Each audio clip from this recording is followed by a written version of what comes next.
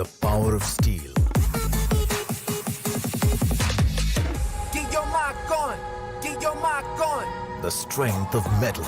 Get your mark on. Get your mark on. Yo, get your mark on. Get your mark on. The new Classic Mark III. Get your mark on. I'm everybody's type, but nobody can deny. Yes, you know I get it, nothing about it. I'm bacana. I'm getting freaky.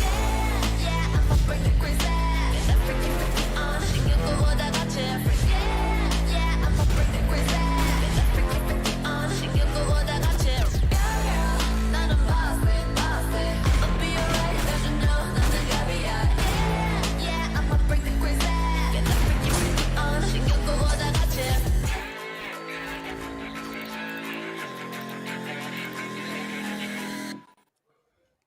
Welcome, ladies and gentlemen, to the Valorant Conquerors Championship, brought to you by NODWIN Gaming, with Gillette as our grooming partner and Talk Esports as our digital publication partner.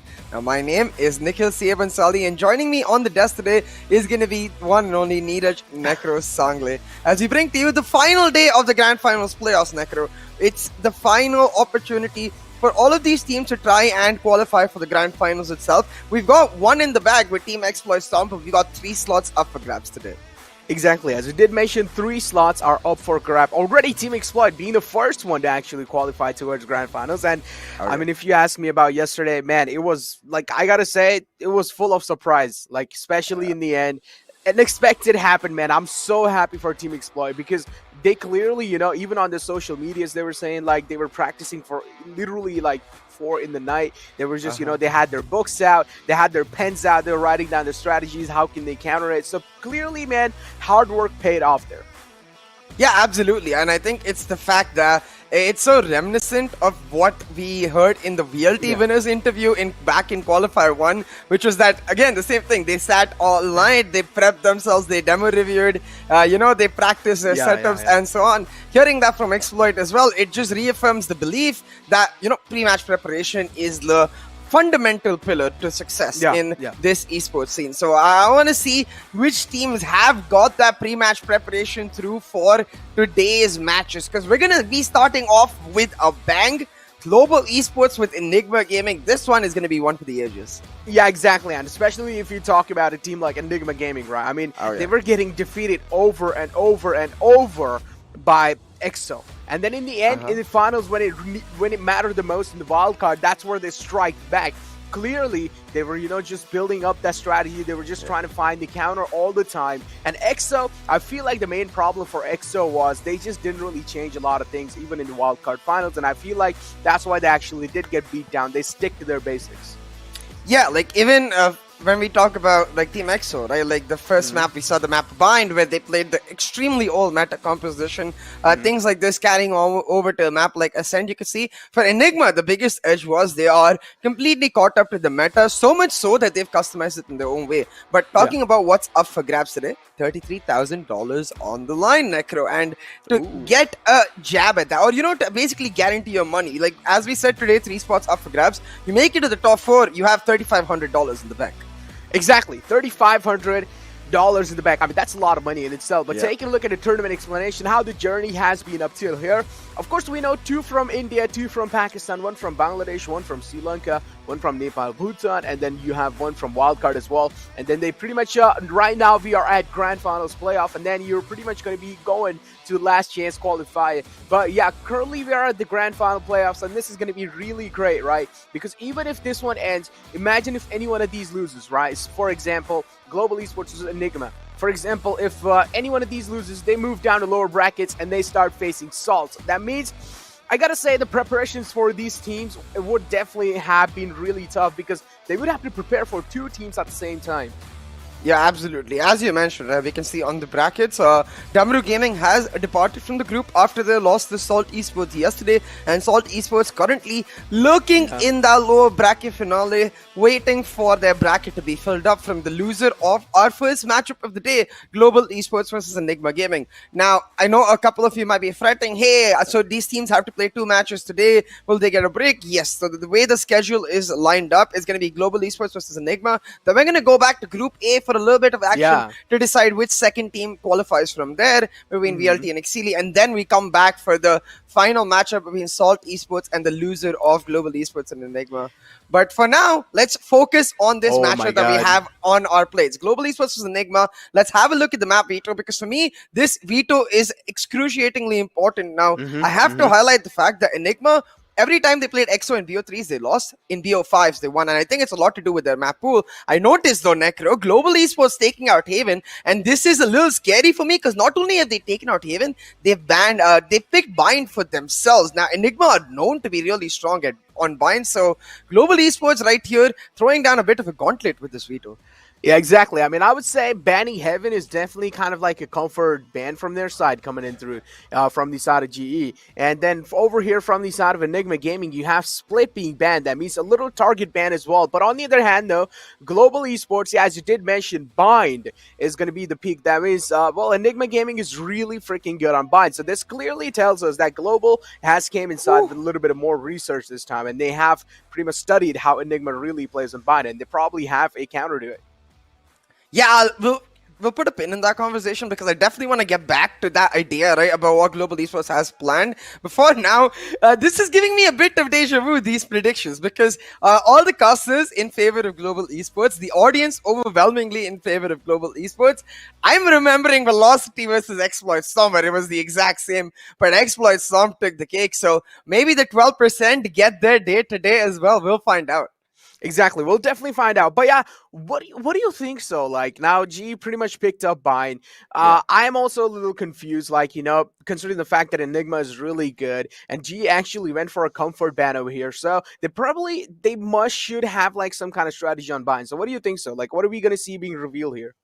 So there's two ways you can approach this issue, right? For as Global Esports, from their perspective, one is you approach it compositionally, where you swap out the Breach, bring in the Sky for Hellranger, and suddenly your team is much more slower and therefore not directly countered by the slow playstyle that Enigma's composition offers. They have the Sage, they have the Viper, they have the Sky. It offers a ton of utility, even the Brimstone Molly, for example, to stall the aggressive pushes that a Breach wants to do. So you can answer that compositionally.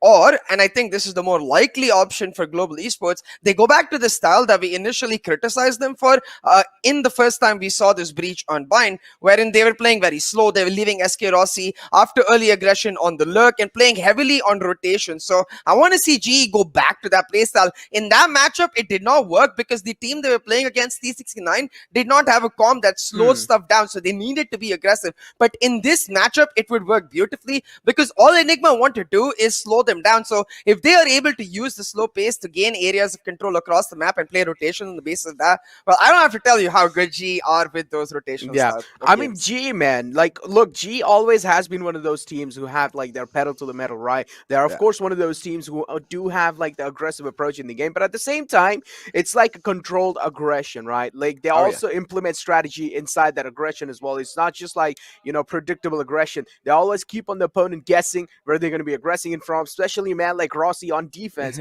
He doesn't aggress from one single side all the time. He keeps on changing his sides all the time. He keeps on being unpredictable and sometimes even anchors down. I've seen some moments where he doesn't even go like and fight. He just stays on the side, waits for things to happen. As soon as he gets the info, of course, he's the first one to engage on the side. But with that being said, now here we do have Icebox as well being picked. Now, CA, consider the fact that Icebox has been picked by EG, Enigma Gaming. Yeah, I do understand they're really good, but the problem here is that Global Esports last time in India Qualifiers 1, if you remember, they completely obliterated them. They destroyed them. 13-4 was the score. So what do you think's over there as well? Like, why did this happen? But hey, first, let's take a look at the agent select.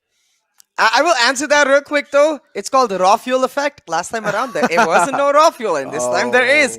Now, with that in mind, let's get us ready for Bind. You see, Global Esports locking in the standards. As I was talking about, Hellranger is the only player who could possibly change his pick. It's either going to be the Sky or Breach for him. I would be very surprised if it's KO. It's a possibility, but it's unlikely. As I mentioned, the likelier option is they pick up the Breach. They just don't play as aggressive as they did the last time we saw them in the finals. so against EXO. So I want to see Global Esports go back to their more comfortable style of play, the rotational basis. Early aggression, yes, you still value that, but you value it the way you would value a Sky on Split, where you're trying to take areas of control. You're not actually trying to execute onto site.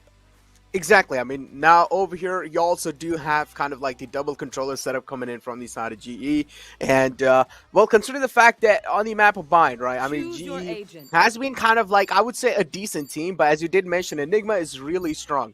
But recently, you know, in the Grand Finals playoff, we have been really seeing, you know, teams picking the maps that they aren't really comfortable playing. And then they just completely destroy the team that is really good on that. So, I mean, I don't really know over here. Teams definitely are stepping out of their comfort zone. But I feel like they have these strategies cooking up for the right moment, and I feel like this is where the right moment they find it.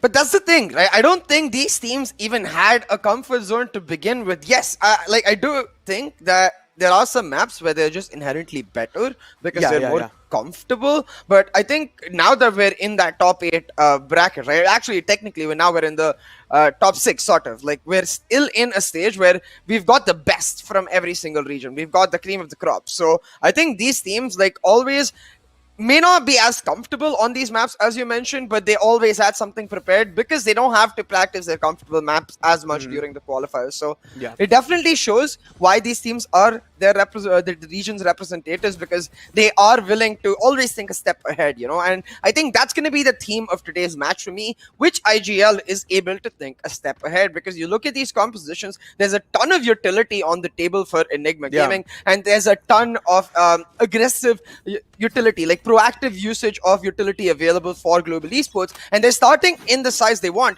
GE on the attack and EG on the defense. It's all about this first half momentum.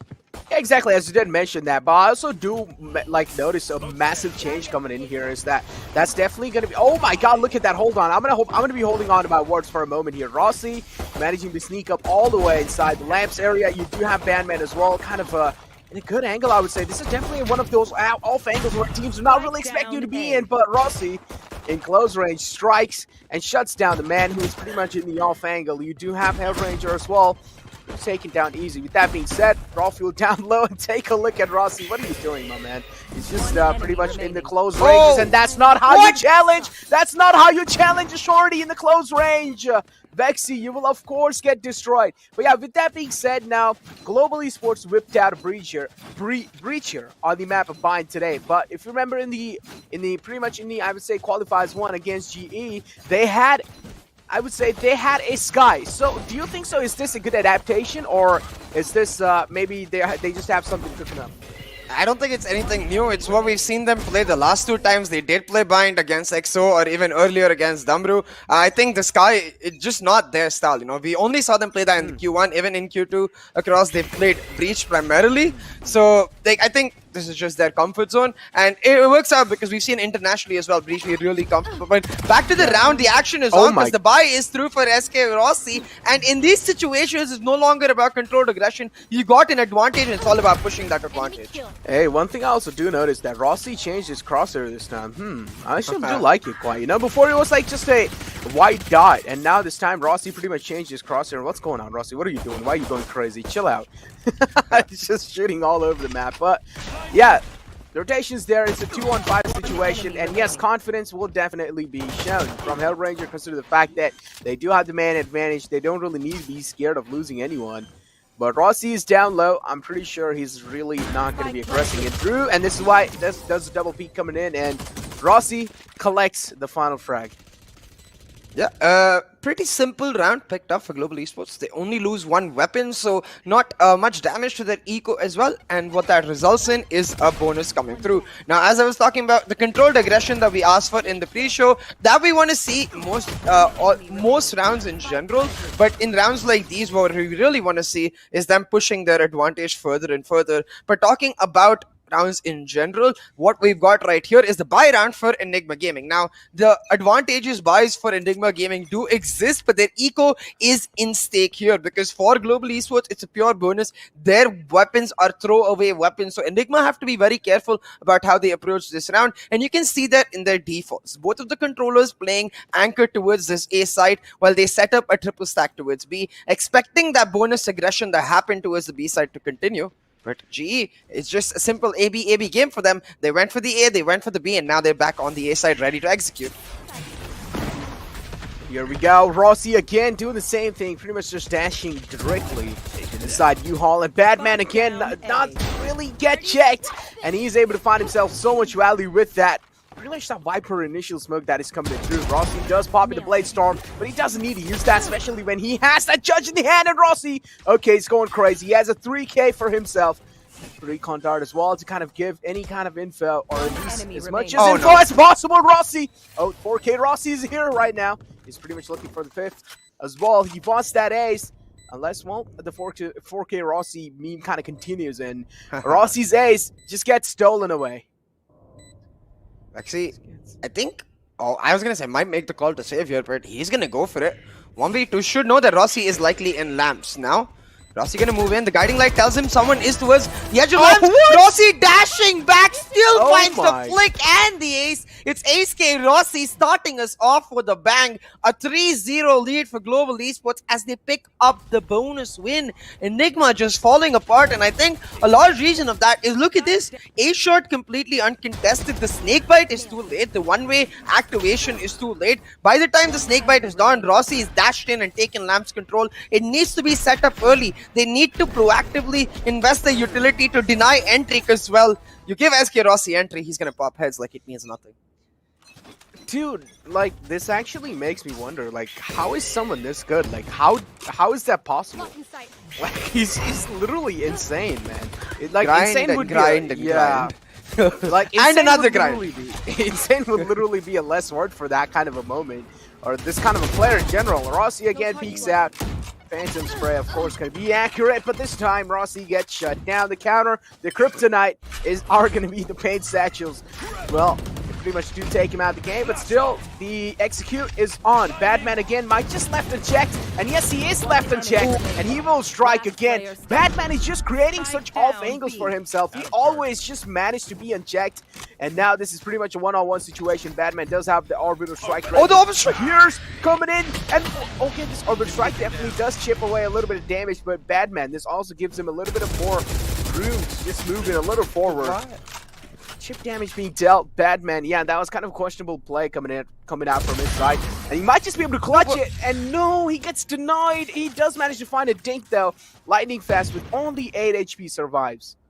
But why? I'm not sure, like, why Batman ever does that. I love the jump peaks to set up the orbital strike, but as soon as you do that, the spike is right there next to you. Just go for the plant and play for the site, since you know he's tagged out. You know he's relatively low, therefore around your HP. Playing on the post plant would have been the smarter decision. It really throws a curtain over the amazing plays he made to get him in the position in the first place. Beautiful Sheriff shots, but that lost a little bit of, I would say, over-aggression in that 1v1 ended up costing them the round, and meaning Global Esports just shake it off. A 4-0 lead for them now. It is once again the buy for Enigma Gaming, though Global Esports are switching up their default, going for the Chavez push. Now look at this. The Viper Split set up an A-shot, but it's a relatively aggressive Viper Split. He set it up a little bit ahead, which gives him more space near the aggressive angles of A-shot to set up, but no space in the back. If they aggressively flash and push him, the Viper has nowhere to go. Enigma on the defense so far getting completely destroyed. It's 4-0. And here we go. The Rolling Thunder approaching the A side, and this is where the players do so as well. But hey, the paint shells again, man. Just the timing on those raw fuel all the time is just so precise when it comes to playing that raise on the Vine map. Up till now, Global Esports are doing a pretty great job, but still we can't really rule Enigma out just this easily in the game. And take a look at Badman peeks out. Rossi's skull being found, and he will be instantly shut down. But oh no, this is not good. This is not good. Badman, the timing he has found for himself. This is absolutely insane. Yes, Badman has managed to sneak in all the way till the lamps, and now pretty much the call hasn't been given. They pretty much think that there's no one in the lamps, but it doesn't matter. The last man is all the way near his bathroom. It's gonna be Kappa. Yeah. 4-1 as a round picked up for Enigma Gaming, and there is one particular adaptation that they make that I love, which is keeping the raise on A shot. Unfortunately, I just noticed that they're moving her back. The idea for me is that if the Jet can dash in on any part of your map, put the raise there. Like, it's as simple as that. The raise just nullifies the Jet's ability to dash in, or at least keep that stage in that area. I think now that they're moving Rafiel back to B, the read has to be that they're expecting a B push, and I think you can see that in the way the rest of Enigma is set up too. Both the controllers very aggressively holding A shot, looking for a pick on the basis of each other. The idea being that even if they take Shovel's control, we can retake with this shot control. But instead, GE, they're back to their defaults, just looking to take hookah control with this breach Jet combo, while Kappa slowly gets in B-long information using his drone. Well, I mean, Enigma Gaming has already managed to kind of find themselves the first round, and that's what is really looking good for now. On the other hand, though, still, I mean, GE does have the man advantage, so of course, confidence will be looking great. Econ now peeking around, lightning fast as well on the A shard.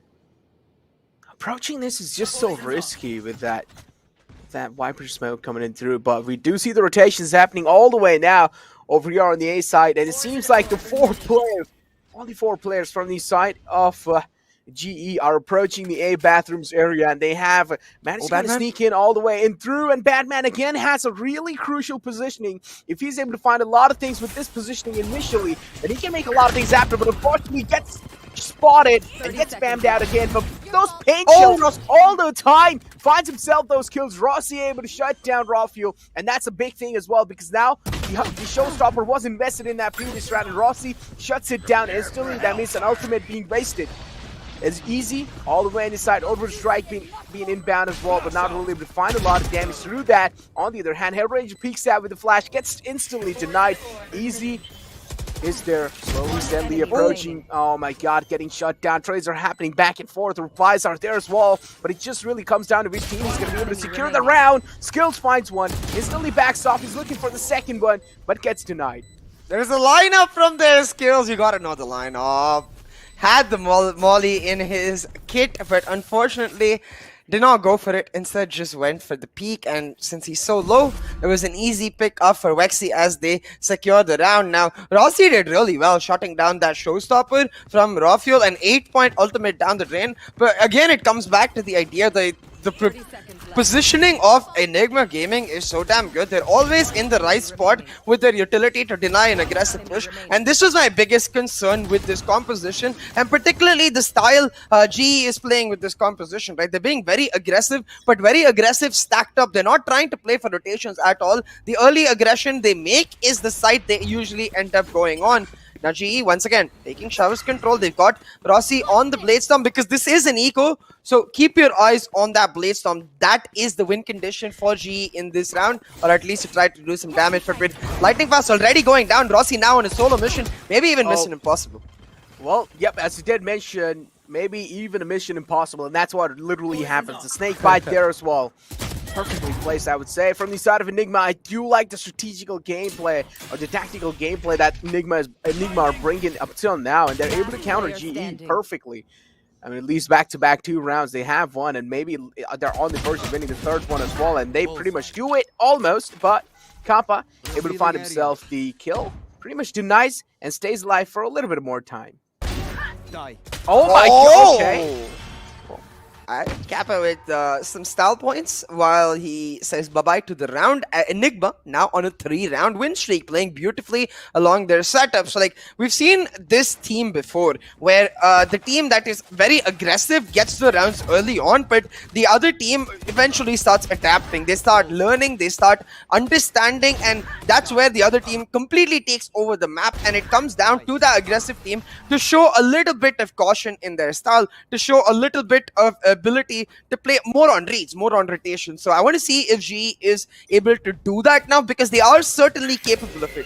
Rossi still 14-4, Necro, so still the man to watch, and still the man with the W key on as the breach sets up the flash, and Rossi just looking for the kills, will not stop. Now set up with Hika, waiting for his drone, and back to the W. Well, he just pretty much dry peeks everything. He just doesn't care, man, because it's like he's so good that he's confident in himself, which is really good in general, but sometimes that can also, you know, be the factor why your team and you are also not able to perform. You know, it's just like some of those moments. Those do happen sometimes, but from a man like Rossi, you can't really expect those moments. Check your back. Check your back. There's one man peeking out. He does finds two, but gets instantly shut down. But hey, still. I mean, consider the fact that GE has at least, like, managed to find themselves massive man advantage here. Badman's position being compromised. Kappa heard Badman running around. Badman pretty much is known now. Badman, though, with a nice shot, but Kappa is just waiting for him to welcome in the A main. Yeah, Badman not expecting someone in B Garden because he's thinking that if when he kills the player on site, if there is someone in B Garden, they're gonna swing him. But Kappa is like, nah, I'm gonna let my teammate die so you can get baited and walk into my crosshairs, and it's exactly what happens as Global Esports pick up the round. Now, for me, what I especially like about this round from Global Esports is they put a small delay. It's not big at all, but a small delay in their execute. Whereas in the previous rounds, once they would have gotten a power point like B long, they would have kept going through the drone. But this time they use the drone, they clear out all of the side, they check the corners, and then they start again with the breach. So the idea being aggression, info, and then aggression, where that info is that small delay they've added, works really well because it puts a lot of troubles in the timings that Enigma have to use to set up their own utility. So mini mind games, but mind games certainly being played as the teams trade these utility factors. Now, again, this tiny delay happening from Global Esports, they hear the Viper Split being set up at A shot, and they played very safely around A showers, hoping a peek would come through, but now that none has, they're all grouped up, ready for the executor 4-man stack at A showers. Oh my god, but there's still one more guy lurking outside! Look at that Batman! Tried to, again, kind of make some sneaky play happen. But this time, Rossi's just waiting there and denies it instantly. Well read, I would say. Good read coming out from that side. But on the other hand, though, there is still one more guy just waiting outside. Who guys I did mention. And oh my god, someone is watching the flank. And no, he gets shut down. Kappa not really able to kind of deliver this time. Watching the flank. Viper's Pit inbound. As I did mention.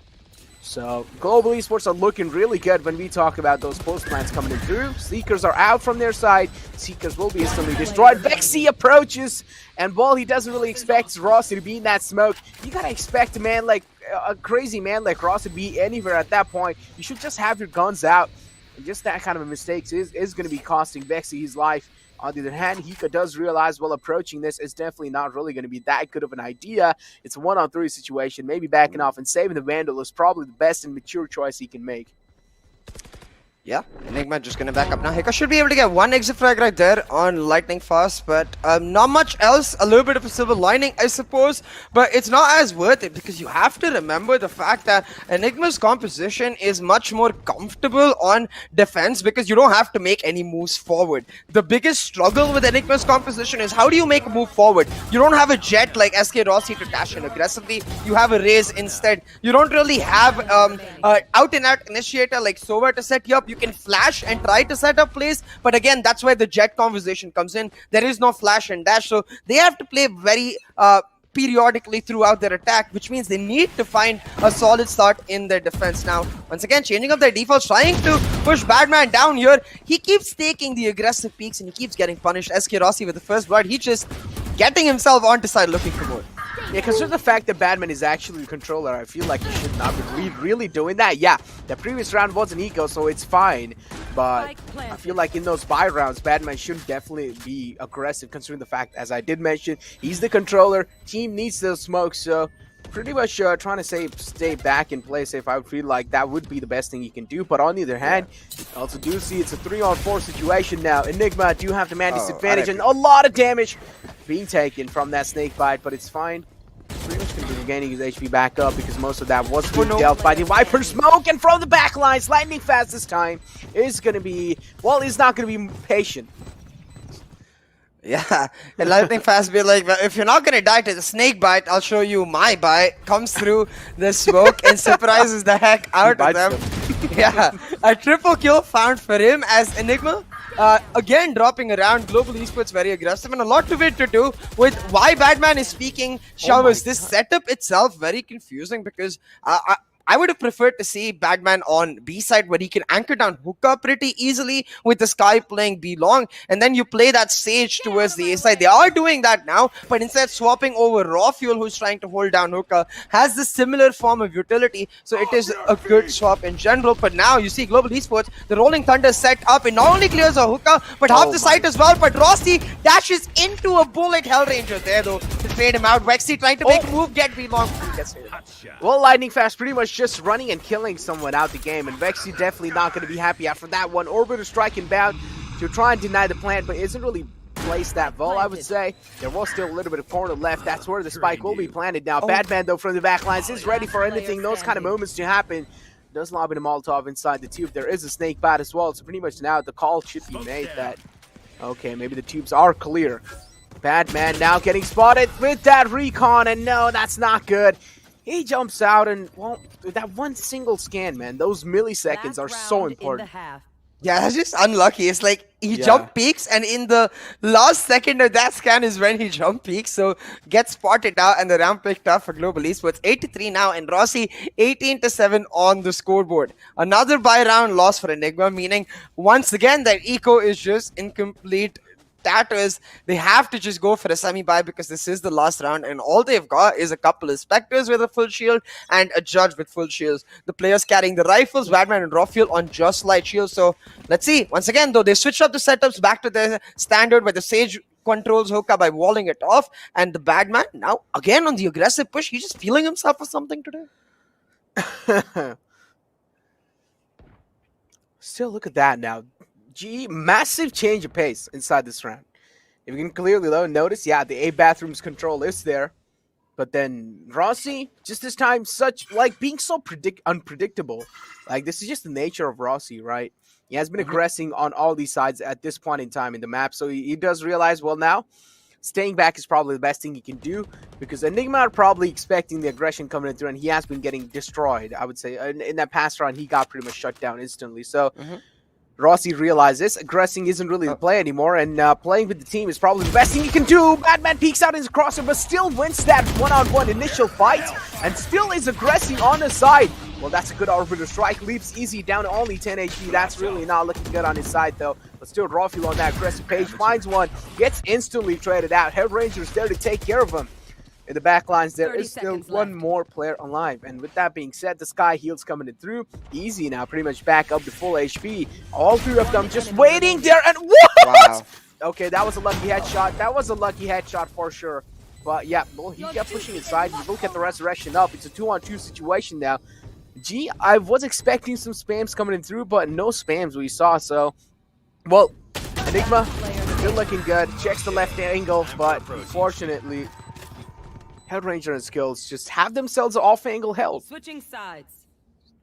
Yeah, a really nice round by Global Esports. Kappa with a very aggressive push down the defender's side spawn entry into the A side. Able to just pick up an easy collateral. Hicker did well to trade and resurrect, but at that point, with the smoke already set up from skills, there's not much they could do. Even if they tried to split up and go from heaven, you see there's a smoke set up there as well. So it would have been the same idea and the same recourse where they lose the round. 9-3 now in the favor of Global Esports, and we have to go back to the narrative we were talking about at the start, which is why was the veto done the way it was? Why did Global Esports not ban Bind, rather picking Bind for themselves? Like, not banning Bind, one thing, but then going out and picking it as your first pick, that's throwing down the gauntlet. That's like playing the mental game against your opponent. We'll take one of your best maps and we will demolish you at it. And so far, G are doing exactly that.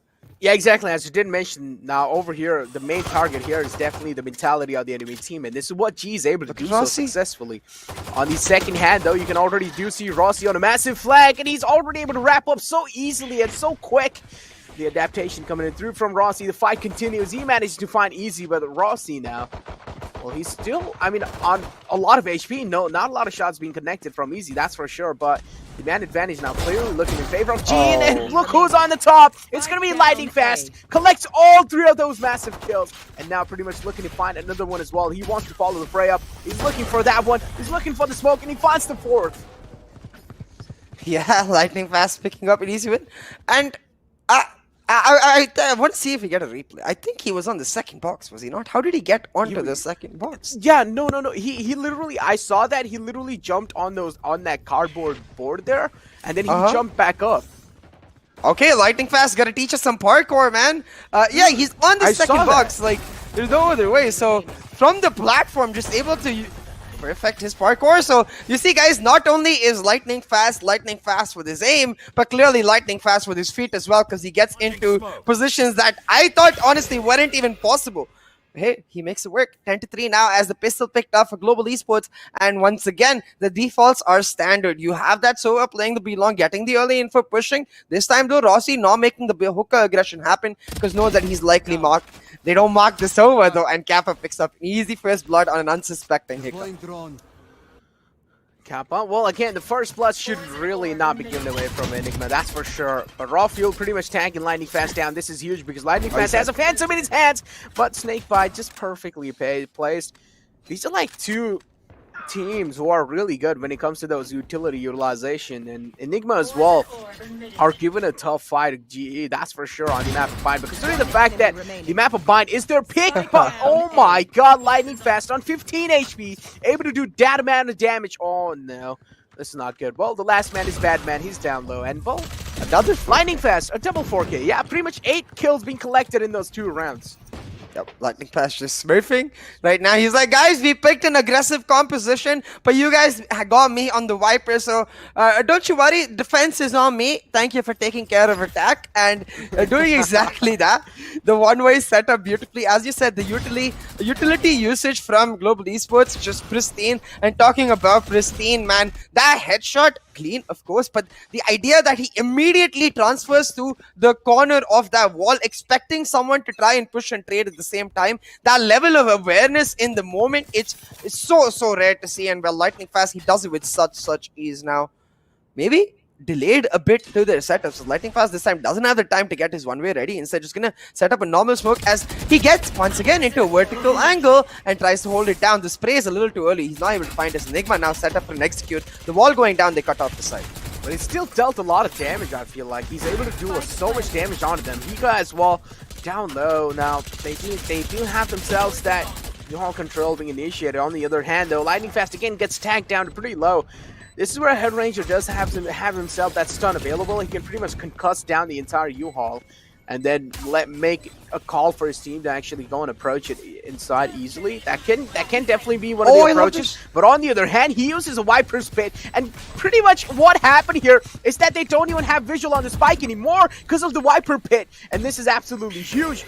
Pretty much now the lamps area is useless. At this point, Rossi up just going to be going inside, just directly staking the defuse, but the spike is being pinned. And this is why the problem is that G aren't really able to secure that previous round in the hand, and beautifully played by Enigma.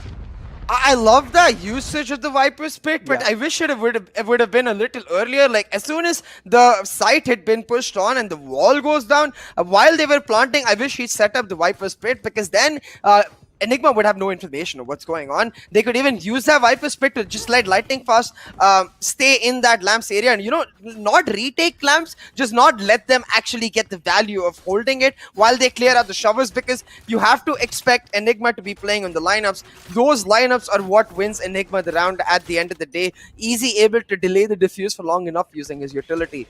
Now, the setups have changed from the side of Global Esports. Only the Jet shifting over as the operator comes into SK Rossi's hands, and easy going for a jump peek is able to dodge it out. So SK Rossi now can back right up, change his position, and look for another angle. That's a good spot, I would say. Info peek being made from his side. Badman shoots. Position compromised. Our drone out, pretty much just where Badman will probably get tagged, and yes, he does. And now Rossi, other operator, this is something you should be really scared of. The opening has found, the second follows up as well. Head Ranger there in the back lines. Well, he's pretty much going to be, he's like, all right, you guys are getting the frags, I'm going to be joining in. He joins in, and then Rossi pretty much just confirms the final kill. Yeah, Global Esports on a tear as they just dismantle Enigma Gaming's approach in that round. Hellranger especially playing it beautifully. I talk a lot about how the Breach's responsibility in a comp is to play as a pivot, right? He's always in the back, controlling the flow of play that his team is engaging in. But it's also important while you're doing that to maintain a particular sightline, to continuously control angles. Because, of course, while it is a tactical FPS, it's an FPS. You have to be able to pick up those flags, and Hellranger does it with such ease that he makes it look like a piece of cake. But look at this once again, Enigma trying to replicate this hookah push, and Hellranger is ready. Oh my, okay, well, he's not just ready, he's more than ready. This is the final round, and easily, oh, okay, well, those pain shields, and I would say Satchel as well to push him back in the pain shields, and that's a beautiful play coming out from Rawfield side. Badman Live, it's a 2-on-2 situation. Now, with that being said, they have managed to kind of even this situation out. The spike control is still in Global Esports' hand, and with that shot, well, the hopes and dreams shatter, and Kampa, well, just spots a little pixel of the gun barrel and just spams through. He was so ready that he ran to Rawfield. He's like, hey, you usually do parties. Like, give me a party. I'm ready. Let's go. Ends up just falling prey to Rawfield's fight shop. It doesn't matter as 13-4 Global Esports obliterate Enigma Gaming in map 1. It was like watching a tutorial, honestly, where it just went like, slide 1, slide 2, slide 3, slide 4. Oh, we're done. And that didn't really teach me anything. Global Esports.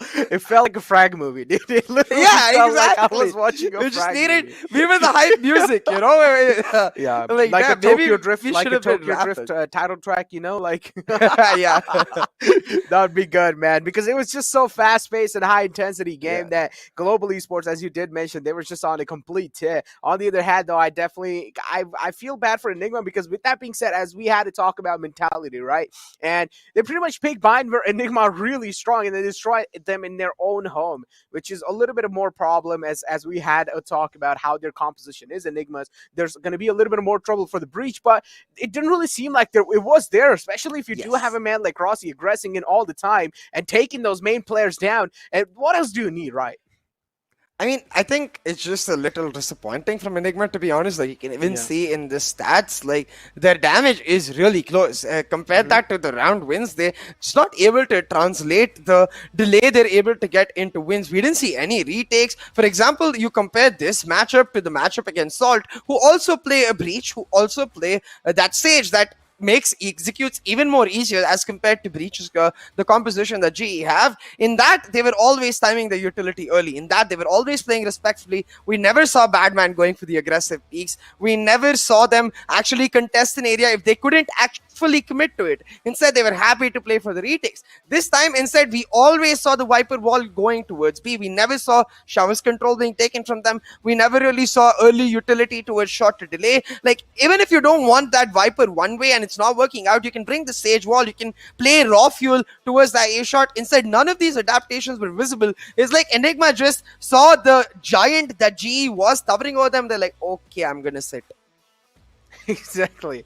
Well, Enigma, unfortunately, though, well, massive loss, I would say. I mean, that's definitely not the way you really want to start your day off, but hey, it's fine. You know, we have seen teams pull off a massive comeback. So this was just the first round of bind, but the upcoming map is going to be Icebox, which was the pick of Enigma, right? So I'm expecting they have a counter ready for Global Esports. They are ready to reply back, and this is, of course, going to be really interesting to see, because last time, as I did mention, they got completely destroyed by Global Esports on Icebox. It was something like 13-4 scoreline, and they got completely destroyed. So hopefully, they're able to put on a show this time in the map of Icebox, though. But as I did mention, Raw Fuel, I feel like most of his kills were actually with the paint shells.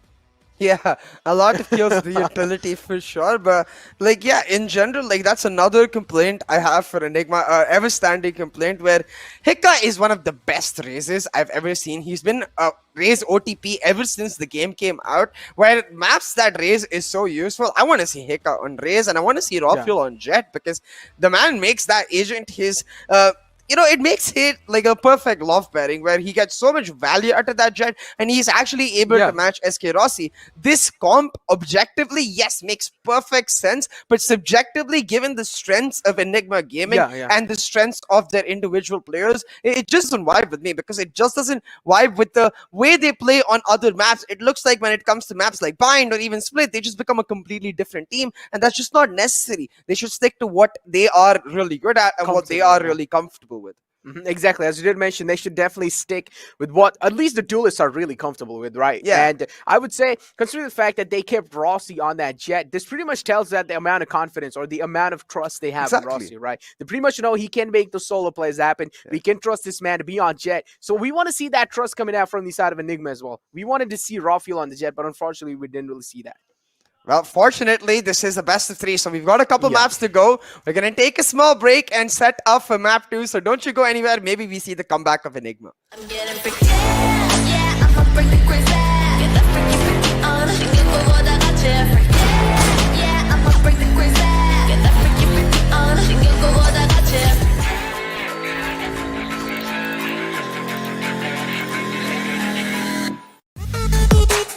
The power of steel. Get your mic on. Get your mic on. The strength of metal. Get your mic on. Get your mic on. Go. Get your mic on. Get your mic on. The new classic Mark III. Get your mark on.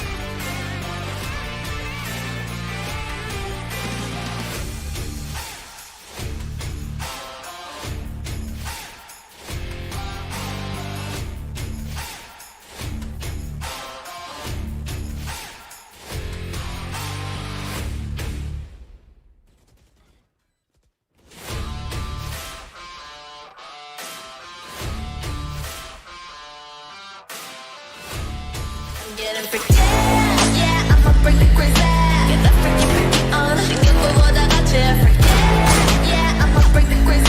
Get that freaky, freaky on. 신경보다 같이.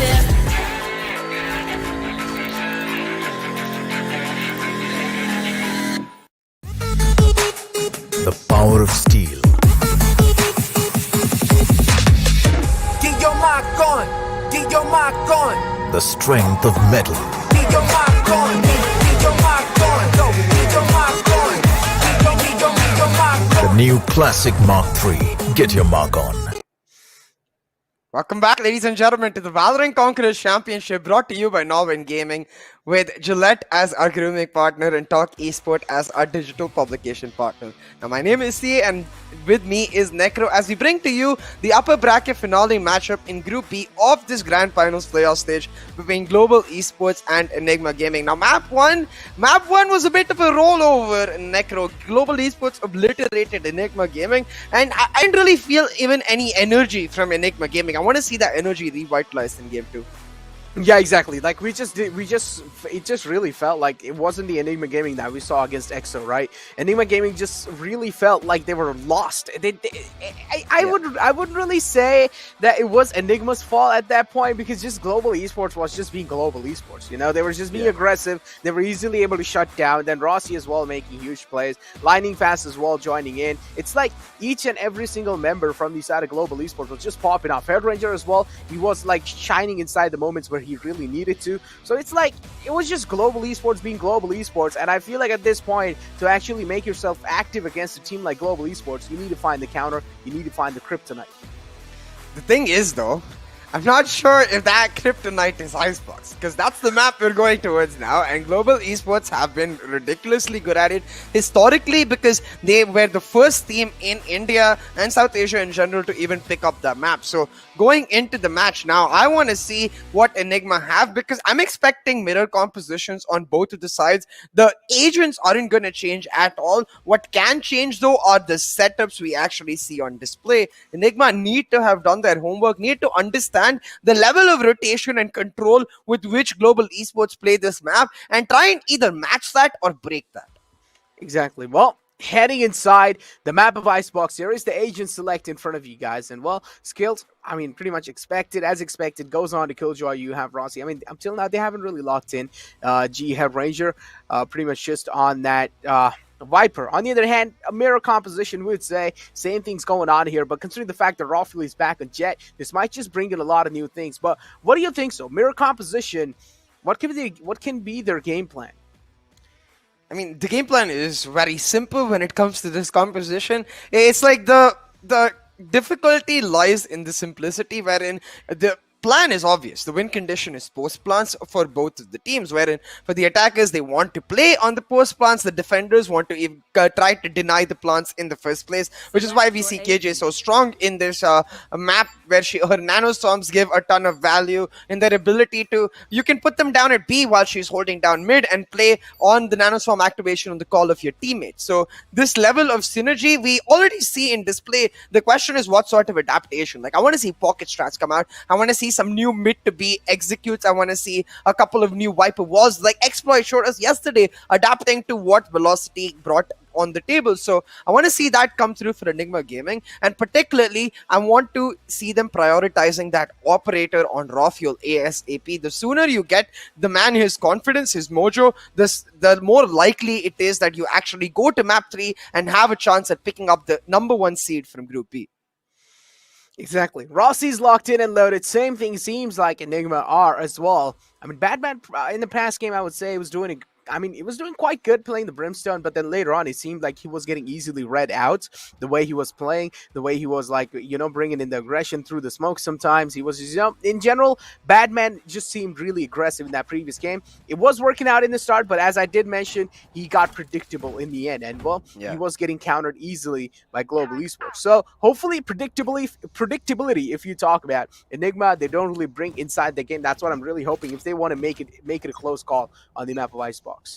Now let's take a look at their setups. It's 2-1-2 for Enigma Gaming right now as Rafuel backs up Badman. The Killjoy playing mid holding turret kitchen, the turret holding kitchen and the mid entrance, while the alarm bot holds down the mid entry itself. Now the turret spot is Global Esports ready to go for a very aggressive mid to split B execute right now. Rossi backed up by Lightning Fast. They've taken Hall's control, and Badman under severe pressure as Kappa takes Rafuel down. Exactly. Well, the first frag has already been found, and Kappa is going to be the man who shines in this time. We'll take a look at that. Fights breaking down on the entire side. You do have Lightning Fast replying back. The Batman as well, not really going to be staying back this time. He replies back in style as well. But Global Esports, just being Global Esports, find themselves a massive advantage. And now, Rossi, I would say in a really good position, but considering the fact that there is a guy moving in right from the back lines, it's going to be Vexi. He's expected here. Head range's crosshair is trained right on his head level, but this time it seems like Vexi is going to be the one who shoots him out the game. Does know Rossi's position. The recon dart there as well to kind of give any kind of info, but take a look at what Rossi's doing. Is moving all the way from the back from the tube, and Vexi, is he going to be expecting this? Probably. Oh, look at this.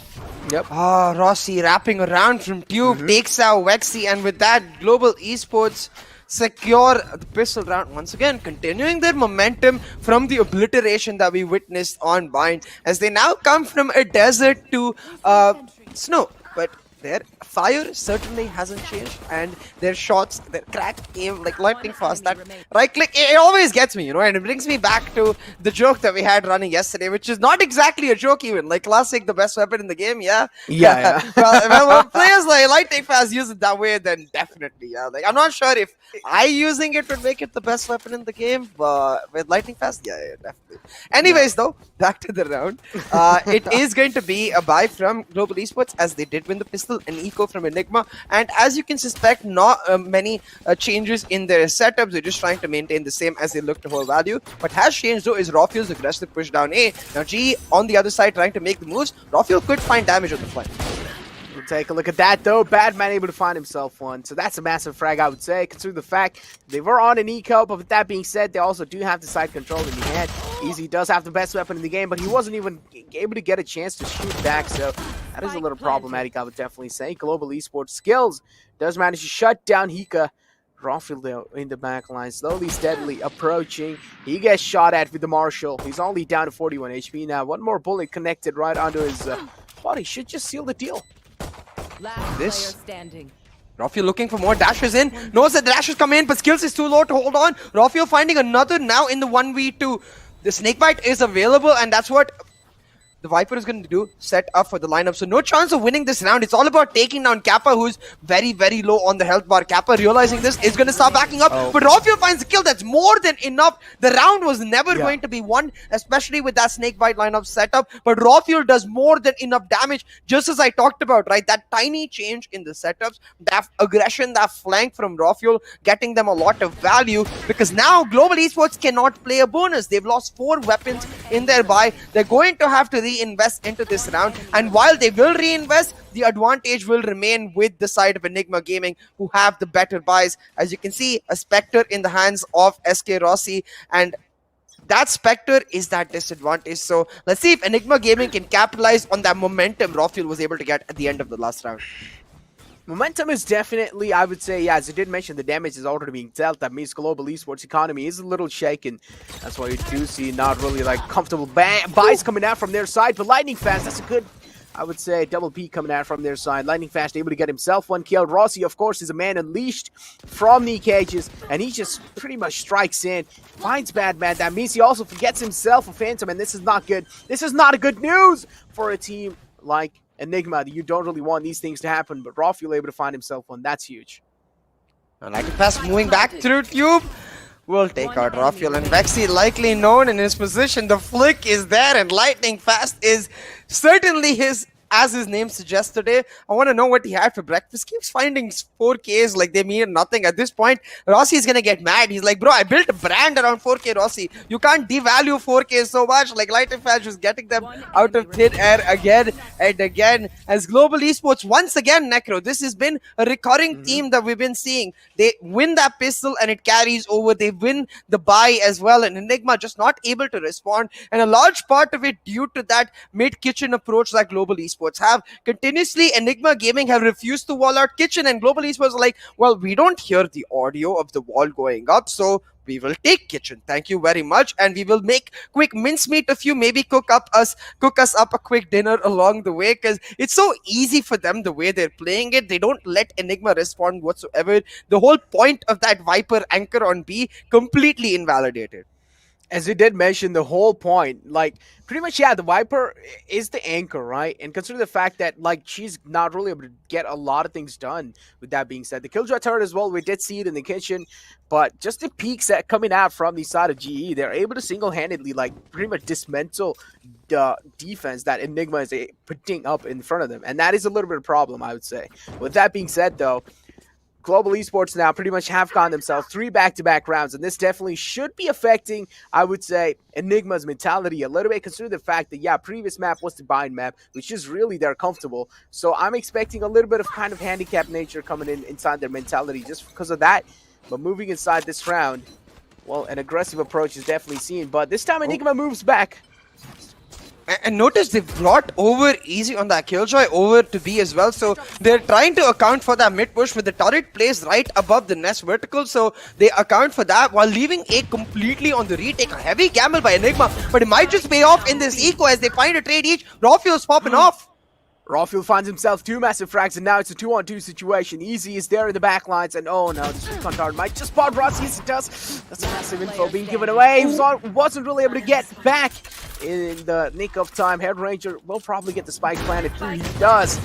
Oh, unfortunately, the wall right next to him pretty much flats away. But on the other hand, though, Enigma able to get themselves that eco rounds, and this is absolutely insane. Now, considering the fact that Global Esports, well, are pretty much shut down in that previous round, and them getting a thrifty, this is absolutely huge. This is a big statement being made by Enigma, because now this is where we might just see Enigma breaking the entire moment, or at least there's a chance that they might just be able to break the entire moment. But still, I mean, to pretty much put Global Esports economy in shambles, they need to win one more round pretty well. I wish Hellranger actually popped the Viper's Pit right there, because he should have known that while Enigma had got the frags advantage for themselves, they hadn't got the time to recover their weapons. So with the Viper's Pit, I think he could have 1v2'd, and more importantly, wouldn't have to keep checking his angles, you know, wouldn't have had to be worried about the approach. But as you said, Enigma Gaming doing really well in that round. I love the fact that they took a gamble, they took that risk, and the high reward paid off. That stack enabling them to stop the momentum of Global Esports as they pick up a round. Now with that Viper's Pit online on Badman, they've shut down B long and are stacking up the A side this time. The pre-fire there from Hellranger tags out Rawfuel a little bit, but it won't be too much effect, because now Hellranger are going to regroup with his team, set up that A wall, and go for the A execute. But once again, Enigma ready with the stack and Badman on the flank.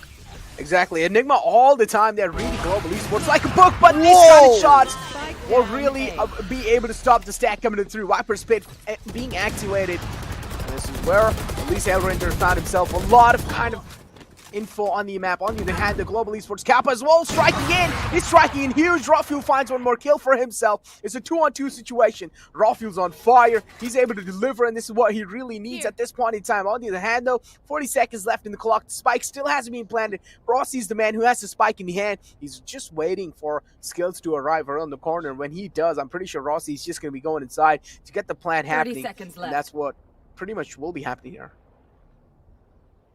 You notice what Skills did though? He cleared out backside, because what they don't know is that the Viper is right here. They know Rawfuel's position, but they have no idea of Batman's, and they're going to get punished because of that. Peeks out at the last moment, takes down Rossi, but the trade is there for Skills. The lockdown is available. Now if he pops it right here, it will get wallbang, so Skills needs to play carefully, and he plays it sneakily, perfectly. Skills will find the clutch despite his low health bar, will pick up the round. The raid was there from Enigma Gaming. The plan was there, but the execution just not able to, especially Easy with the aggressive push down to the Viper's Pit. I wish that would have been communicated with the team. He only got a 1-for-1, and that wasn't worth it, because what he was able to do was shut down that Viper in terms of entry. Right here, he gets in, kills Hellranger, and this is huge, but there's no value gained from that, because there's no team ready to capitalize on that Viper's Pit going down. G were completely exposed, but EG were nowhere nearby, and G able to get out by the skin of their teeth and pick up the round. Now with the 4-1 lead, and Rossi back on the operator, carrying it over. But it seems like Kappa has taken over entry fragging duties. Well, Kappa is pretty much the Soa's duty is this time. He's kind of like the battle Soa here. He's just clearing out the side. He has managed to sneak inside all the way deep, though, in mid. Or in B, I would say. But yeah, as you did rightfully mention, right, around the Viper's Pit, we just didn't really see the lads of Enigma ready. And as soon as the Viper Pit went down, we never just saw anyone trying to retake the site. But over here, just Global Esports casually dominating Enigma again and punishing them for losing that previous round. And well, this was expected. This was ought to happen, but that's a great dink from his side. But still, take a look at the confidence from Rossi, man. He's just not falling back, even though he takes a dink. He still peeks out. He's just an absolute maniac. He misses the second shot as well, and this is not good. A drive-by coming through, but this time, Phantom doesn't really support him with that drive-by. But with that being said, the best gun in the game striking again. Yeah, the classic definitely striking again as a 5-1 lead picked up for Global Esports. It looks like this matchup may not be as close as we imagined because Global Esports are currently smurfing over Enigma and they have no answer. Again and again, Enigma are just playing buy eco, but they're losing almost every single one of those rounds. They have a buyback again, as the last round was an eco. We'll see if Rafael back on the operator can create enough of an impact to raise the morale of his team, raise the confidence, and be that rising tide to lift his team's boats. Because right now, Global Esports, they won't stop. Once again, with an aggressive push. This time, Easy waiting to capitalize on his alarm bot. He will be able to punish them. Well, he definitely does punish Rossi. Rossi, big man falling down. But yeah, as you did say, with the operator, is he going to be able to deliver? He has been delivering up till now. He has been doing a great job. I feel like he is doing his job pretty much fine. Hika's position being compromised, and that's not good. Lightning Fast peeks out, but this is Lightning Fast reactions. And Hika, unfortunately, even though he tried to make an outplay happen, he wasn't really able to still get the best out of it. Done. Badman able to strike in, finds one for himself. Lightning Fast ready. Take a look at this man. He's just so quick to react. But on the other hand, Rafael says, no, I am a little quicker than you. Responds on him and takes him down. It's a 2-on-3 situation now. Look at this. Rafia's position doesn't matter anymore because Hellranger's already taken out Wexy. Could have caused a distraction. I was trying to stay with the audio cues to allow Wexy to sneak away, but with him going down, Rafael with not much hope in this round. Trying to do some damage at Hellranger. What a beautiful angle. Standing on the railing and Rafael's expecting him to be on the stairs. Hellranger's standing in broad daylight. You're like, come at me, my son. I will take you down. 6-1 for Global Esports now, as once again they go for the same execute. And right here, while Easy is trying to punish them, it's the fact that he's alone that ends up being his downfall. Lightning Fast finds the trade and the revive, so Easy's hold there means absolutely nothing. And the fact that he dies means they have no lockdown to try and retake. Their entire plan collapses in that starting engagement as well. Enigma need to be a lot more holistic in the way they actually allocate resources, because right now they're only using them individually. There is no ability synergy. There is no teammate synergy to try and find value off of each other's utility. Instead, they keep going for these duels and they keep losing. Did mention, instead they just keep on going for these duels and they aren't really able to come out on top in those ones. But over here now, Kappa again opening the fray up on the B side. That's absolutely huge. A massive fake being initiated there. But on the other hand, Kappa, considering the fact that he is all the way back in the flank, Wexy missing that second shot is going to be costing him his life. And now on the other hand, Lightning Fast again not really checking his back. There was someone betting in the mid. Easy still. I mean, I do like he's not really stepping his boundaries. He's not really peeking out. He manages to find him, but misses those shots. And no, that's not what you like to see. Yeah, that's certainly not what you like to see. As now, Global Esports are starting to once again obliterate Enigma Gaming. We saw this in Bind. We were hoping with this map being Enigma's pick, we might see something different, but it doesn't look like that. Look at the way they're aggressing on the map, right? While they're picking up first bloods in that belong area, they're taking A control as well. They're controlling every point of view in the map and every power point inherently, and therefore suffocating Enigma Gaming. Now, I see Rafael ready for a pipes push to try and answer back, but the smoke already set up. The Cloudburst denying his viewpoint, meaning SK Rossi predicting this push. Now, Rafael is still waiting, but the drone will come out and that will deny his angle. Drops out and tries to re-peek, but they don't peek before the drone tags him out. Global Esports, the epitome of discipline. Exactly, as I did mention, the discipline coming through. Even though, as I did mention, even the Global Esports are one of the aggressive teams. They're still able to kind of get themselves a controlled aggression, and they still implement a strategy inside. And this is the prime example of it. But still, Rafael able to deliver and find himself that opening track in that previous round. That might just help his team to kind of regain the morale a little bit, and at least try and seal the deal on this round. But on the other hand, the Global Esports, they aren't really going to be falling shy this time. And Badman missing a lot of shots. But on the other hand, 2 players down low. So that's going to be affecting Global Esports for sure. But the man advantage is now even now. But I would still say Enigma has a massive advantage inside this round. Yeah, look at this though. Look at the look right now coming through from Hellranger. He's very low, so any kills he finds could be of massive value. I think waiting for the Toxic Cloud to now come back up as he tries to make his lurk more approachable. The rest of his team moving in. It's all about the entry fragger operator in SK Rossi. The late wall gives a ton of value, but Lightning Fast still finds a kill. Rafael with the trade on SK Rossi though. Well, SK Rossi pretty much scopes out in the nick of time, and I would say really bad timing from his side. And take a look at this. Hellranger spots one, takes him out instantly. At this point, he's just trying to deal as much damage as possible. He doesn't really have a lot of time left, so Hellranger, Well, it's pretty much like a do or die moment. I'm pretty sure Hika's main kind of objective here is to try and waste as much time as possible. He hasn't been able to do so successfully. And, well, the final kill, he wants to confirm it. And the Hellranger wasn't really being able to do so. On the other hand, Hika does it. Yeah, well, you can easily just pray and pray when you know that the opponent is lit as hell and really low. Enigma Gaming finally able to pull back around. A large part of it, once again, due to just nutty mechanics from Rafio. Barely sees light skills right there, but still pops out his head instantly. So those reactions from Rafio really paying off, because if he doesn't take out skills right there, the push will come in and they will get overwhelmed. So delaying Global Esports in their aggressiveness is now going to force them to change up their approach in the map in itself, where they are now a lot more caution, playing the defaults as the Sova gets early information towards A. Their eyes set towards his B side. Badman playing a very interesting angle along the retake wall, trying to contest yellow control. Exactly. They're really tearing them apart, though. Global Esports up till now. I mean, yeah, they have managed to find one round in that previous one, but still, Global Esports looking quite decent on their economy, so I would say, okay, is the probable word I would go for over here at this point. On the other hand, SK Rossi still scouting out. He doesn't really find any info. Global Esports just waiting and thinking, how are they supposed to make this approach happen? Pretty much mind games being played inside this round. Yeah, look at this now.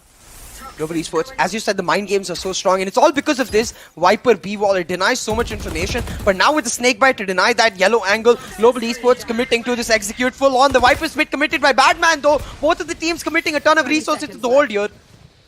Exactly, and take a look at that. The Viper spit absolutely being activated. Straight up rushing inside the side. Kappa to find one, and what's going on? They're just strolling on the B side there. Able to easily clear that out. Now, keep this in mind. They do have the Hunter's Fury available, and they also do have the Resurrection available.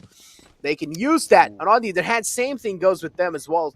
And they also do have the lockdown on the other hand of GE. Storm is there as well, but not really expecting a lot of things from that, that's for sure. Skill's able to find himself 2 massive frags. Switches over to the best gun in the game, but in that range, I'm not really sure if that's the best.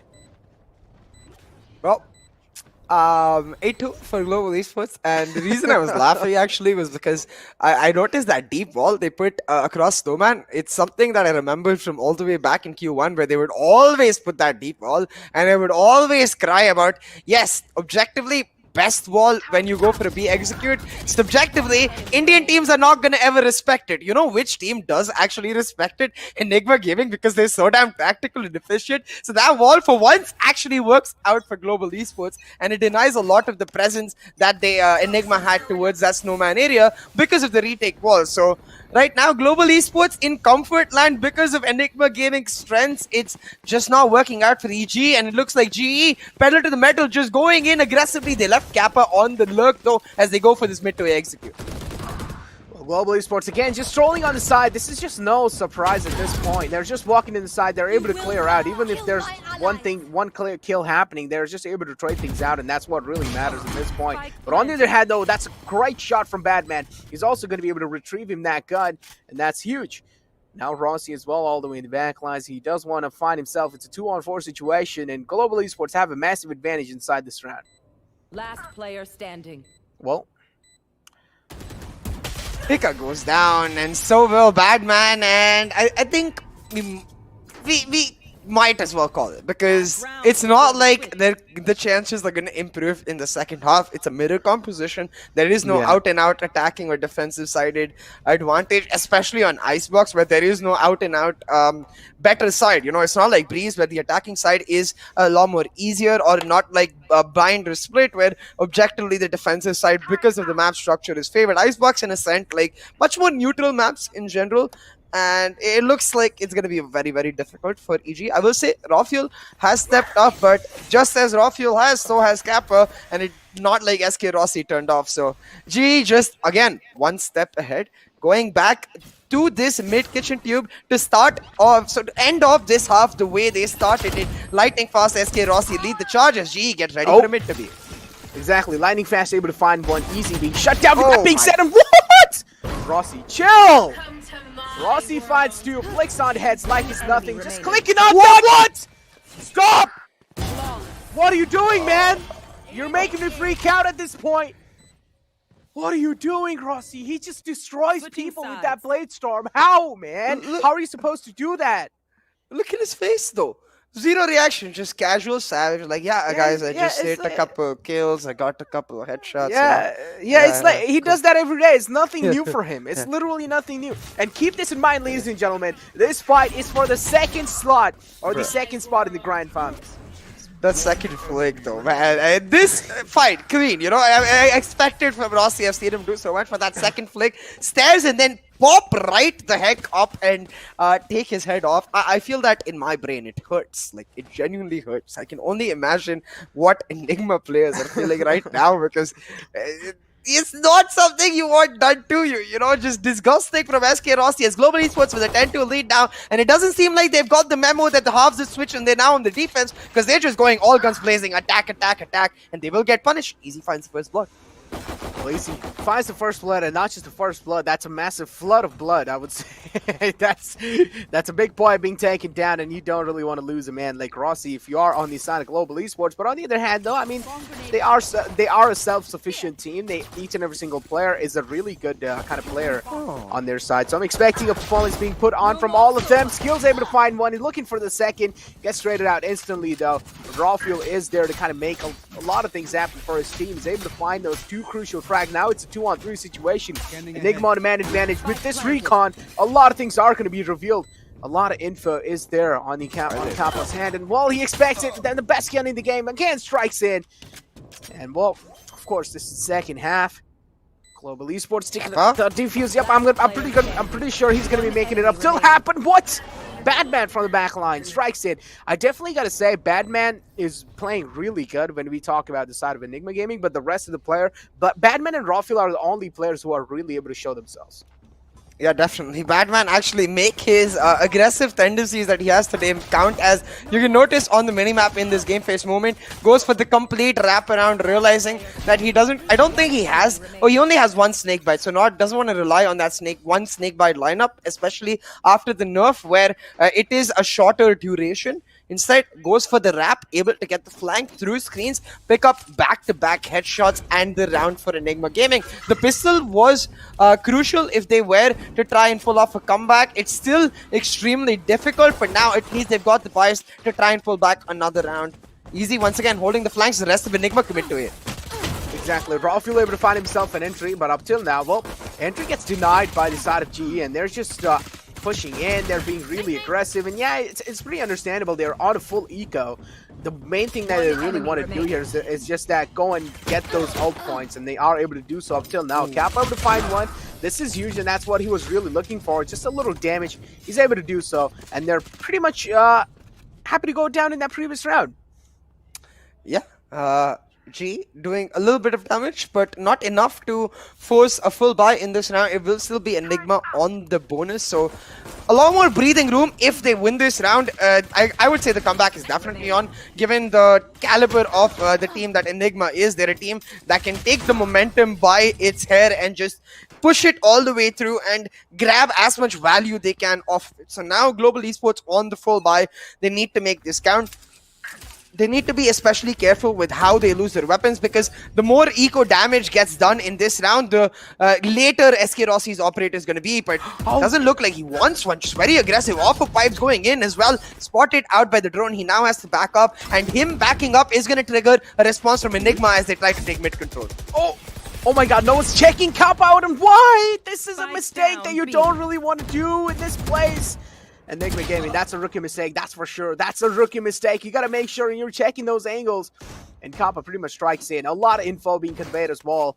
Pretty much saw a lot of people in the mid, and that's all that you need, right? In these moments, even if you're not really able to take out anyone, if you are the one conveying a lot of info, that's what really matters. But yeah, don't get me wrong, the comeback is definitely possible. And, well, now the chances are looking really slim. It's a 1-on-3 situation. And it does seem like committing is probably the option here, because they've already given away a lot of rounds. And if this time they decide to save, then I don't really know what they have. Like, they better have something cooking up for those upcoming rounds. It's definitely not a save, because it was a bonus for them. So just looking for damage here. Now able to pick up a Vandal for himself. So does have the option open up. spots out skills, gonna take out the turret and then go for the reload. Now has 25 seconds to his name, so you can see the game plan no longer about the plant, just about the damage, and he's certainly doing a ton of it. Easy able to find another. Can he find the last? He will not.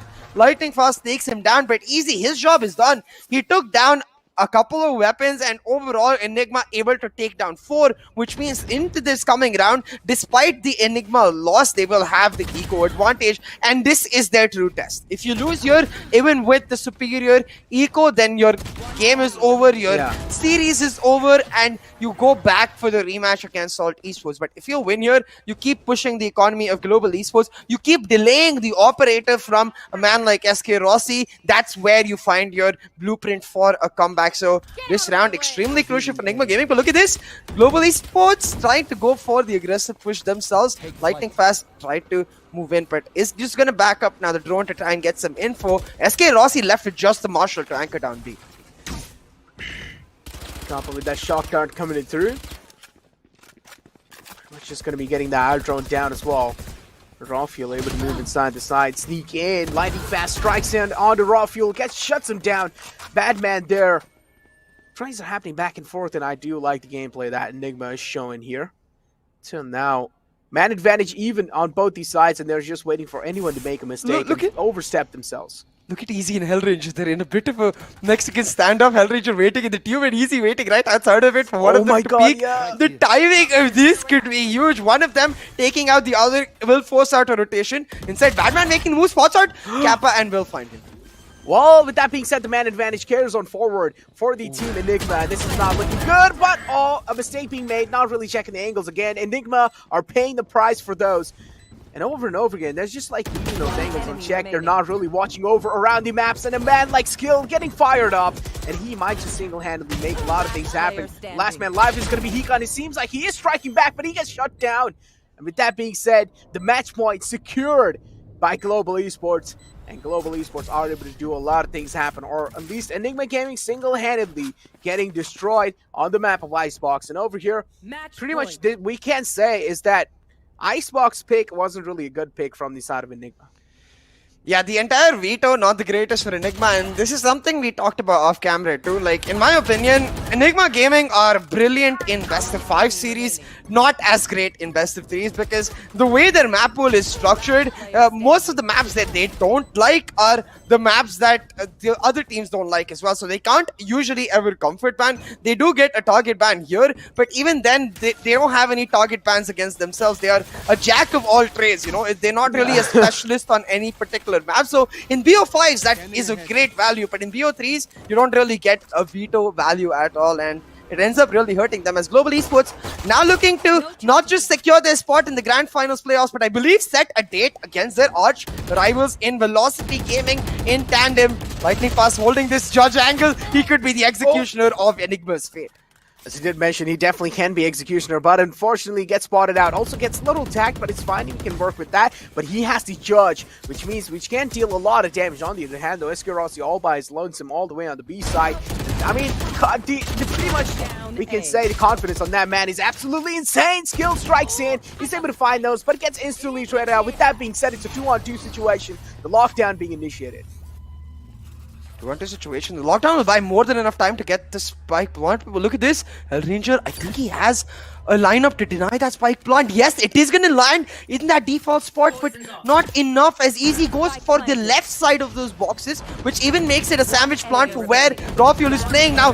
Rossi dashing in, he takes out Easy, and that's enough of a distraction. But how do I take it out? As you said, that's it. That's all. Global Esports are your winners of the matchup between themselves and Enigma Gaming. They are also the winners of the Group B in the Grand Finals playoffs. They will take the #1 seed into the Grand Finals. And I believe, if I'm not mistaken, we're going to see G versus VLT, man. This is going to be intensely exciting. Yeah, we're going to be seeing G versus VLT. Maybe we will be, because VLT now soon, I mean, after this game, of course, or after this segment, we are going to be seeing VLT versus Exceeli. Now, we can't really rule Exceeli out, unfortunately. True. But, yeah, I mean, yeah, in the past, VLT has 2-0'd them. But with that being said, Team Exploit as well, I mean, let's not talk about that. But, yeah, over there, yeah, in the past, they have 2-0'd Exceeli. But with that being said, I mean, yeah, VLT, of course, our main kind of predictions are for VLT. Let's be honest, they are the fan favorite. Yeah. But for now, let's talk about this kind of initial map and the previous map of Icebox. There's not really much to talk here because both the match single-handedly, Enigma aren't able to secure more than 4 rounds. Yeah, they're just not able to match GE standards, you know. They're like, we're EG, we are your reverse, we are your kryptonite. They're just like, no, you are kids, please sit. We will show you how it's done. And GE is just smurfing on them. I think a lot of it has to do with the fact that when we had a chat with Hellranger for general content, the idea was that in general, what GE really got surprised by during Q1 was the amount of data the teams had on them, and they were able to just go back to the board, be like, you know what, they can have that data on us, we just need to cultivate more different styles of gameplay, and they've done that. The cultivation has resulted in exponential growth, and so far they've looked unbeatable. They've looked back to the GE form we were expecting in Q1, and they're peaking at the right time, so it's just perfect for GE in every single aspect. Yeah, as you did mention, it's just absolutely perfect for GE in just each and every single aspect. And it is looking like that, yeah. I mean, getting caught off guard, pretty much expected, right? I mean, in this kind of a moment, or in this kind of VCC, you have to expect all these teams kind of, you know, making the research on yourself. But GE just bring it in those anonymous kind of astonishing strategies inside the game. And pretty much other teams not really expecting that, especially one of them being Enigma and getting completely ruled out and destroyed. Even though, yeah, they have been destroyed on the map of Icebox in the past. And now this time as well, pretty much the same thing happening. See, this is like deja vu, not even lying. Pretty much the last time when they lost on the map of Icebox against them, I think so. Yeah. The scoreline was pretty much the same. Yeah, I mean, we were hoping for raw fuel diff. There was certainly some raw fuel diff, 300 ACS, 19 kills, had a decent performance, but it wasn't enough because GE are just the better team at the end of the day. I will say there is a bit of a silver lining to losing this fast, you know. Now Salt Esports have nothing to learn from this matchup about Enigma Gaming because like there was nothing here. Like maybe you learn a couple of setters, but you surely they already knew that. Nothing revealed by Enigma Gaming, which is a really bad thing because they lost, but for their next matchup, a really good thing because now they have that revenge against Salt Esports. Maybe they lost on purpose. Oh my god. This was your theory during wildcard as well, I remember. So, yeah, maybe they lost on purpose. Yeah, maybe they're just like, you know what, we want extra confidence. We demolished Salt last time, so we'll get demolished by GE. We want, you know, we'll just chill out, maybe play with our left hands for a bit, give them some game time, and then we'll go to Salt and we'll try to demolish them again. That'll give us confidence. Yeah, definitely. Confidence and, well, probably be like six head. Yeah, that would probably be like that, you know, just like a 6-head play coming out. But yeah, in the wild card as well, man. Like, let's be honest, right? What happened there was like they got completely demolished by EXO, and then in the end, in the finals, they just win phenomenally. Like, how? You know, those were also one of those moments where we all were really shocked, just like how yesterday Exploit and Velocity's match went. That's why I keep saying, in my opinion, it's just the style of the team with respect to their map pools makes them pretty damn weak in best of threes and pretty damn strong in best of fives. And of course, I mean this relatively, not objectively, that this team is better in best of fives than best of three. No, just relatively as compared to other teams, they are better. But this is why I was making fun of the fact that Lightning Fast kept getting random 4Ks like it meant nothing. The MVP of this best of three series, Lightning Fast, was on fire today. I'm going to DM him and find out which serial he is.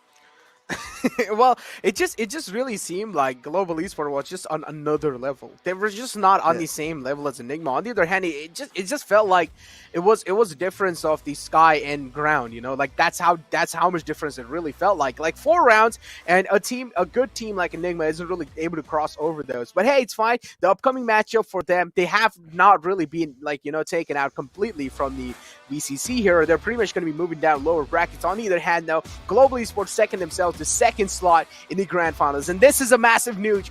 So hey, a round of applause for them, I'm pretty sure, and all the fans as well out there for Global Esports, they are definitely going to be having a lot of smiles on their faces. Oh yeah.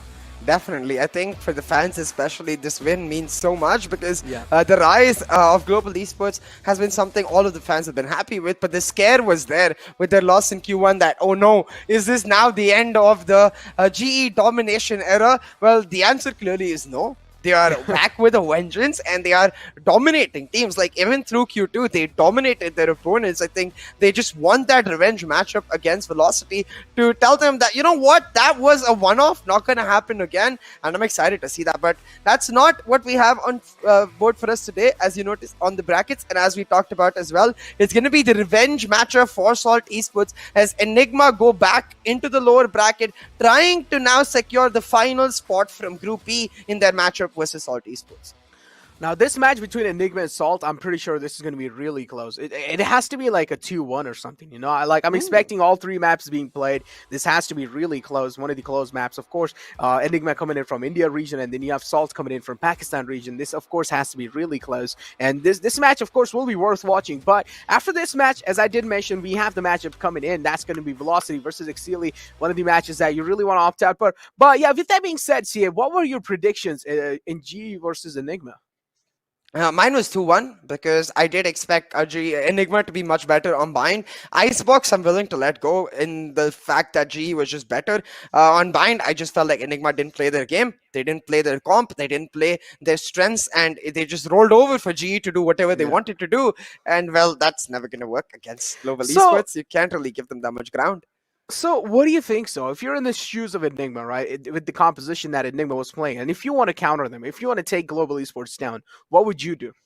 Like, you know how in football, when there's an underdog team going up against like a favorite team, like suppose I'm an Arsenal fan, so if Arsenal goes against Barca, I'm going to tell my worst defender to just go sit on Messi all the time. You need to do that with SK Rossi. You need to send not the worst defender part, but dedicate a particular resource to him to try and shut down his aggression. Because the way global esports comp works is if you shut down SK Rossi, you inherently affect Hellranger 2, who's enabling SK Rossi.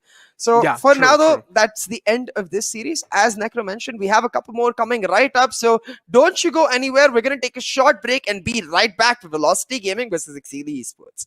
I'm getting freaky, yeah, I'ma break the crazy. Get that freaky, freaky on. 신경보다 같이 freaky, yeah, I'ma break the crazy. Get that freaky, freaky on. 신경보다 같이.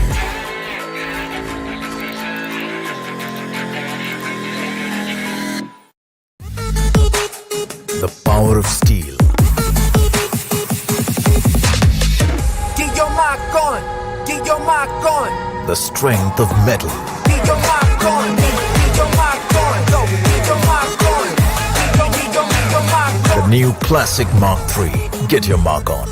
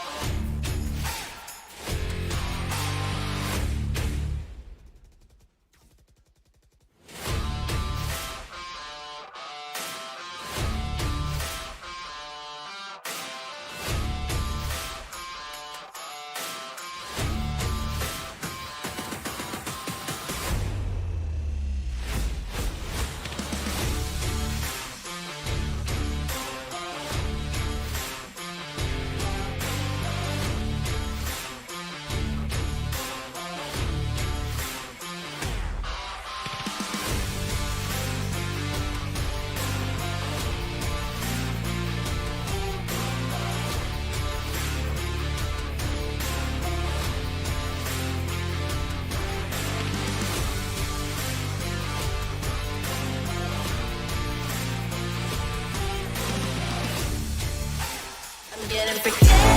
Yeah, I'ma bring the crazy. Get that freaky, freaky on. 신경보다 같이 freaky. Yeah, I'ma bring the crazy. Get that freaky, freaky on. 신경보다 같이.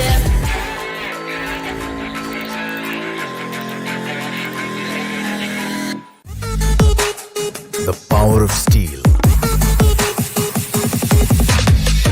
Get your mark on. Get your mark on. The strength of metal.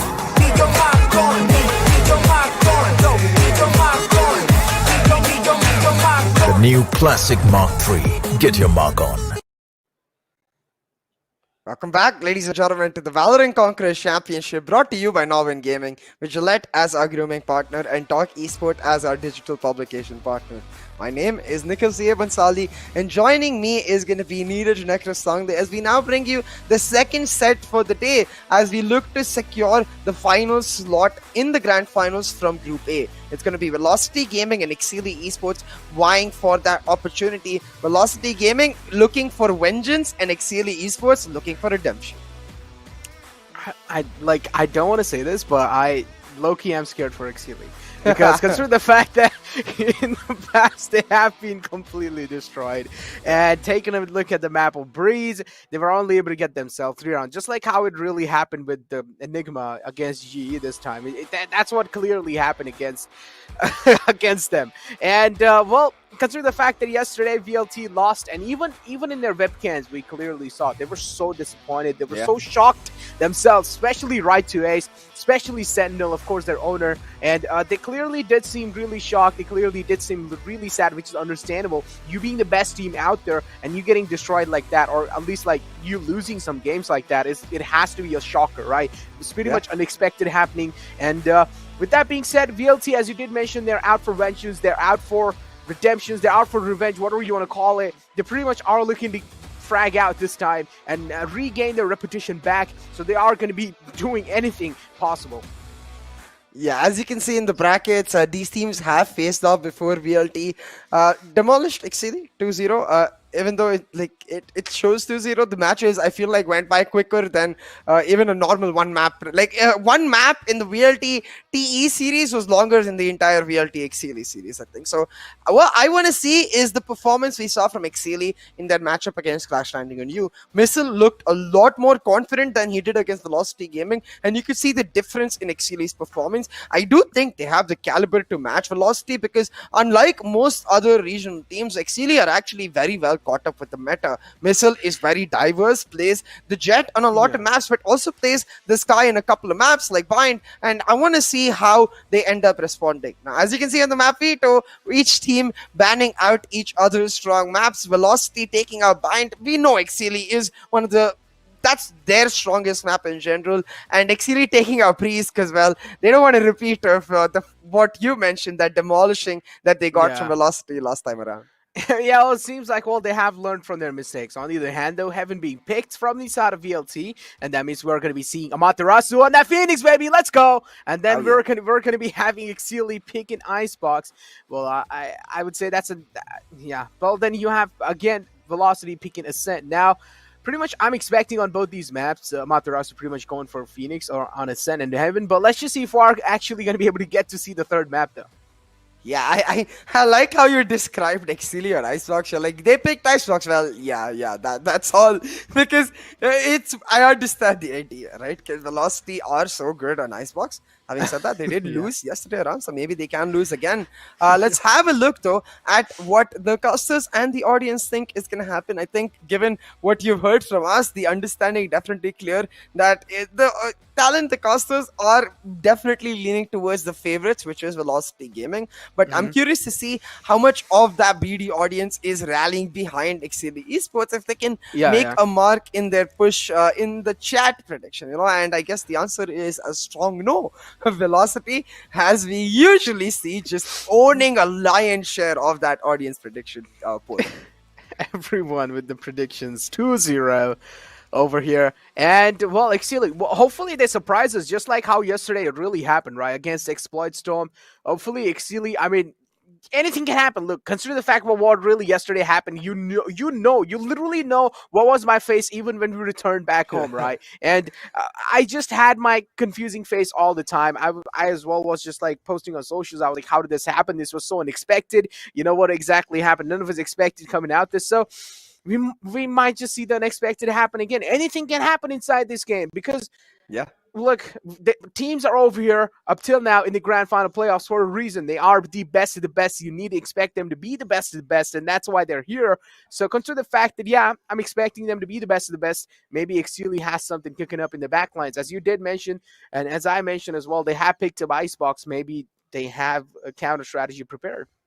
Yeah, maybe they do, and maybe more importantly, they've actually watched the matchup against Exploit Storm yesterday. The Yeah. Velocity had tried to understand what Velocity's weaknesses are, how you can force them into getting into a more of a panicky state. You know, not that calculated state in which they're really scary. If you can bring them away from that, get them into a situation where they're taking those ego peaks like we saw yesterday, and then punish them. I think that's what Exceeli are really going to rely on. But the first map coming up on Haven, I'm curious to see what sort of comp we do see coming out of Exceeli Esports, because the general comp that I could expect from them is Kyojin on the Reyna or the Phoenix, while Missile picks up the Jet. But there is a strong possibility that Missile might play the Sky, and we actually see maybe a double or even a triple initiator, the way 100 Thieves like to play Haven. I think I might be excited to see those particular changes. But even more than that, like, Amitara's Phoenix, I really hope it gets locked in. I really hope it isn't. Okay, hold on. The Velocity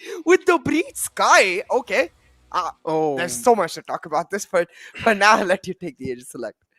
Breach Sky, yeah, as you did mention, it seems like they really do want to keep the opponents flashed for a long time, that's for sure. But Breach Sky, as you did mention, it is one of those combinations where you do have Sky on one side of the map and also collecting the info. On the other hand, you also do have Breach kind of. So I'm expecting that Breach to actually be a little aggressive Breach, but what are your thoughts on that? Yeah, exactly. I'm not expecting like this Breach to be dedicated to MW1. Yes, there will be times where they group up and make plays, but this is more of Amitarasu taking the Phoenix into a more team-oriented role. Like, they're very similar in their kit, with the only exception being that the Phoenix, every part of his kit is a little more for himself, and every part of Breach's kit is a little more for the team. But in the way you actually play the agent, even around the ultimate, for example, it's all about initiating execute. It's all about initiating retakes. So very similar playstyle. The same positions that you hold with Phoenix, Breach is really good at. You can play a shot a lot, you can play garage a lot, you can even play for the aggressive pushes from the C-long area, try to get flanks in as the Phoenix. So the playstyle, I don't expect a change from Amitarasu whatsoever. What I am excited to see is how Right to Ace performs on the Sky, because personally I've seen him pull off some insane clutches on Haven, on Sova. So now on the Sky, he's got to replicate that same level of performance. Exactly. Might just replicate the same level of performance, but for now, it seems like, well, Velocity, 3 players are pretty much stacked right outside A main. We do see MW1 and one more guy right in the back lines, just to having their eyes locked over there. A few shots being fired to try and gather the attention. Look at this though. That late Trailblazer from Right to Ace is going to cause so much chaos for the side of Exceeli Esports and get a ton of information. It pulls back Hate Crew's Breach towards A, while the rest of Velocity are making the full rotate towards C. This is perfect utilization of that double initiator, using the Sky to get info and cause chaos while you do the bait and switch to the other side of the map. Exactly, and on the other hand, though, you just have that Killjoy coming in on inside the side, especially MW1 dashing in, and oh my god. With that being said, the Swamp Grenade, they're dealing double amount of damage onto MW1. So for now, I would say this push, it does seem like it is quite in the shambles, but no, I would take back my words because it's looking pretty great for now. Exceeli as well doing quite a great job giving a tough fight to VLT inside this thing. But hey, with that being said, Vibor down to only 3 HP, and for him to clutch this one out, it must be next to impossible. They just need to connect one bullet just somehow, and pretty much you can try and do that easily. Hey, crew, there, the recon dart should reveal his position. I'm expecting a peek coming out anytime soon. That shock dart is quite close, but hey, Hermione finds that kill onto Vibor, and Exceeli actually get themselves that round in the hand. And as I did mention, why I said that completely push coming in from that side and getting into shambles is because I saw MW1 dying, and that's not really a good thing. because as I did mention, the guy who's actually leading the charge on his side or inside a rush, if he gets taken down, there's a massive chance or massive probability if the guy who takes him down, he isn't really getting traded out that instantly, then there's a massive chance that the push might just go to shambles or might just get stopped. Yeah, definitely. Pistol round picked up for Exceeli Esports. Velocity now on the eco. Not able to utilize the bait and switch properly. This time relying on a much more aggressive look. MW1 tag down real low, has to dash away. And with just that, Hermione able to delay A-Long control. Now the fault line will make sure the Hermione backs up and A-Long is gained for Velocity. But their presence, known hate crews come through on the rotate and a stack is ready on A. Guilty though. We'll take a look at that. Missile finds a cheeky little frag in B. Instantly backing off. Exceeli as well, I do like the awareness they're showing inside the game. They aren't really aggressing in forward because they do know VLT is a kind of a team who aren't really a lot on that aggressive pace. So they're pretty much, this is like a same pace tuned in together. And they are able to kind of do a great job matching that as well. For now, they will definitely get the spike planted. I feel like that's what the main goal is really here for them. And try and deal a little bit of more damage from their side. Amaterasu uses that stun. He managed to find two guys actually stunned for himself. 8 crew though from the backline. Strikes in. Finds himself through. Fancy as well. There. Takes down HellFF. And well, pretty much I'm expecting this round to be secured. Yep, it will be secured by Exceeli. At this point, MW1 from the backline is down to only 30 HP. He should be taken out. Yeah, relatively simple round for Exceeli. Able to ensure that they don't drop another weapon. Crew making sure to flash before they peak. Ensures now a 2-0 lead as they get off to a really strong start. Exceeli Esports now coming into this next round have the bonus lined up for them and should go for that. I'm curious to see what Missile ends up buying. I hope to see a Marshall from him or maybe a Spectre drop to him and one of his teammates pick up the Marshall. Velocity, on the other hand, though, they will be getting the full buy through. And as you can see on their eco, their economy definitely feeling the brunt of that weight. So now they have to make sure they play it safely and a keen eye on their defaults. What you notice is the Astra is on the look, the Killjoy marking their immediate flank. So this difference in playstyle very key, where the Astra is actually the main creator of space outside of the utility being used. So Hellfighter needs to be very careful about how he moves, because not only does he have to look, he needs to set up for his team when they go towards a particular side. Setup are definitely important. And MW1 for now. Lurking around over here. You do see clearly a flood waiting to storm inside the A side, and that's what exactly happened. That's a fantastic pull from the Astra. Pretty much increasing the inaccuracy on the gun, but hey, it's fine. Even if MW1 gets taken out, the trades are happening there, and that's what really matters for VLT at this point. Considering the fact that Exceeli has managed to get themselves 2 rounds back-to-back in Vault, this is a massive man advantage already being shown from the side of VLT. Amaterasu as well, waiting in the back line. So this is where I feel like we aren't really seeing the VLT that used to be really confident, right? VLT as well, they're making sure they aren't really, stepping their boundaries a lot. They're just playing safe, because VLT, how they played last time against Exceeli, we clearly saw a different VLT. We saw a high-paced, high-intensity VLT. On the other hand, this time, which VLT we're seeing, which is, we're seeing a complete defensive and, I would say, pretty much VLT that is watching out of playing. Well, it certainly doesn't look like they're defensive right now. A flash in the face of Missile as Ace finds a double. Takes out Fancy as well. No weapons saved for Exceeli. It was their bonus though, so I think they should be able to get a buy through. Maybe a couple of light shields in the back, as a couple of them did buy couple more expensive weapons than they needed to. So with that, VLT able to stabilize their own economy. And a key portion of this round, I feel like, as you suggested, VLT really keeping it simple. We're not really seeing a pure confidence oozing out of them. Rather, it's much more disciplined in nature. The setups are just the same. As you can see, they're going to continue on that A-Long control, using the fault line to get initial and to get that extra space for Sky to make it a lot easier for Ace to set up his own utility. So the breach is the early aggression. The Sky is the actual initiator. The breach more the pivot through which they get the early pocket of space. Then that Sky takes that space and creates the eventual entry for MW1. Now, what I especially like about this style is that because of this continuous control, you can see a very early seekers picked up for right to Ace. They can just continue on these style. Now, instead, pivoting on to the usage of ultimates, where they keep taking A-Long control. Now that their Sky is nice and fed, they feed that breach, and and by the time you use the Seekers, the Breach has his Rolling Thunder, and you keep going around in a circle where you have these two huge high-impact ultimates always ready when you need them. High-impact ultimates. Armani, wasn't really able to get the charge in through with that one, but hey, he's also going to deal a lot of damage on the MW1, but with that being said, they're also not really able to get any trades happen. This guy's going to be healing back. MW1 pretty much on full HP. They're ready with the operator. Missile missing another shot. That's not really going to be that good of a thing to do because these kind of crucial moments don't really occur a lot of the times, and if you were actually able to trade things out there, that would have been really good for Exceeli. But on the other hand, considering the fact that they have already got themselves that B control, yep, Kyojin has managed to sneak in. They do not really expect Kyojin to be there, but Kyojin has already made a massive play happen. Vibhor, all the way in the backside. Is he going to be expecting Vibhor to be here? Hey, crew, is expecting him to be here. Flicks right on his head. Vibhor able to shut down Hey Crew. It's a one-on-one situation now, and this is where Vibhor will probably get the spike plan through.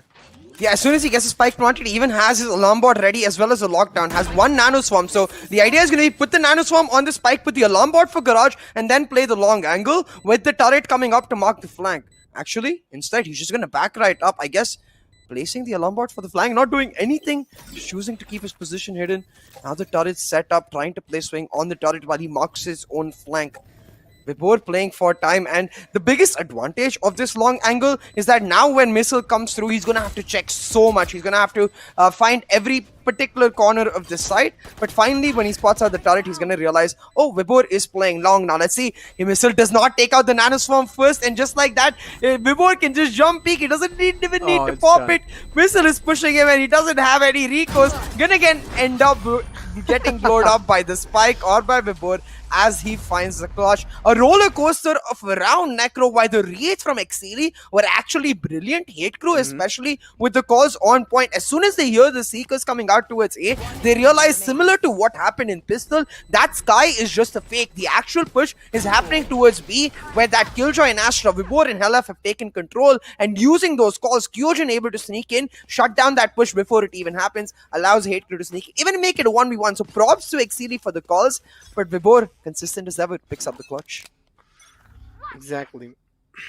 But yeah, as you did mention, Exceeli now, I mean, I gotta say, Exceeli are actually doing quite a great job this time, you know, against VLT.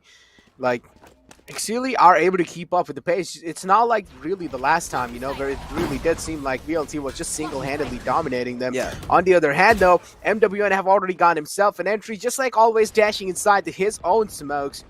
Getting himself an entry. LFF just holding the flank down. Misses a couple of shots, but it's fine. We can work with that. If he's able to find the second one, that's it. He have redeemed himself back up. And this is where Exceeli, this was an eco coming in from their side, but still Fancy's able to find one. This is absolutely huge. They should not really be giving kills like that away because they have Vandals and Phantoms in the hands, and you don't really want a team which is on pretty much, I would say, a broken buy. You don't want to lose your guns on those kind of in those kind of circumstances. One enemy remaining. Okay.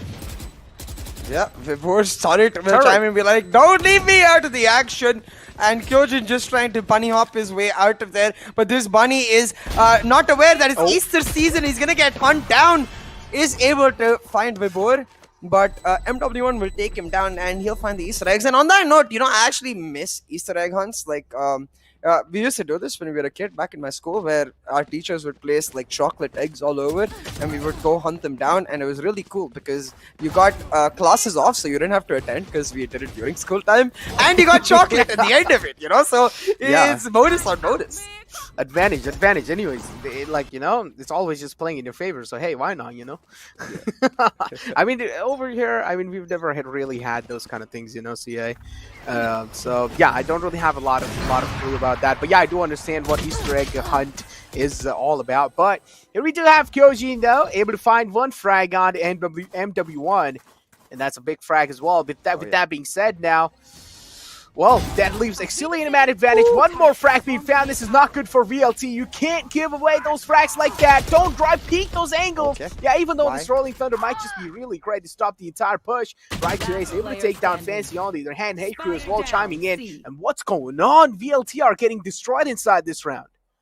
I don't understand why LF peaked if the Rolling Thunder was coming in. Like, as you were saying, like you were saying you don't understand why they try peak, and LF does another try peak with the ultimate coming right behind him. The Rolling Thunder down the drain as Velocity definitely gonna lose this round. Ace is getting pincered from every angle. Now gonna try to sneak towards B long. If he can take out Heiku, maybe there's hope. Has the plop flash set up, but has no idea where Heiku could be. The counter flash comes in, and just like that, it's gonna be a battle of utility now. I really do hope the Trailblazer isn't used by Right to Ace. There's not much hope, but he is causing a lot of money wasted for Heiku, a lot of utility use just for his death. Right to Ace does find a bit of a silver lining, but now with him having picked up the Sky, Kyojin should be his Reaper. You need to expect someone there. You need to expect, definitely. especially the amount of time you spent fighting someone or at least engaging with someone. You need to expect someone to be actually watching that flank lines as well, and a little absent of presence of mind.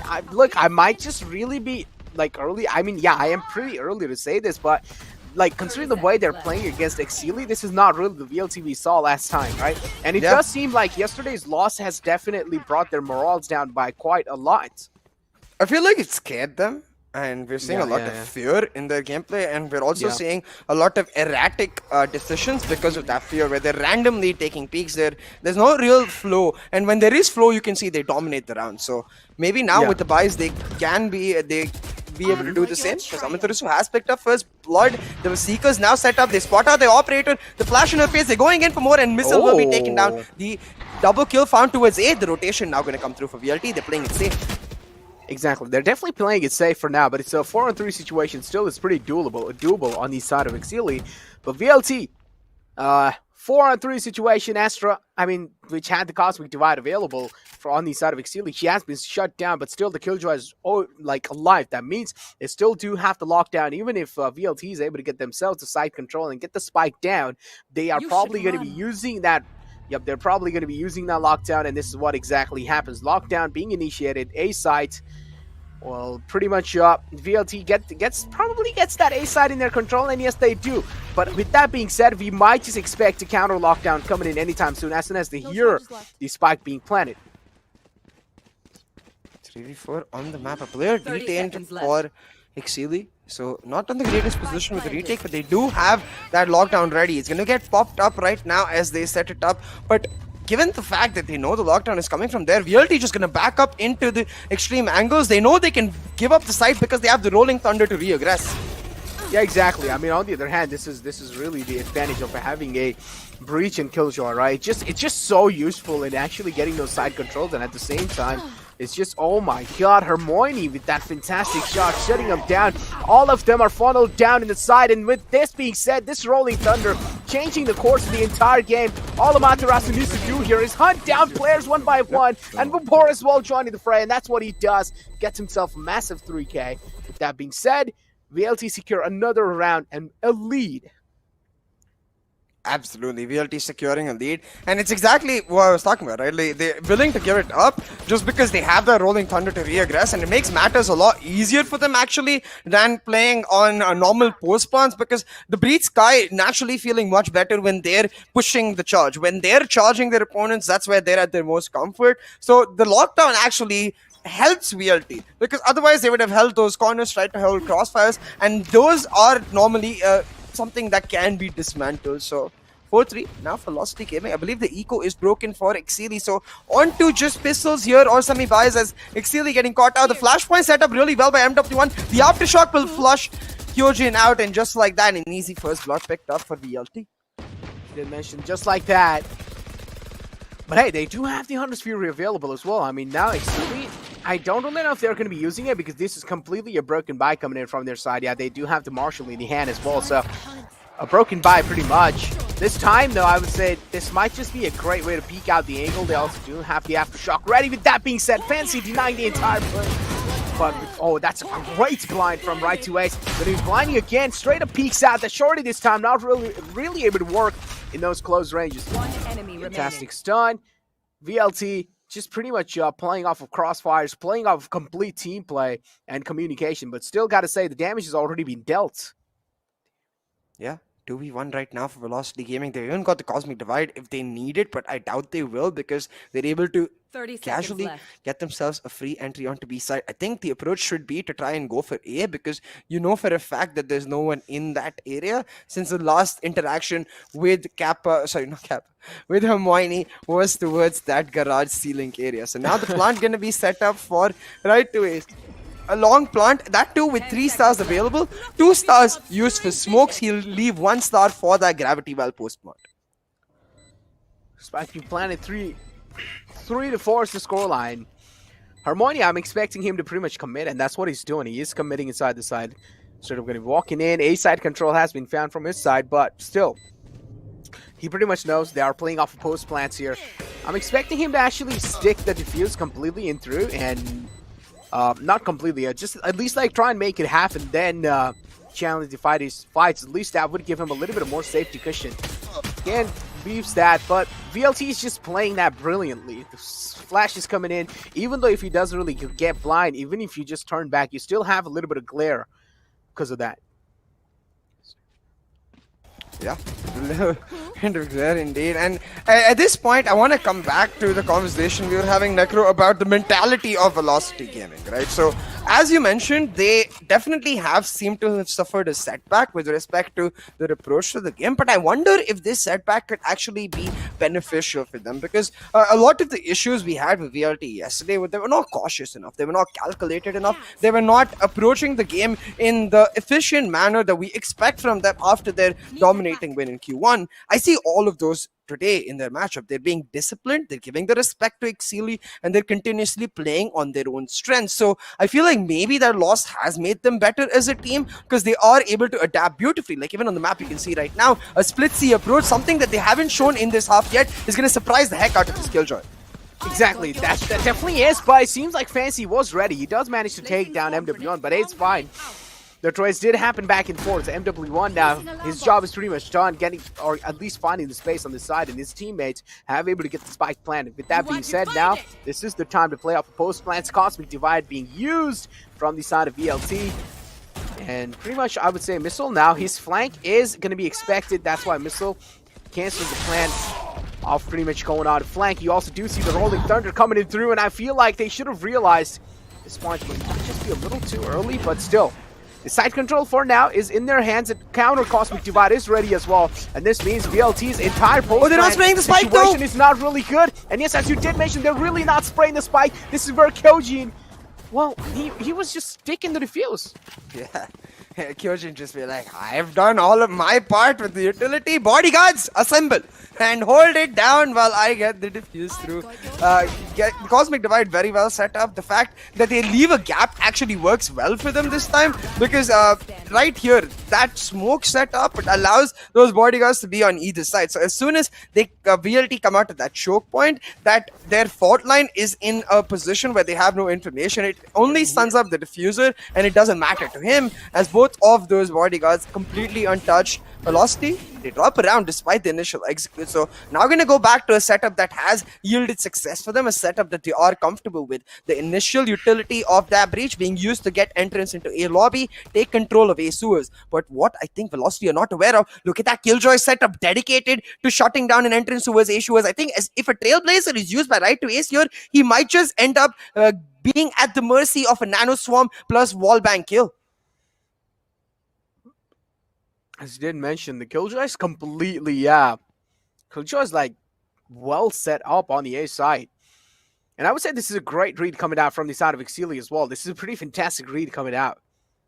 Because Killjoy is playing on the C side the whole time, and this time you just see her switching back to the A side. So this is a fantastic read, I would say. Hermione switching himself back over to the Heaven. And he has the dart ready. We do see the Trailblazer out to scout anyone out, and this is not good for Fancy. Now he's getting stunned as well. He's getting blinded. So many things happening at the same time. He's just stuck in the short side, and he cannot do anything much. And yes, VLT, a perfect execution right inside the site. And let's just see how they're able to kind of make things happen. Oh, don't That's shoot good Hunter Fury. Yup, coming in through, but he's only going to be able to find one charge. One charge and a bit of a tag on Vibor, so 4v4 on the map now. The drone gonna set up the retake. It's all about Missile right now. He needs to lead the charge and get him and clear this right cubby, especially. The rest of his team can come in. But look at this. Alarm bot nanoswarm set up to delay this entry. As soon as they go in, MW1 will find them and the rest of the team will burn. Ace with the spam finds Hekru. And just like this, Hermione, he'll find a trade, but he will be at the mercies MW1. That Blade Storm just demolishing them, waiting right outside the smoke. MW will be like, surprise! Exactly. MW is just waiting on the other side, welcoming them on the sides, one by one, just tapping through with that Blade Storm. And take a look at that. Just 1, 2, was waiting for the third one to peek out as well, but then he realized, okay, he's not really going to be peeking out, so he peeks out, takes him down, and it was the man, Hermione, man, being taken down. With that being said, VLT now have a 2 rounds lead. That is absolutely massive. And before, I feel like VLT, on the side of VLT, each and every single player is activated. I don't know why, but every time I see these really good jets, it reminds me of Fruit Ninja. But hold on right now, because we're back into the action. An aggressive execute by VLT. Yep, aggressive execute, and see MW1 pretty much able to sneak himself up inside the snipe. And again, we do see those broken buys coming in from the side of Exceeli. That's a great alarm bot, making sure no one's aggressing inside. And as you did mention, HellFF, he's all the way in the back lines near the mid doors. He's able to back off all the way back to the attacker spawn. And now, most of the presence from the side of Exceeli is inside Garage. With that being said, they do have a clear intention of directly flooding outside the seed side. LFF able to find himself one. That's a huge find. And yep, Vibor pretty much collecting those final 2 and just making it look really easy because Exceeli were on a broken buy, as I mentioned. I really have to highlight and applaud Helaf right there, because if he dies in that position, they get a gun and a 3v2 advantage to push back on the retake. The fact that he's able to hold on for so long forced them to go into the site with just pistols makes it so damn easy for Vibor and Amaterasu set up on diagonal corners of that site to ensure that they don't get taken out together in a double peak. Velocity now 7-4 have stabilized themselves after a bit of an even start. Like it was very even between Exceeli and VLT, but since then it looks like VLT have just understood how Exceeli are changing their setups. And what I would like to highlight is that fact, like as soon as they realize that the Killjoy went A couple of rounds back, they're starting to understand if they hard execute C, the Killjoy is not comfortable playing solo C against a hard execute, so her setup will be changed. So they're continuously trying to break the setups of the side of Exceeli Esports. And to me, this goes back to the conversation we're having, where that loss that they had yesterday might have been good for them in the way that it's a wake-up call. You know, you can see that in their gameplay now, they're considering almost every single possibility, and it's making them look better as a team. Slower, yes, but better, definitely. Yeah, exactly. Now, as I've even had a talk about this, right? Yeah, with that being said, this is where I really felt like, yeah, underestimation was definitely being shown by a lot of teams towards the other teams. And with that initial loss, not just Velocity will be waking up, all the other teams that are looking really good inside this entire VCC, they also will realize that you should not really be underestimating any team, because they have made it up to a grand finals and there's some reason behind it. And that's why we do see a VLT, pretty much a different VLT what we saw against Exceeli last time. This VLT is way much more calm, composed, and it just seems like they are taking their time to make those executes happen. We do see a technical timeout coming in through, and with that being said, we also do see a little bit of changes coming in. We have Hey Crew and Fancy at the same time. That means we are missing someone crucial here. Yeah, I do wonder why these changes keep happening. Lunatic. For Exceeli. Yeah, Lunatic is missing, and I can feel his presence being missing. You know, nothing to take away from Fancy. He's a brilliant player, but Lunatic has in him this natural lurking tendency that is very hard to replicate, and that proactive gameplay is not being seen from Exceeli itself. Like a simple default that I could suggest that I would have liked to see from them in this defensive half is try to answer VLT in their setup. Right, this beach guy, the entire idea of this composition we saw even yesterday, the way I look at it is that the breach is the initiator and this guy is the recon agent. This guy is the info agent. She's the one who's going to be giving you locations of the positioning. She's the one that is going to give you the mid-round calls, while the breach will set up when you're actually trying to aggress a particular area. So what you want to do is try and deny that breach area from being taken. Therefore, the sky doesn't have space to get set up, and for that they have the right tools. They have a breach themselves, so they can play aggressive, but they've never done that. Instead, they're just playing very defensive defaults, and it works for VLT really well because they get to go wherever they want and set up,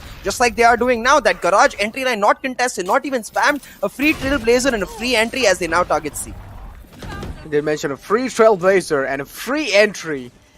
They have gotten the entire C-side control. This is where Exceeli, I mean, they were like, all right, you guys can have the side control. It's fine. We're probably going to be playing off of retakes. They do have the lockdown ready. That means we might just see the lockdown being used anytime soon.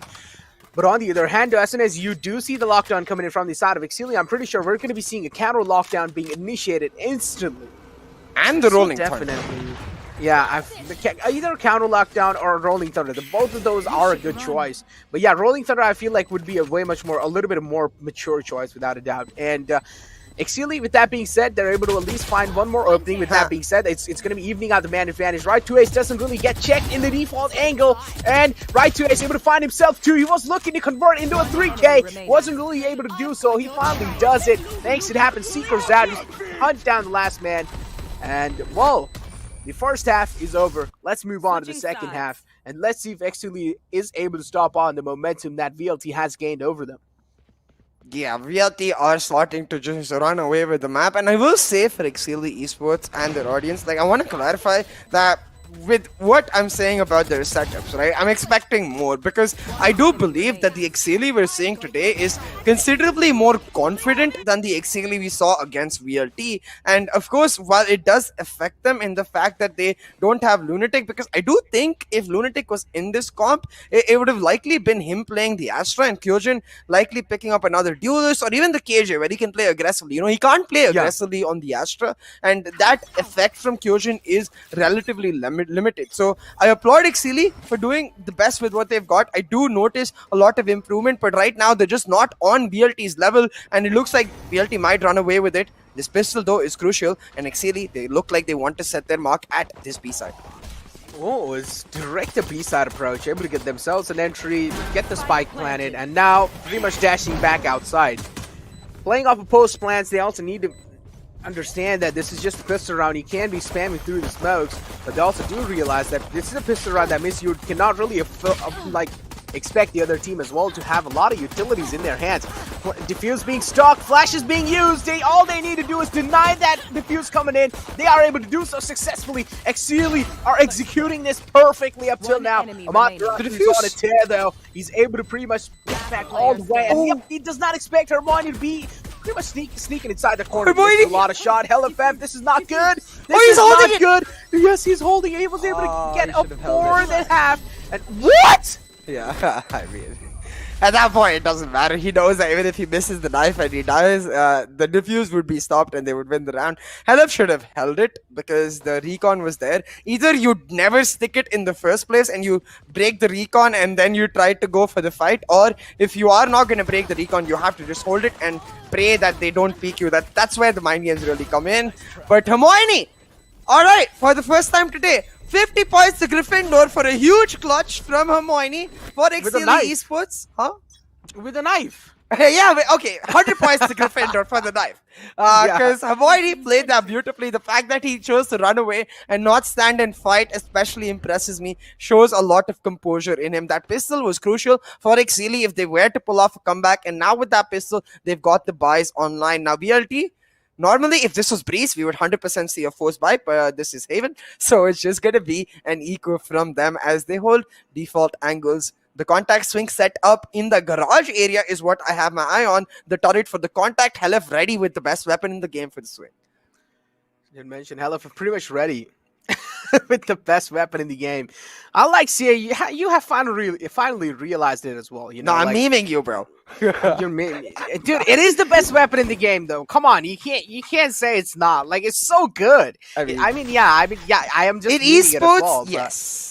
Yeah, I am memeing it as well, but consider the fact that it's just a gun that you get for free, and you can also, like, there's a massive potential that you can actually get a lot of value through it as well. Yep, take a look at this. What is this? It's exactly as we're talking about. Yeah, you're able to get so much value with that free gun, and it's just like you have to call it the best weapon in the game. I mean, yeah, the ROI is nuts. It's infinite, literally. Zero investment, infinite returns. But talking about returns, Vibor will return to the site where he started and get a bullet in his head. It should be a comfortable post plant for Exceeli.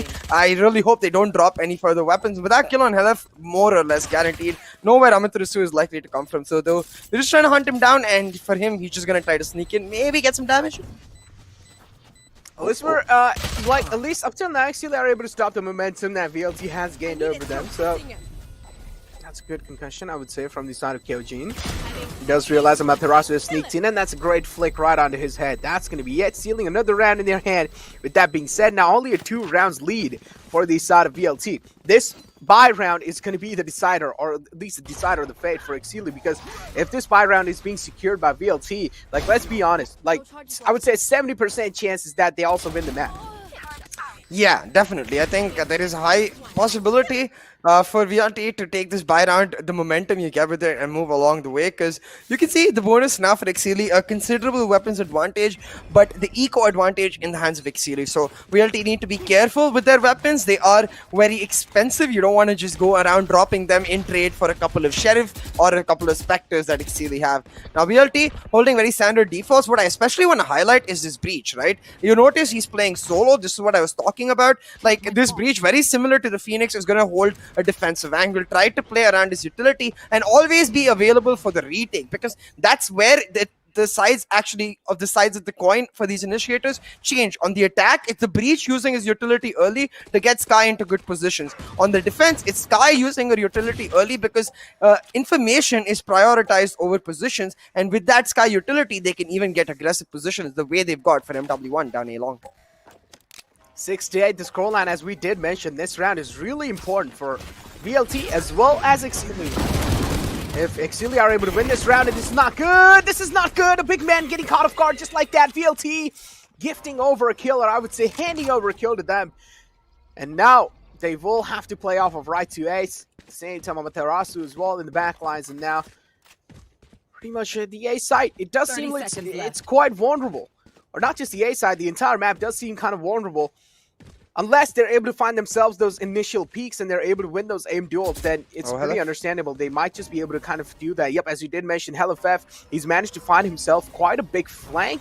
And this is huge. This is huge. Unless he doesn't really expect anyone to be in the window and the Astra is able to trade out the Astra. Yeah, look at the util, the plant being denied, but the aftershock is VLT move in for the kill. It's a clean sweep all around as VLT take M down. Exceeli, too much time wasted. As soon as you take out MW1, there's no excuse not to commit to the execute. You have a breach ready, you have your jet, you didn't even commit much utility down A long. They overthink it, and because of Helef's push, VLT get a ton of information. Without that push, VLT have to spread themselves apart. The breach Sky would be playing A, one player would be playing B, and Helef would be likely holding C. With Helef's push, inside they now get a double stack. This B side, Vibor gets to come here, and so does Amaterasu, leaving A on right to ace. Because of that stack, they pick up the round. And now you have to be scared for Exceeli, because this is a true buy. We'll see how they are able to do, because unlike the last round, the weapons are on the same level, but the eco advantage is for Exceeli. Amaterasu, like, it's exactly like what a Phoenix would do. A flash and a peek, he picks up that first blood.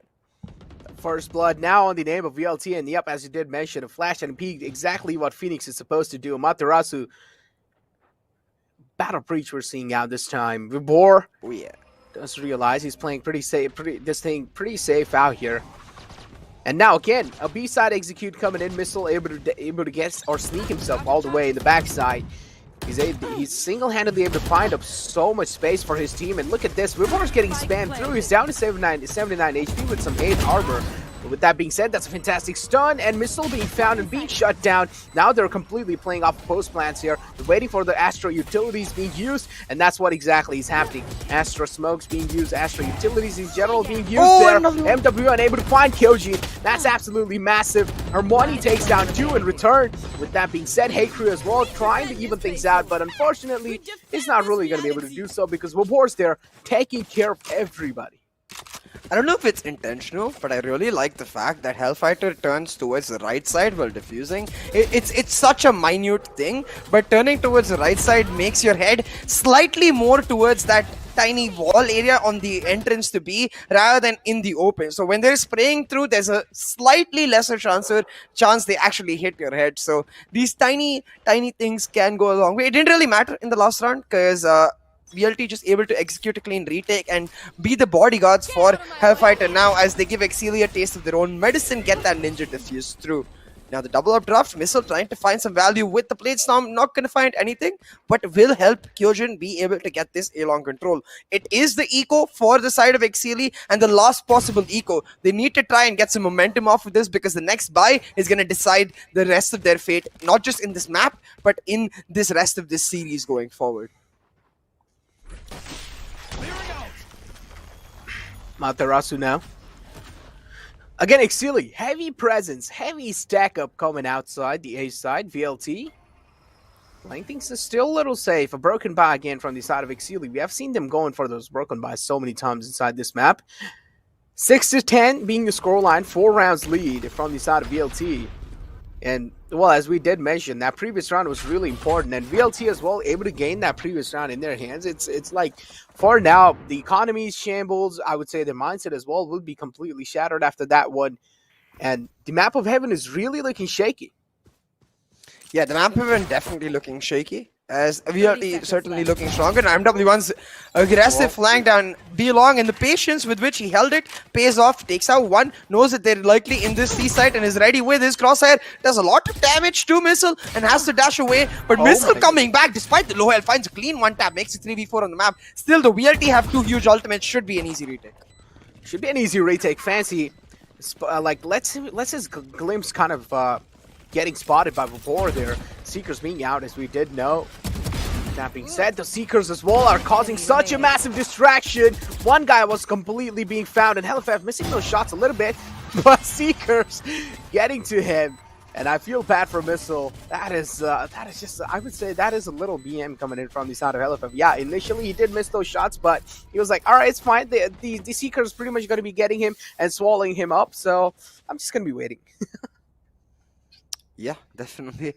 11-6 on the board. Now, all they really had to invest into that round was just the Seekers too. So Velocity in prime position to close off the map here with that buy, with that round loss for Exceeli, because even though this was an eco, the buy is going to come through in the next. The fact remains that these high-impact ultimates really show the value of this composition, right? Wherein the Sova wouldn't provide as much agency. Like, yes, the Hunter's Fury, without a doubt, one of the best possible ultimates in the game, but it's not, like, focused around one particular playstyle. The Breach in the Sky, it's all about aggression. It's all about retakes and playing around a particular area, and I think that's helping VLT focus their minds into that particular playstyle. They're not wandering around, they're not confused, and you can see that in action right here from the other side.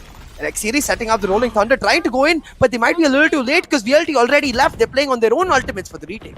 Exactly, they also do have their ultimates ready. Take a look at that. The Breach as well is ready to deny any kind of plan coming through. And MW1 with a fantastic peek.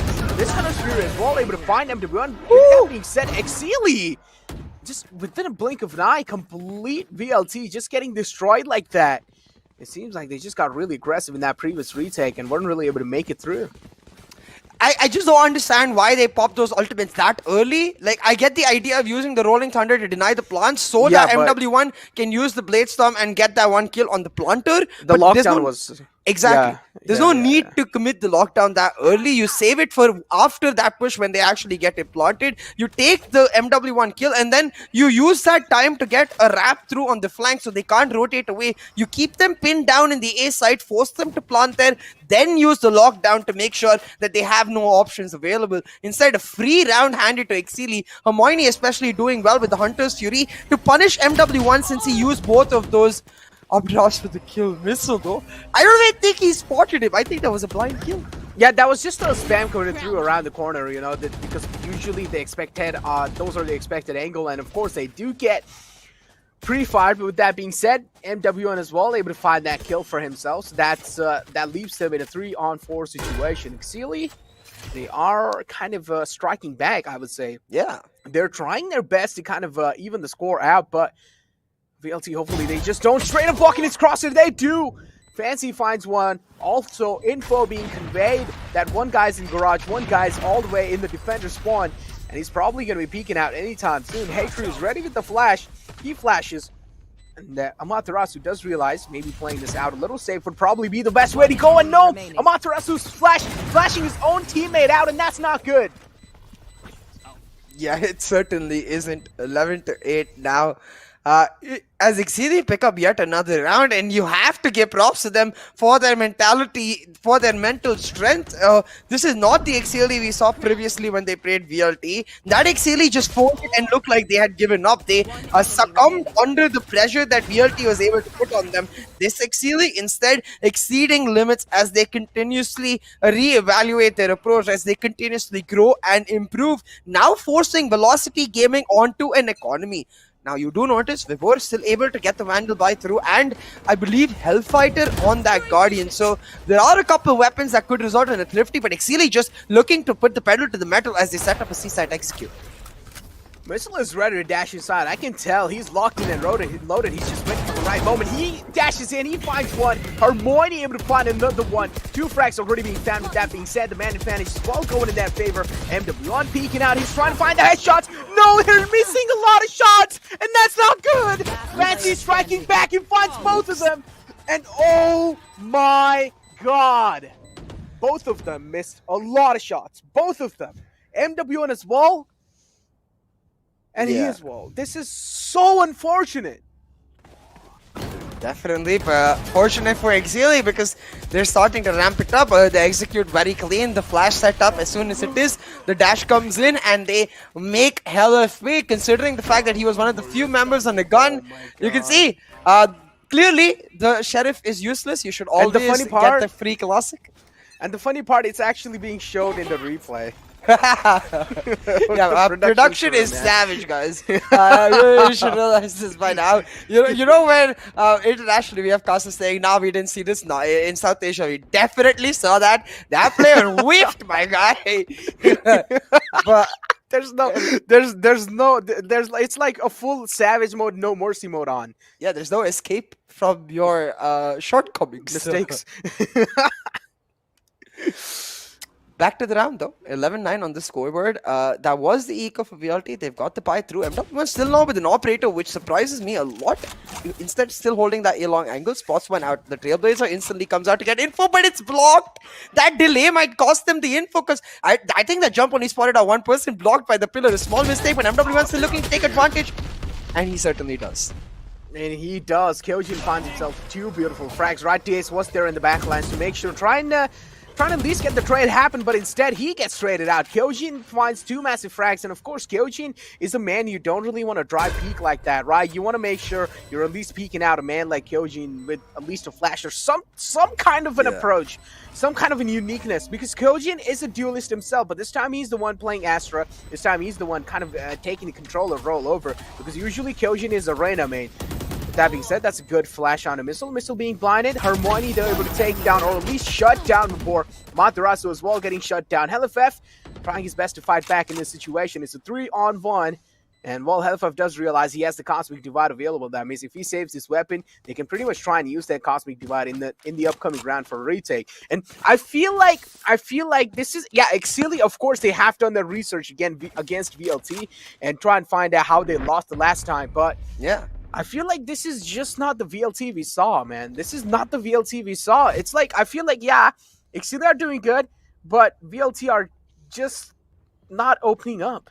The thing is, they're playing very standard defaults, refusing to change to what Exceeli is doing. To talk about that, like what Exceeli is doing is again just executes. Yes, their executes are much slower than what we expect from executes in general. They're segmented in the sense that they first take control, they wait a lot of time. They actually like to do their executes in the last 30-40 seconds of the map, or they commit very early. So what VLT really need to do is commit to playing retake on one side. Just leave that side entirely. Instead, stack up, I would say stack up A, leave C for that retake, and continuously look to take A lobby control. Now what this does, if you take A lobby control, it frees up that stack to now start rotating over to C, while the person who you've left with that A lobby control can flank. It results in a pincer, and it's impossible to hold C site when you have a flank coming in from the defending team.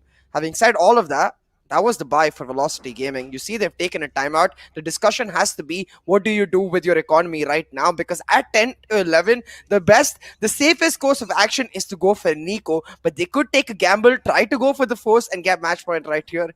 No gambles, just safety for Velocity. Well, they are able to at least match up the scoreline for now. Only 1 round lead for VLT. And let's be honest here, none of us expected this to be this close. None of us. Again, like, so many surprises.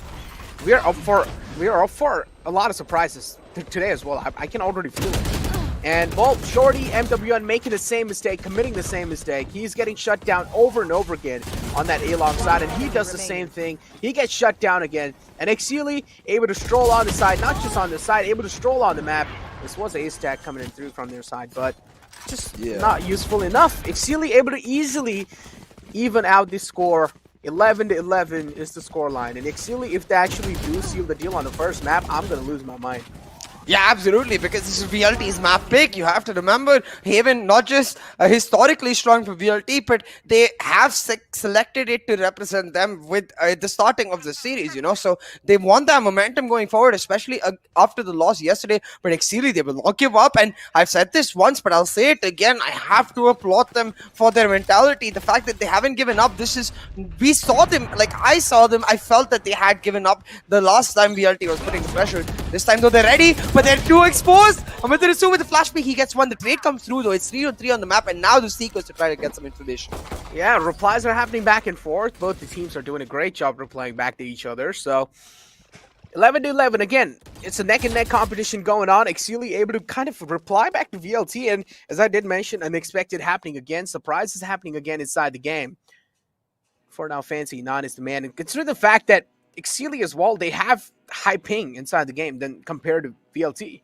Like, their ping here isn't really matching as well. So Certainly. Exceeli, like they deserve a lot of props in that as well, because they are able to put on a show with that kind of a big disadvantage coming in. This is actually very good from Exceeli. The B side, normally very easy to retake, but excruciatingly hard when you have an operator player, and I do believe MW1 is on that.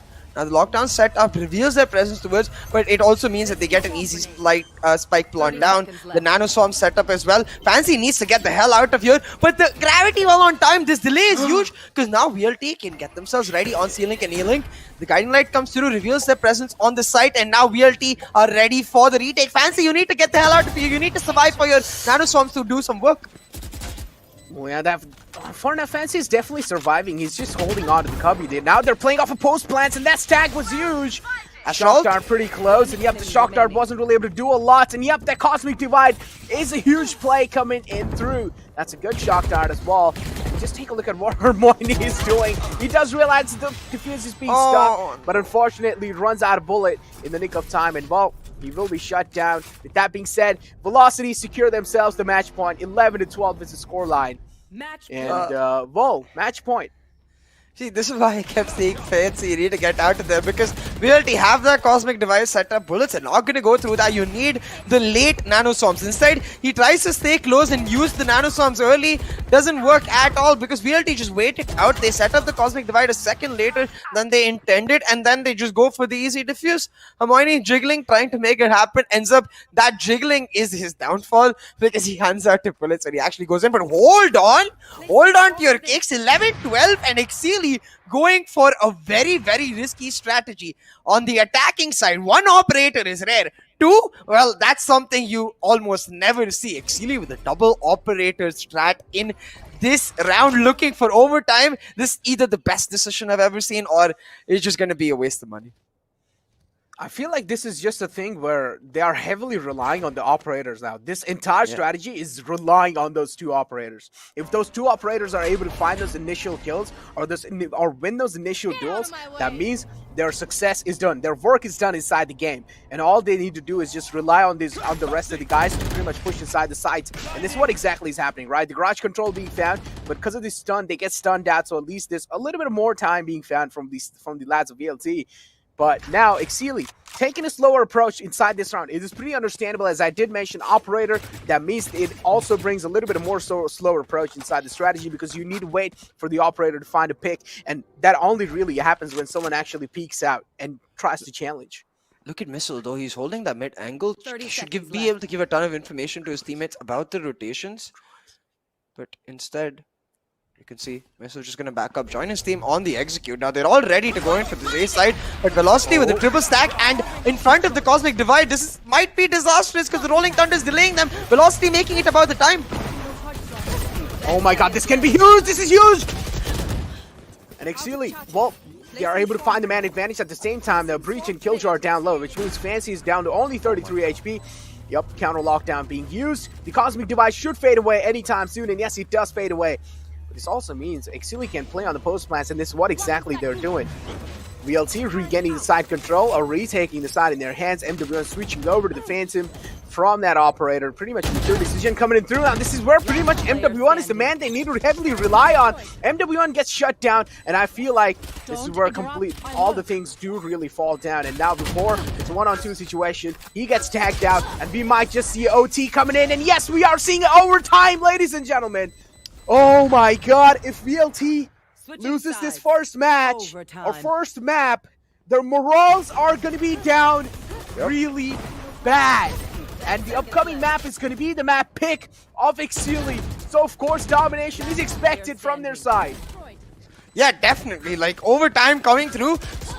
Out of an execute in a double operator round for Exceeli, VLT are going to really be feeling the pain from that round, because you should never be losing in that setup to an execute of all things. Like, I understand if they lose picks and they lose the round, but to an execute, Exceeli just do it perfectly. Missile especially with that Blaze Storm creating so much space for his team in the last 15 seconds. Everything had to be picture perfect, and it certainly was. The space Missile created allowed his team to aggressively get in, clear out both cubbies, and after that, well, it's just history as Exceeli pick up the site and the round now into overtime. Exceeli on the defense, maintaining their aggression. They find the first blood, but the trades come out. Exceeli still out with an advantage. Exactly. Replies back and forth coming in through. And with that being said, yes, as you did mention, Exceeli coming out with an advantage. But also this means the big boy, Kyojin, is down low. He only has 31 HP. But you can still, Kyojin is a man, you can still rely heavily on that kind of an advantage. But Vapor creates himself an off angle, able to pretty much equalize the man advantage out. Kyojin's position compromised. He still finds one. He's looking for the second one though. But that's a great pre-fire from Vapor. Now look at this, the plant will come down. I wish the plant had been given to Vibor, because I think he's only a point away from his ultimate. Instead, the plant by Amaterasu. The aftershock coming through will force him away from the default. Amaterasu flushed out, but he ends up taking out Fancy, and just like that, the round is over. Fancy needed to find that kill. Yeah, Fancy, he definitely needed to find that kill. Sides. Just because he really fell down here, and now pretty much this is the match point again being secured by VLT, but as we do know, Ascend to the map where VLT is really strong, and this is getting really close, like this close against a team like VLT and Exceeli. Like, they have been dominated before. This is so hard to get my mind over it, right? I just can't grip my mind over what's really happening here. I will say that I feel like a big difference between Velocity on that day and Velocity today, that day being the day they last played Exceeli, is MW1 has had a decent performance so far, but isn't popping off the way we saw him on that day, you know. So definitely that Jet player, especially how crucial the operator becomes on this map, key factor. But this time, look at this, both of the initiators started with MW1 and Amaterasu on the flank. Exceeli have taken C-side, but I've talked about this before, the entire idea of taking A lobby so you get this flank and now a pincer retake. Amaterasu needs to make sure he doesn't die early. I feel like why he's been really able to pop off is that yesterday's day is really playing a crucial role in that. And I feel like that's why he's really not able to kind of show his true potential here. Missile, though, gets shut down. He was the only man on the side, pretty much anchoring down. And with that being said, the flank's coming in through from their side. But the flank gets shut down. It's a 3-on-4 situation. Exceeli able to strike back. And Exceeli now, well, still on a man disadvantage, but it's fine. They can pretty much try and play for the post plants, and that's a great shot from Kyojin. If he keeps on connecting these kind of shots, then Kyojin, of course, is letting his team up for success, but they line up. VLT, a rookie mistake. They stand behind each other, and they just line up. Overtime. Again, this is Oh why I my said God. Amaterasu cannot afford to die early. He gets one kill, sure, but he tries to push in for the second, and Fancy punishes him, taking him down. All he really needed to do was maintain his position, wait for when his team starts defusing the spike, then push. Because what that does is, if you're defusing and pushing on the flank at the same time, the defenders who are playing in that C-long courtyard, they can either deal with Amaterasu or they can deal with the defuse. They cannot deal with both. You have to put them in a situation where both of the choices they make will give them a net loss, and therefore take the win for yourself. Instead, they don't do that. And look at this. Once again, aggression is the name of the game, and this time Exceeli coming out on top. Exceeli, well, opening the fray up already with two massive frags, I would say. And imagine if Exceeli is already able to kind of start off good on defense. That's not good. VLT is getting single-handedly obliterated. Last two men alive, 2v5 situation.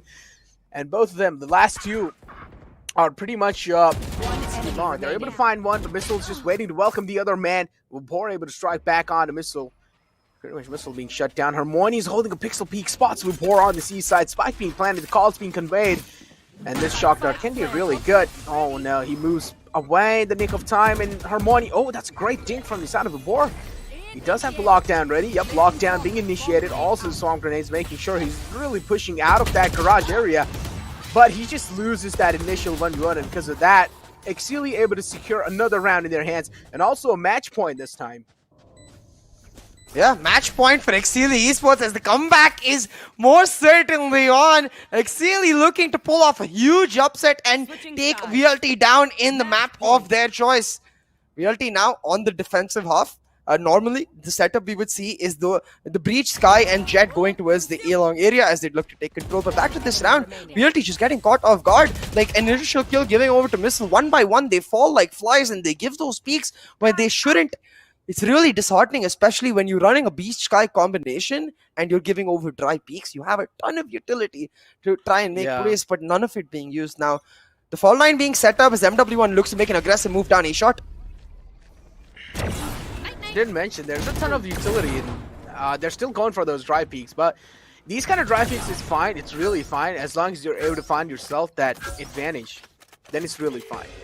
With that being said, with that initial kill, VLT regaining their confidence back and also regaining the man advantage back, and this is where we might just see another OT coming through. This is just so neck and neck, man. None of us expected this coming through, and all the time Exceeli is able to strike back hard and like stronger than ever. But on the other hand, VLT as well not really falling shy. They're able to reply back in style.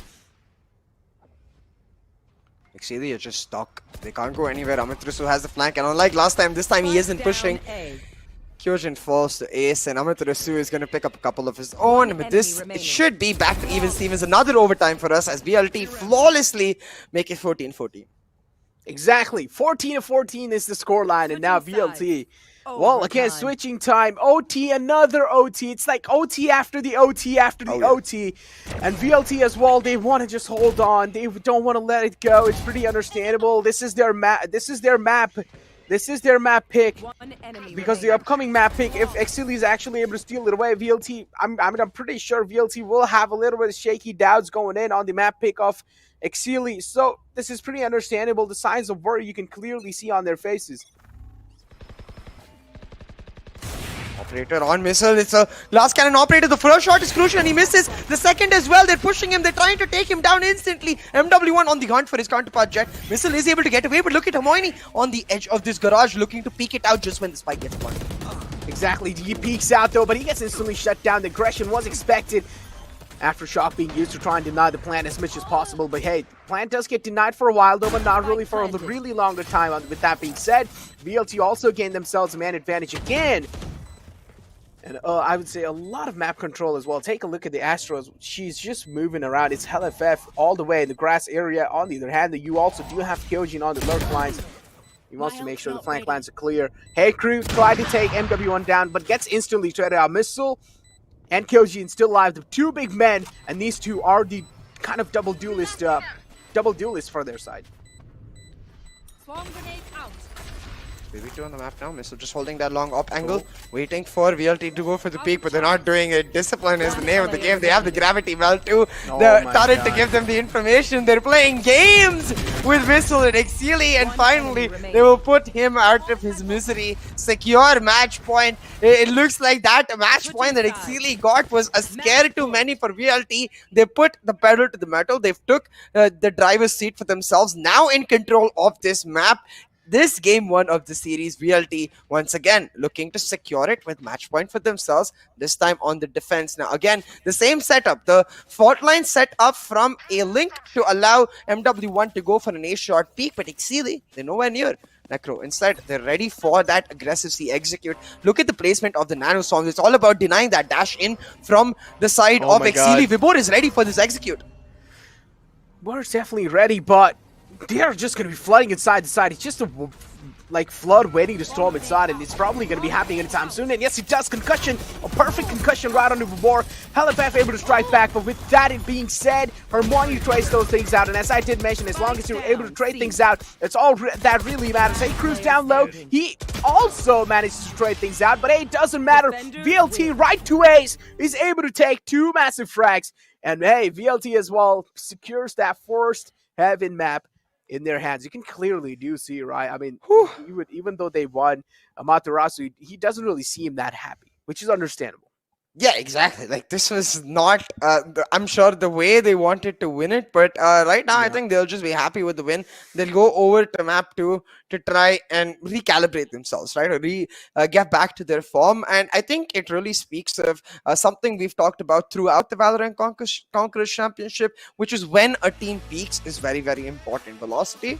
They played very well in Qualifier 1, but since then have been on a bit of a break. They haven't had to play anything else, and you can see maybe a bit of rustiness in their games come through in general. They demolished Exceeli the first time around, but this time Exceeli have adapted very quickly to them, and Velocity were caught on the back foot, but still, being the top tier team they readjusted themselves, they calmed themselves down, they are able to secure map 1. But if this map went to OT, I can only imagine what's in store for us for Icebox. Yeah, this map really did went for OT, and Icebox, yeah, as you did mention, like, this map being the pick of VLT, and still it really does go on OT. It just makes me wonder what is going to be happening on the map of Icebox, because none of us expected this being that close. But take a look at the damage statistics as well. Yeah, I mean, of course, VLT is higher, but, I mean, they're not really far behind, right? On the other hand, though, Exceeli exceeding limits on the headshot. Yeah, absolutely. You can see the Exceeli players, I think what they've done is after their loss to VLT, gone back being like, guys, it's okay that we just lost. What is not okay is that we lost without actually giving it our best, giving it our full. Because they weren't confident, they weren't decisive, they weren't really strong mentally the last time they faced off VLT. None of those issues are there right now, and that's humongous. Like, I cannot clearly state how much it is valued for a team to be able to bounce back. It's not about just being the best, it's able to be being able to bounce back from a loss, and Exceeli have shown that they're capable. This is not even their map pick, so if they had such a good preparation for their away map, I want to see what they have in store for us for the Icebox. But look at these stats. It was all about Missile and Hermione in this map for me. Yes, all of Exceeli played well, but Missile with 8 first bloods and Hermione again and again in those last situations looking for those clutches. They played brilliantly, but barely overshadowed by their counterparts, Velocity themselves.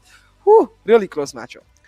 Over here, you can clearly do see, like, MWN has the least frags in the team. Yeah, I mean, HLFF pretty close, but consider the fact that he's playing the Duelist and HLFF is actually playing Astra.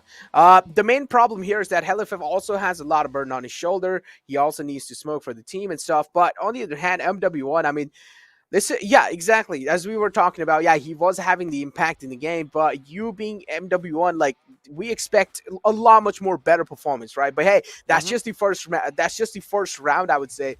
Our first map. We can't really expect a lot of things from MW1. But with that being said, I'm having high hopes from both the teams on the map of Icebox, and I'm expecting the second map as well to be as close as the first one, which is pretty understandable why I say this. But there's a head-to-head player comparison, and Kills 24, Missile, and MW1. Both of these are duelists.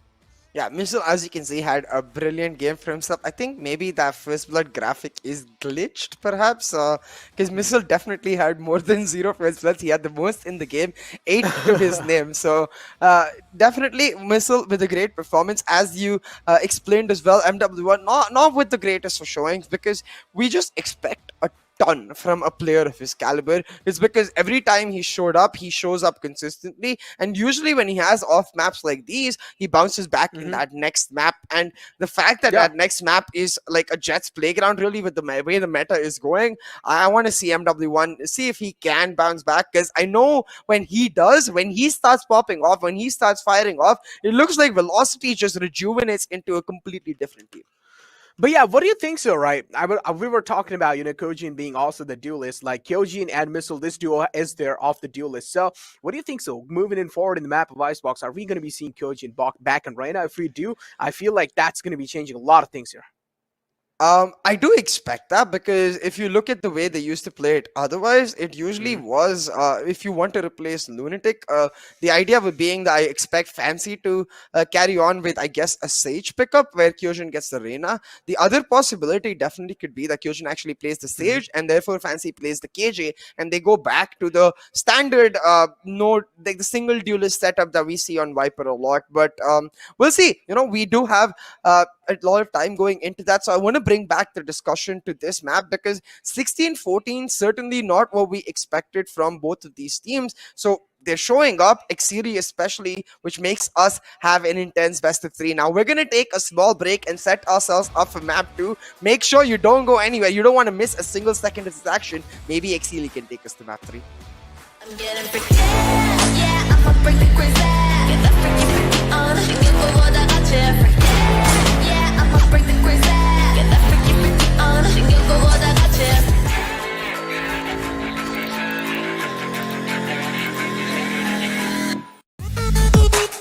The power of steel. Get your mark on. Get your mark on. The strength of metal. Get your mark on. Get your mark on. Go. Get your mark on. Get your mark on. The new classic Mark III. Get your mark on.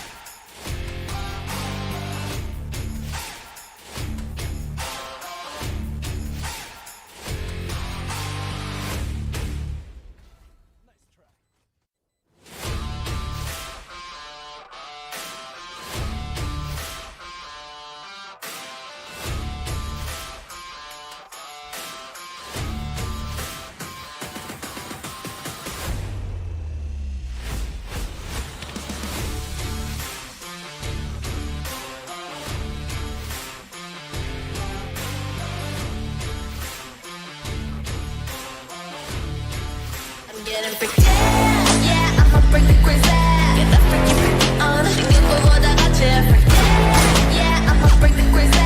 Get that freaky, freaky on. Give what I got you.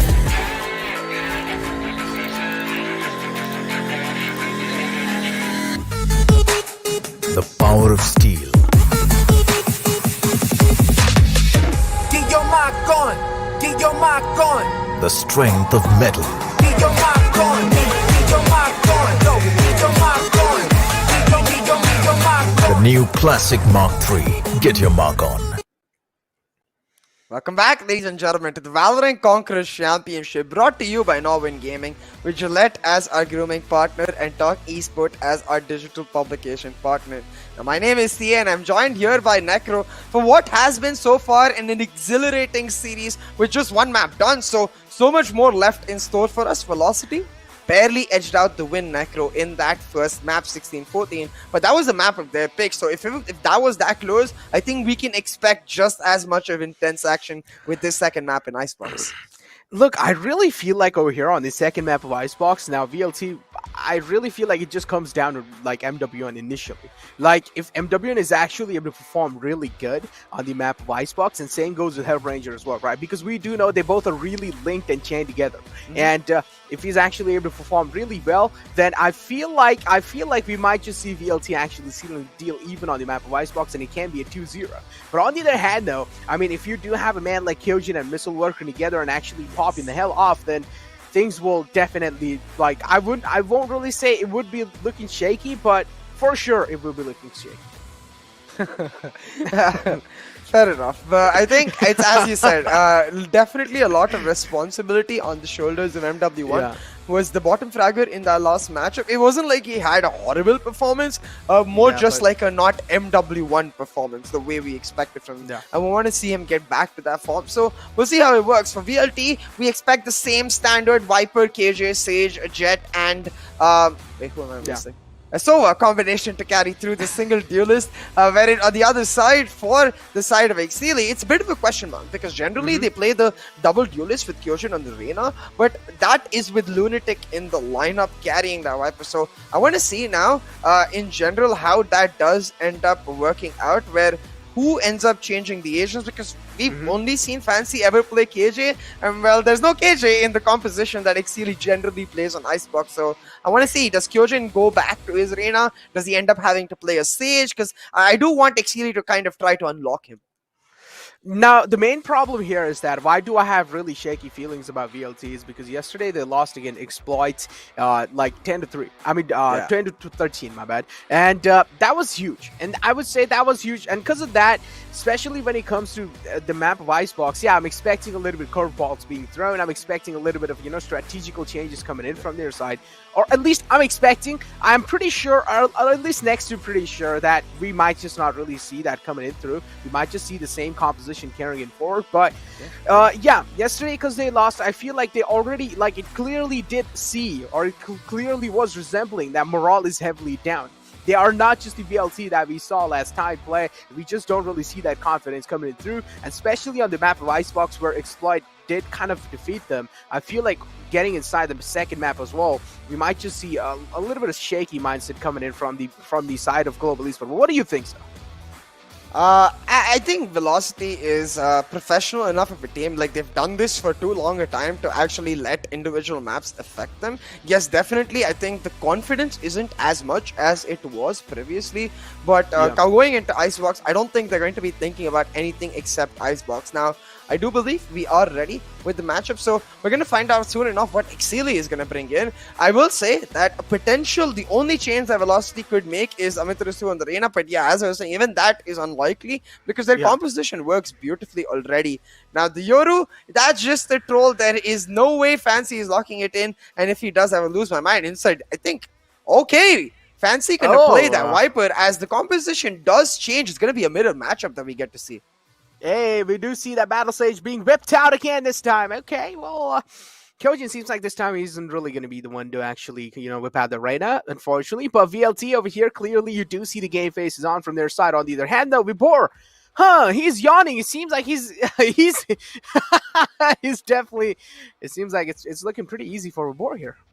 I mean, he was a top fragger in the last game, I believe, you know. He's like, team catch up, please. I'm getting bored right in the field. Yeah, I'm done caring, man. Yeah, like, team, come please, team. Like, come on. Exceeli, on the other hand, though, serious faces all around. Hermione, I think the only player who looks relatively chill, and that speaks volumes about the gameplay we see from him. Always calm, always composed, and you can see right now, exactly that, just showing a piece of gum. I wonder which one it is. I myself prefer Spearmint in general, but I have heard that before games, Peppermint can be pretty good. I'm not sure which one Hermione carries. Maybe it's a special brew from Hogwarts. I have no clue about that. You know, I don't have much knowledge about that. But what About do I gum, really have Necro? about what? About gum? Chewing gums? You know, when I was a kid, the like mostly I used to buy the gum was like mint and strawberry. Those were the most I really bought. And other than that, I don't really like. Yeah, I personally don't really feel like I've ever had like other flavors than that. But consider the fact that the round has already started. Let's focus here and leave the gums a little aside.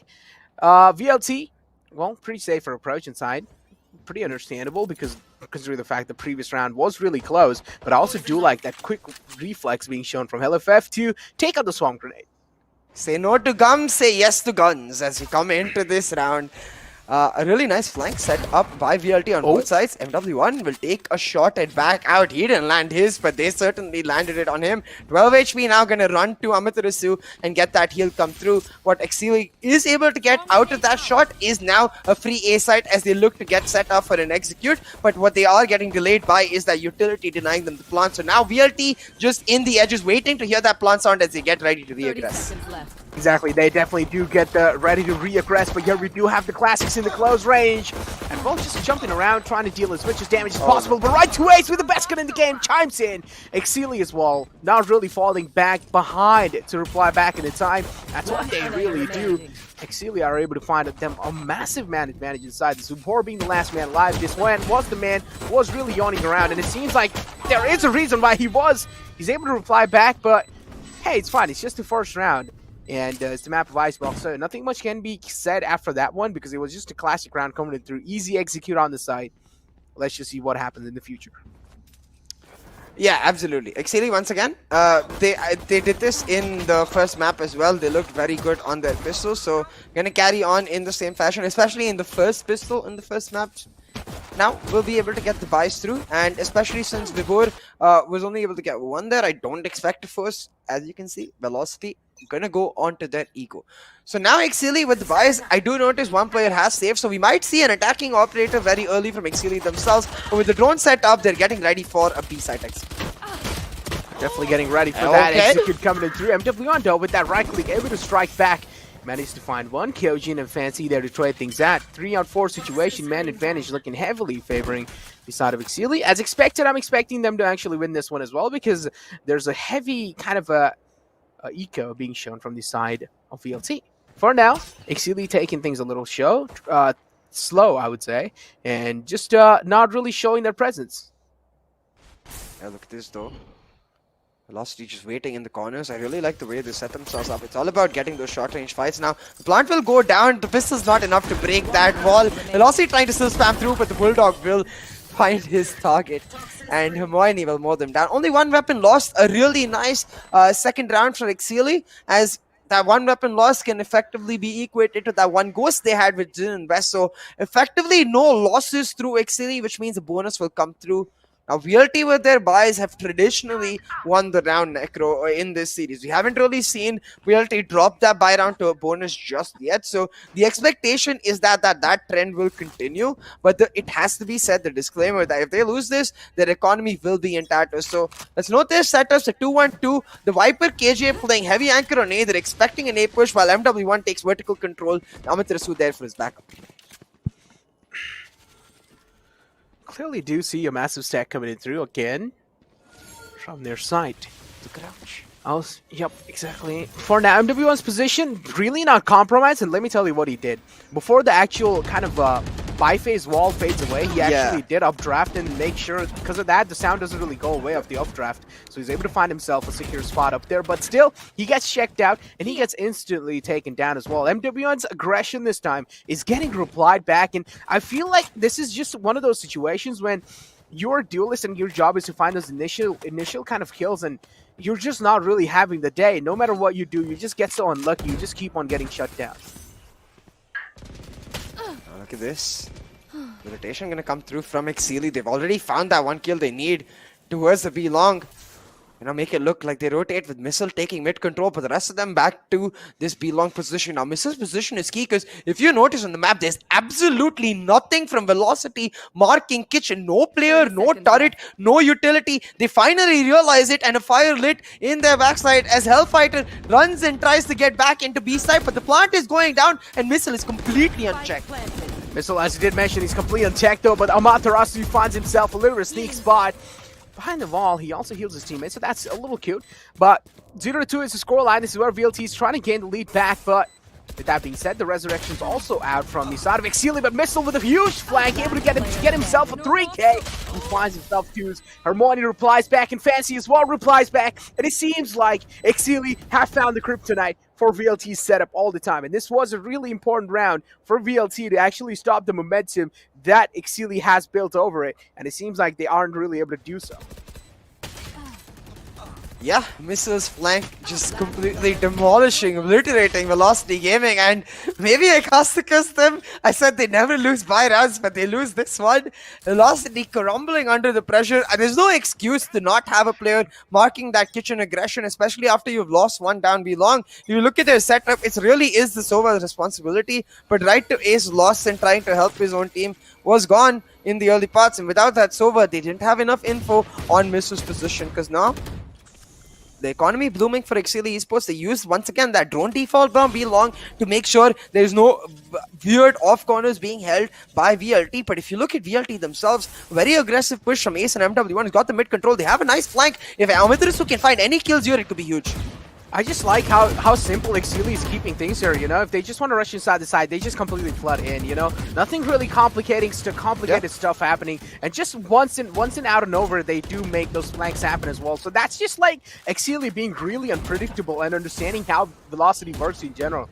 Keeping things a little simple. They are like, all right, Velocity, if you guys want to take a lot of tactical and strategical approach, you can. But we're not really going to be keeping things that complicated. We're just going to be keeping things simple. As long as it's working out, why do you need to change them? It's also like Exceeli are just like, oh, Velocity seems to be very annoyed or very erratic in general. They keep pushing into us, so guys, just hold. Velocity will come and Velocity will give you the kill, and that's exactly what is happening. Yeah. Before, be like, team, how did you die before I got Flawless. here? Yeah, a flawless round picked up for Exceeli as they take a 4-0 commanding lead against Velocity Gaming, who are currently flustered and floundering on the map of Icebox. MW1 not able to recreate the impact that we saw from him in the previous series against Exceeli. We'll see if he's able to recover some of that mojo back in this next round, because he's got that operator online. So now the setup's going to change. The Viper now going to play B with Amaterasu, as basically that Viper and the Jet, they change their spots. Sova will retain his mid hold, and that KJ will play on the A anchor to deny the plant. Now MW1 taking pipes control, going for the aggressive peak, but this is what I meant, Necro. Look at the defensive angles Exceeli is holding. They're counting on those unforced errors, this unnecessary aggression that VLT does to get them the round, but this time it looks like VLT is being disciplined. So Exceeli will have to end up making a move themselves. And I also do like that they do expect an operator being whipped out.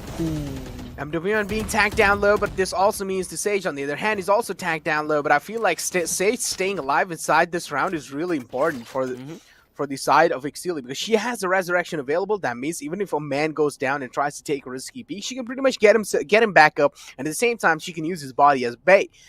So MW1, now they pretty much have the info that even if MW1 does make those risky peeks happen, he doesn't have the dash available anymore, so he can't dash out of those situations.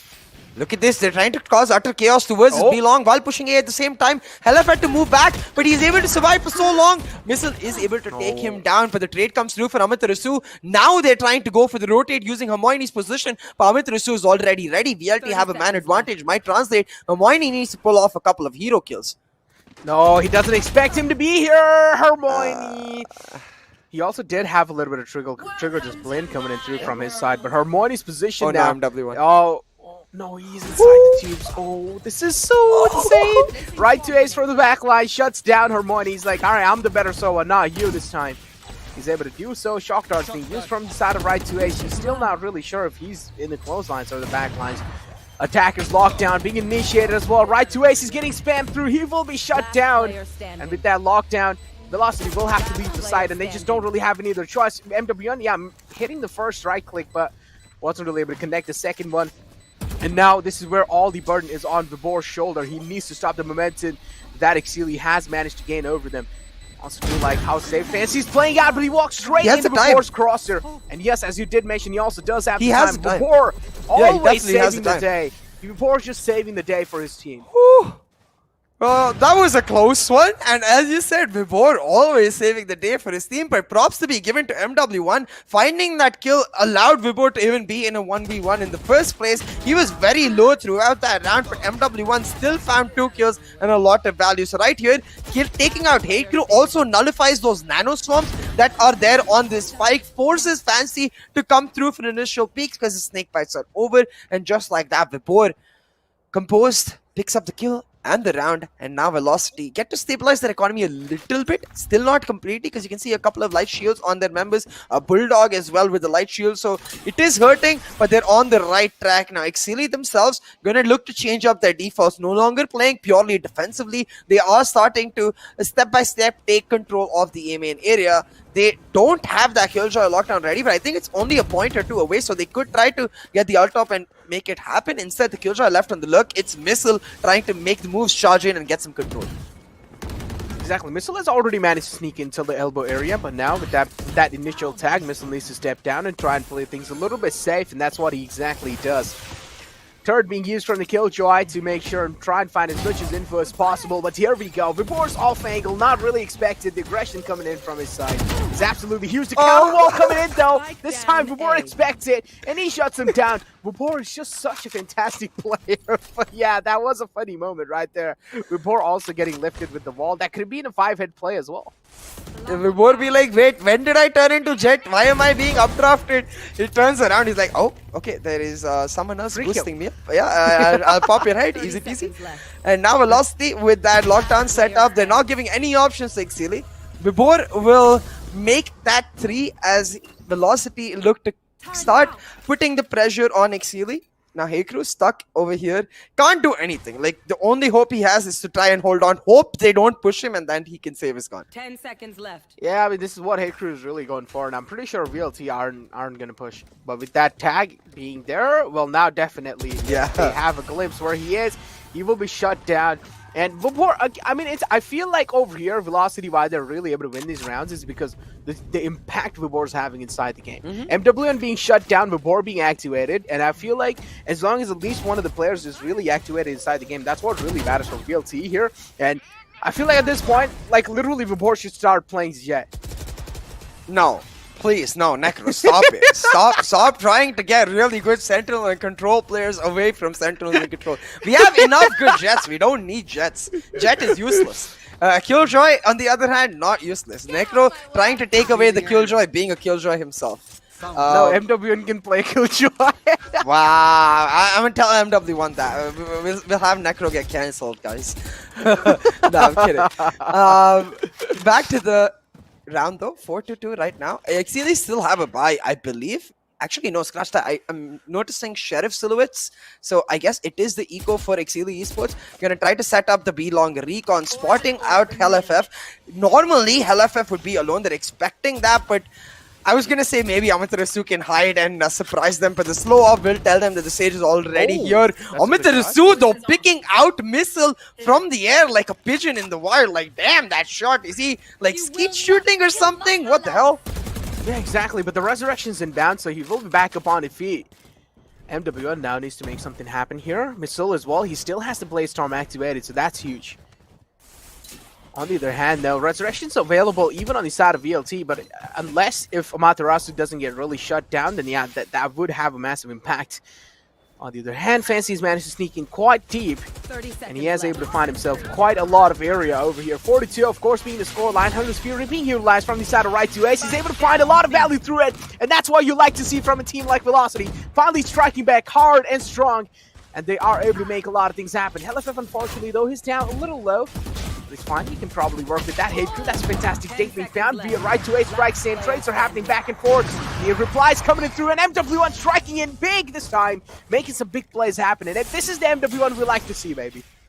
Oh yeah, MW1 online now as Velocity win 3 back-to-back rounds, and this is starting to give me a bit of a deja vu again, because we saw this from Exceeli, where in Haven it was very back and forth. Exceeli took the initial lead and they maintained it, but then Velocity starting to understand their setups, they started answering back, and again, it was back and forth because each team was adapting to another. Now that Velocity has adapted to Exceeli's setups, they are proactively going to change up their own. The Killjoy now going to be turned towards mid as they set up an ace stack.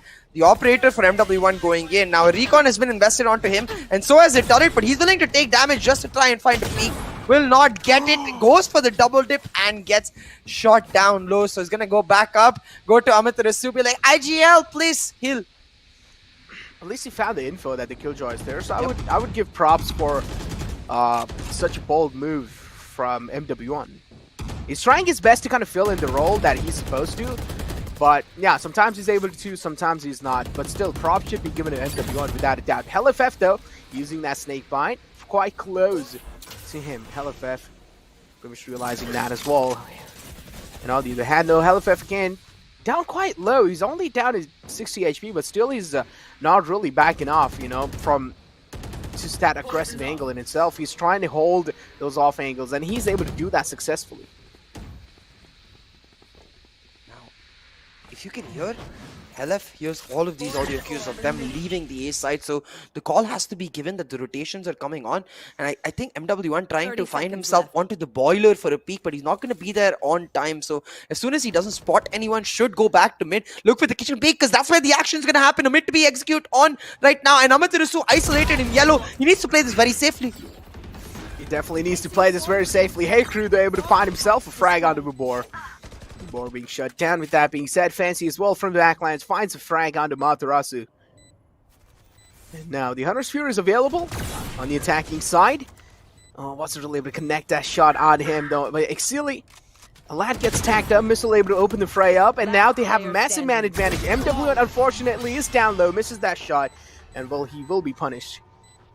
A very confusing round from Velocity Gaming. They were in such a good position, forcing all of Exceeli out on the rotation, and knowing that they're going on the rotation, I just find it very weird that MW1 goes for the boiler peak. I wish he just held on to kitchen, either gone for a kitchen to under tube peak, or just held tube and gone for a tube peak, giving Vibhor the backup necessary for him to be able to hold on, because since MW1 isn't there, Vibhor gets overwhelmed and isolated, and because of that, Amaterasu left on his lonesome, tries to deny the plant, but instead just gets caught by the lurk of Fancy, who's able to take him out. Now very aggressive by MW and Amaterasu. He finds the dink, has to dash right back. He's trying to be the bait for the switch of Amaterasu, but he just goes down. Exactly. Exceeli able to put the fray up with two big frags, and with that being said, VLT's domination being stopped again. VLT, they were able to make a comeback happen up till now, and they were able to stop the momentum that, in general, Exceeli are able to kind of gain over them, and Missile just stepping in huge as well, finding that kill for himself. He's down to only 7 HP, but it doesn't matter. It's a 4-on-1 situation. The chances of them sealing the deal on this round is pretty much a lot. Oh, look at Ace though. He's come through on a prediction. Rotate, picks up a double to make it a triple for him in this round. He's still very low though, and there's a lot of time for Exceeli, but so is Missile. Right to clutch. 1v2 right now on the board, and certainly, as you said, right to clutch could come online. The troll should reveal his position, but he's actually managed to sneak past it down to 410. They don't know where he is. He takes out Missile, looking for the ace, but denied by Hermione. 20 points to Gryffindor for making sure right to clutch stays asleep. Hermione beautifully baiting that low health Jet. Be like, go Jet, go die for him. Well, yeah, of course. I mean, it's like that's the best way you can use a teammate, right? When they're down low, we have seen these things happening so many times. And this tag as well, this was huge. This was huge. This tag coming through, and he did know it's fine. The Jet can pretty much be the meat shield because she's down low. But as soon as the crosser is adjusting back through, he can peek out in that time and try and take him down. And that's what exactly happened. Right to Ace, though, I gotta say, I gotta give props to that man. He was expecting that trade out coming through, and he instantly did try to kind of spray transfer, but just that readjustment takes a little bit more time rather than to peek out and just directly shoot, right? Because the crosshair placement is always there because he was getting tagged. His exact position was being tracked. Now, we know from yesterday that Velocity is somewhat weaker on the defensive side of Icebox as compared to the attacking side. They do not look comfortable at all, on the defense as compared to the attack, where they looked very decisive yesterday. So I'm going to carry on that belief that as long as they're able to get over 7-5, maybe scoreline in this half, with 7 being Exceeli, they will be content. Not happy with the half, but definitely okay with it. Be like, yeah, we can work with this and try to push back in our own attacking side. But the same for Exceeli. I feel like in general, Exceeli is a team that is much more comfortable on the defense. So right now, Velocity, they need to try and get every round they can, because it is a two-way street. What they find good, the other does as well. They are going to change up their setups. The kitchen wall going to come down from Amitrusu, while the Sova still plays his default. So right now, Amitrusu going to rejoin Helef in this hole towards the B side, and that's where Exceeli have their sights. They have the lockdown if they want to execute, but the Trade Hunter's Fury available for Velocity Gaming. Exactly. Until now, not really a lot of things being revealed. Yeah, one thing for sure is because of that Cloudburst, they do know that the Jet is present on the B side. Lockdown being initiated from the side of Exceeli. Oh, he doesn't? Ace doesn't use his Hunter's Fury to trade it out. I think he's just saving it to deny the plant. This could be a big play, because you see the Snakebite already delaying it. Right? Finally, they hear it. It's exactly as I said. The Hunter's Fury to delay the plant, but the first tag is not in the right place. The second tag is too late, and it ends up being useless. The plant is down now. Exceeli did take a bit of damage, and now with the retake wall online, Velocity on for the retake. MW1 needs to find the opening pick because he's on an op. Yeah, exactly. MW1 is definitely on an op, and I'm expecting a lot of greatness coming out from the op, right? But again, Hunter's Fury being used, making sure even if the spike is getting tagged this time, is not really able to find the maximum value. MW1 updrafts in the nick of time, he's able to find that headshot. Let's see if he's able to clutch this out though, but no. It's going to be the answer this time. Right to clutch not being activated. MWN as well getting shut down. And that was a perfect play coming out from the side of Exceeli. Also do like the aggression that Exceeli is bringing in. But at the same time, they're also playing really defensive when they need to. It's just they keep going for executes and they go for slow executes. There's no reason for Velocity to keep playing these setups like where they have they try to contest every part of the map. Just stack up a site and go for the aggressive push. You need a flank, otherwise you're never going to win against Exceeli style. Without that flank, you don't have the post-plant denial ability. While you're playing to try and deny the plant itself, the fact that Exceeli are able to maneuver around it, dance around it, it's been done too many times. Keep trying to make that happen. MW1 though, with the blaze now finds one, able to dash out at time and save his life. Exactly, dash back in the time, but MW1 again getting tagged in low, and that's not really a thing, right? And over here, though, Vibor can find a lot of tag for himself, and he's able to step up huge. Vibor again, I mean, I know that one initial frag isn't really going to be changing a lot of things, considering the fact that they had a broken bike going inside the game, and MW1 as well. Oh, he's able to step up for his team, and this might just change a lot of courses because they also do have the resurrection available. That means this can actually come in huge, and they can get the big player, or I would say star player for now. Vibor back on feet. That means a lot of things can be happening. Unless Vibor isn't really able to find this initial frag over here, then that can also create a lot of problems. MW1 though, the crosshair is prepped, but misses. Reaction too good. They take him out, and now Velocity know where they are. They know that they're going to come down from bridge and try to go towards the A side. So, Fancy trying to play some mind games. Going to come back through Snowman, leave Missile in that kitchen area, and Missile should be able to find Amaterasu, but the swing is there, the spray with Spectre too good, yep, and as you mentioned, Necro, Vibor, the star player, will be revived, and now in a 3v1, this should be impossible for Fancy unless he pulls out the Fancy move. No, Vibor! Oh no. No. Well, oh my god. But hey, look, like I also do like from this out of VLT, I mentioned this before as well. Even if like MWN isn't really able to step up that much, hey, it's completely fine. A man like Vibor is able to get himself those impact frags, and even if like someone isn't really able to step up, yeah, don't get me wrong, yeah, MWN is having his own impact, but he isn't really having the impact we want him to have, right? But on the other hand, if you have an impact fragger like Vibor as well stepping up in those crucial moments, that's what really matters. Yeah, absolutely. But for me, MW1 just as much of a hero in this particular round. Yeah, the Blaze Town, the way like way we expect it to be used, especially in ecos. We want value from that blade storm because it is that ultimate which I feel like has the highest skill ceiling in the entire game in terms of ultimates for all agents. The blade storm is the one ultimate which you can play like an iron player, or you can play like beyond radiant, you know, with the way you use it. You can use it to turn around ecos, you can use it to flip the momentum, and that's exactly what's happened with Velocity Gaming here. The last round was not a full buy, it was a broken buy. Vibor was just on a stinger, but Velocity on the back of Vibor's calm, composed play and MW1's beautiful blade storm usage, able to pull back that round, pull back the momentum, and make it 7-4. Unfortunately for them, they don't get to build on it though, because we have a technical timeout, a technical issue here. Yeah, we have a technical timeout, and from what I've know, it seems like this time it's going to be right to Ace and MW1 having or facing a little technical timeouts. It's fine. We'll probably be back in the game soon. Yeah. But now 74 being the scoreline, Exceeli are giving a tough call for. I mean, consider the fact that a team like this. Or a team like VLT. And as I did mention, this also has a massive impact because of yesterday's map. And it is pretty understandable for Velocity to actually, you know, not really feel themselves in the today. But hey, it's fine. Velocity are still able to kind of they're trying their best. They're trying their best to give as much as competition as possible. But Exceeli, on the other hand, though, it really does seem like they have done their homework to perfection. Oh. I did mention, like, back to the idea that I feel like a 7-5 scoreline would still be really decent for the side of Velocity, but what I failed to mention then is from Exceeli's point of view, even that it's pretty good, you know. In general, objectively, it's pretty good, but why it's not as good for Exceeli is because they were at a 7-3 setting. Like, if you tell someone you're going to be at a 7-3 setting, they're never going to be okay with a 7-5 ending. They want at least 8 rounds, if not 9, to have that extra pistol pressure on their opponents, especially for Exceeli, because they've been very good in pistols so far. But talking about Exceeli, Fancy, a player we don't get to see often in this squad, currently performing out of his mind on that Viper pickup. The fact that he's doing this on the attack, when he goes over onto the defense, I can only imagine what sort of impact he might be able to create. Exactly, as you did mention, Fancy's able to kind of do really good, and he's like, up till now, it does seem like he's fitting in quite well as well. I mean, inside, especially in the map of Icebox, yeah, he's doing a really great job with that Viper, as you mentioned. Look at this. Exceeli positioning themselves. And finally, I get to see that flank I want. Look at MW1, Amit Rasu. They've got in. Very aggressive down garage. They get one already.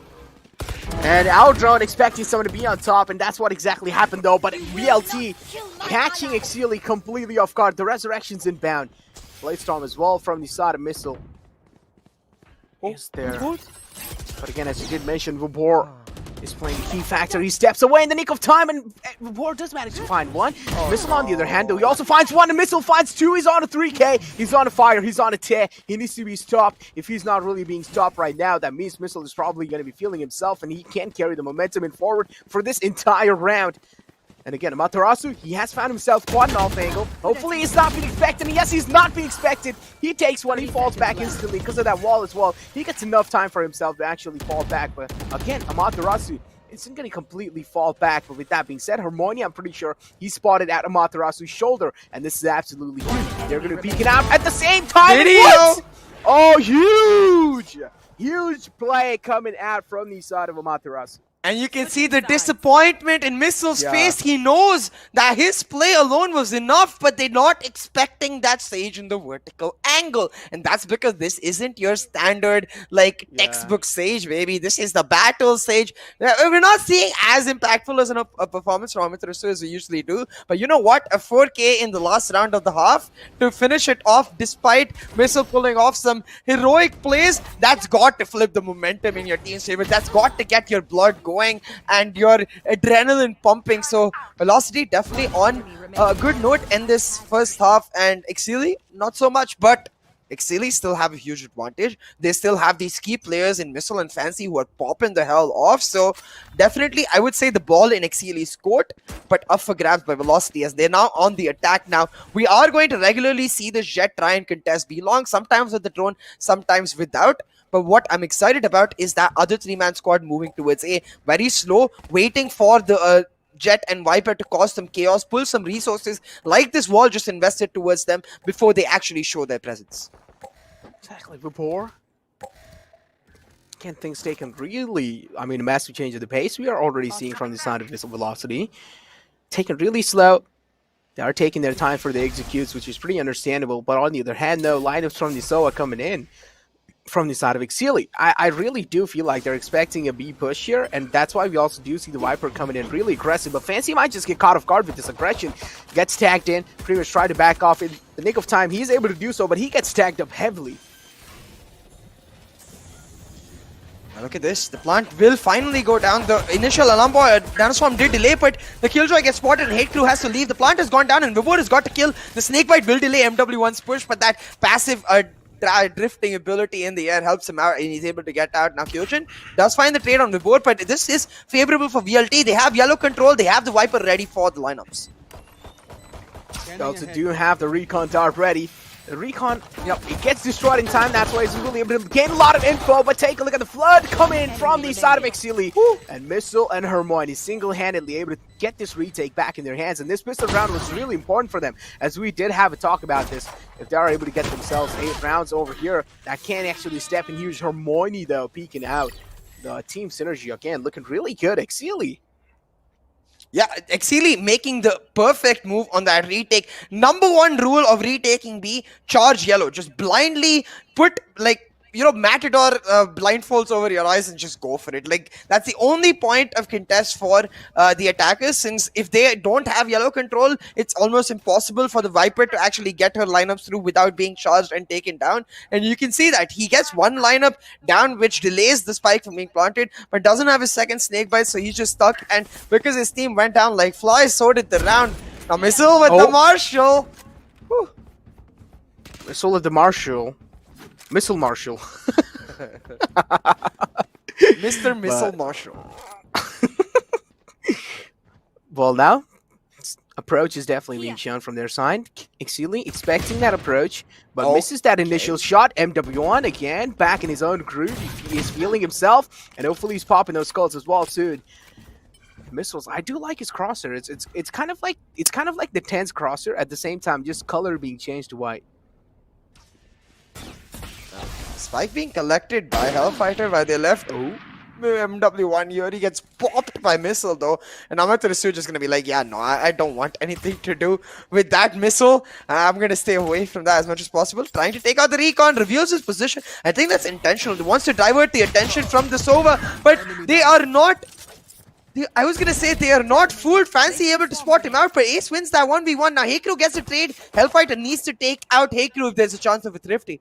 Swarm grenade out. 30 seconds left. Heycrew now slowly approaching here. Is LFF going to be expecting this wraparound? Probably he's going to be expecting this, but doesn't know. Doesn't really turn back in time, and Heycrew able to just click heads. Coming back. Collects another round in their favor. Of 9-5 is the scoreline. This is where Exceeli pretty much will be looking really fantastic, or I would say really dominant now. With that being said, though, Exceeli doesn't really have a lot of money to actually get those Phantoms and Vandals on board. Yeah, definitely. This is going to be a bonus. This was supposed to be a bonus from Exceeli, but since they lost a couple of weapons, they will be in a position where they have to get the pistols or force. So they are going to choose the force option. As you can see, Fancy, no money in the bank, goes for the full Spectre. The rest of his team has enough to buy, so mixed decisions here from Exceeli could end up costing them a proper flow to their eco, as Velocity most definitely have that full buy coming in. Now Missile trying to move in, MW1 spots him out, but the crosshair placement is not there. The backup though is ready. Ace will spot him out. Velocity starting their buy round off on the right note. Exactly. MW1 instantly readjusting himself, dashes away. He does realize he didn't really connect that initial shot, so engaging in that fight wouldn't really be a good choice. Vibor, nice shots coming through. Was just crabbing around that area. Does find himself a kill, and now pretty much all the way in the backside they are able to get themselves the side control through. Wall being used, VLT. They have gone the side control for themselves, and yes, as you did mention, a broken buy was being shown, and yep, this is clearly not really looking in their favor. Right to Ace, tagged down to only 3 HP. Yeah, he's just gonna be like, okay, peace. I did my job. I spotted you guys. Let me call the heavy duty buddies to take you out. And that's gonna be MW1 and Amaterasu. MW1 looking for the kills, gets one, knows that the other is right below him, gonna swing through and get caught out. So really need to make sure they don't give away too much damage, and they won't. Amaterasu takes out Hate Crew, and one gun is completely okay. MW1 will be able to afford the buy, but him going down does have a little bit of a side effect, which is that they are not able to really snowball their economy. So still, Velocity in a good place with that buy round win, and Exceeli themselves, they are still able to get the buys through on their team. I believe Fancy though is gonna have to just rely on a Spectre, and maybe even lesser, because he has to buy his utility if his team is going for a full buy. So yeah, as you can see, not even a Spectre afforded for Fancy. He's gone for the Sheriff, and that tiny miscommunication in that last round cost them a lot here. It could be the reason they lose their buy. And 6-9 is the scoreline. But hey, Missile again opening the fray up before the big man being shut down, the man who is feeling himself. They are also getting the spike being planted. But on the other hand, though, Hey Crew as well getting shut down. So trades did happen back and forth. MW unable to step himself up, and because of that attack coming in through, Missile, he was just not able to reposition himself, and he just didn't really have that much time. And no, that's a reload in the wrong time. Harmony there, though, in the back lines, pretty much going to be trading things out. He does find MW1, shock darts him down. Harmony's recon can be huge only if it's able to get the charge through, and that's not what it really happens. I love this mid to be executed from the side of Velocity Gaming. They have a lineup for the smoke so that it lands right in front of that Kingdom Corporation box that you can see on top of that nest on your screen before this game phase moment. And they have MW1 on the spike. His job is to not think at all. Put one Cloudburst to mask his entrance from under tube, another Cloudburst to mask his entrance into the side from kitchen, and then just dash updraft and plant. While he's doing this, the rest of the team, while they do this, the rest of the team able to take kitchen control, able to take hall control, and set up post plants before the spike even gets planted. So beautiful positioning from Velocity Gaming, a beautiful execute, and now a beautiful tracking from them to take down Missile. It's gonna be an eco for the side of Exceeli, and VLT looking to punish it heavily. A side execute coming in before, with precise crosshair placements, finds the triple, and now the bomb will go down. No damage done to VLT so far. Their economy is blooming, and Exceeli starting to flounder, throwing away their lead piece by piece. Velocity clawed back now. MW1 is ready for Hey Crew. His head gonna spot up and his head gonna go down. The hunt is on, and the final member, Fancy, will not be able to make such fancy moves. Hellfighter finds the flawless, and VLT from 7-5 to 9-8, they have dominated on their attack. And this is why I mentioned that a 7-5 scoreline might actually be decent for them, because this team in general, even against Exploit Storm yesterday and historically in their past, have been devastating on the attack on Icebox. It's the things like the mid to be execute, the conditioning with the way they play around the B wall, and for example, how you could see in this round, the decisiveness of the A execute. As soon as they pop out Missile, they just like go. The floodgates open up and Velocity get in. Now this round, the drone gonna be set up as MW1 takes vertical control. The dash face planted him into the container, but the passive saving his position as he gets himself online. Now B-long control taken, the lockdown ready. VLT are ready for the B side. Exactly, they are definitely ready for the B side. 8-9 is the scoreline, and now LFF slowly steadily sneaking on the side. The wall goes up. They can probably try and go for plant here, but instead they aren't really fully committing. I don't really know what's the main problem here. What is that wall, Fancy? Not the greatest of walls. Like, yes, it's sort of a retake wall, but not really. It kind of helps VLT, because if this wall turns on, they can take side control from the yellow control they got. Look at this! The wall actually, this is their own wall, but the same idea, you know, because it cuts off the snowman angle. MW1 able to walk in now. Height is on, and VLT break them up. That wall, not great, Fancy. Not great at all. Yeah, definitely the wall, I feel like, did play a crucial role in them actually losing this round. And VLT able to kind of, able to just at least get really close. 8-9 is scoreline, and one more round needed for VLT to just tie the score up, and that's what they're really looking for. LFF moving around. And up till now, you can clearly just see the entire VLT are just surrounded all over the map, and they're just hunting down players. One being found, and now the second is one they're fighting for, and yes, the second being found as well. And a flawless round and perfect execution. With that being said, as you did mention, now ball definitely shaky. Yeah, I don't understand. There's so many better walls you can set up, even from Snowman. If you go towards the left side of Snowman, you can set up a retake wall that goes straight to the side and through the planting spot, where it actually helps you to deny the plant as well. It's just a very random wall that he threw out, I guess, trying to make some fancy moves. Doesn't work out, and those top players of Exceeli are slowly starting to disappear. I believe Fancy was about 14-7 or 14-8 or something of that regard, and since then he's just died continuously 4 or 5 rounds in a row, not able to pick up a kill, not as impactful on the defense as we expected.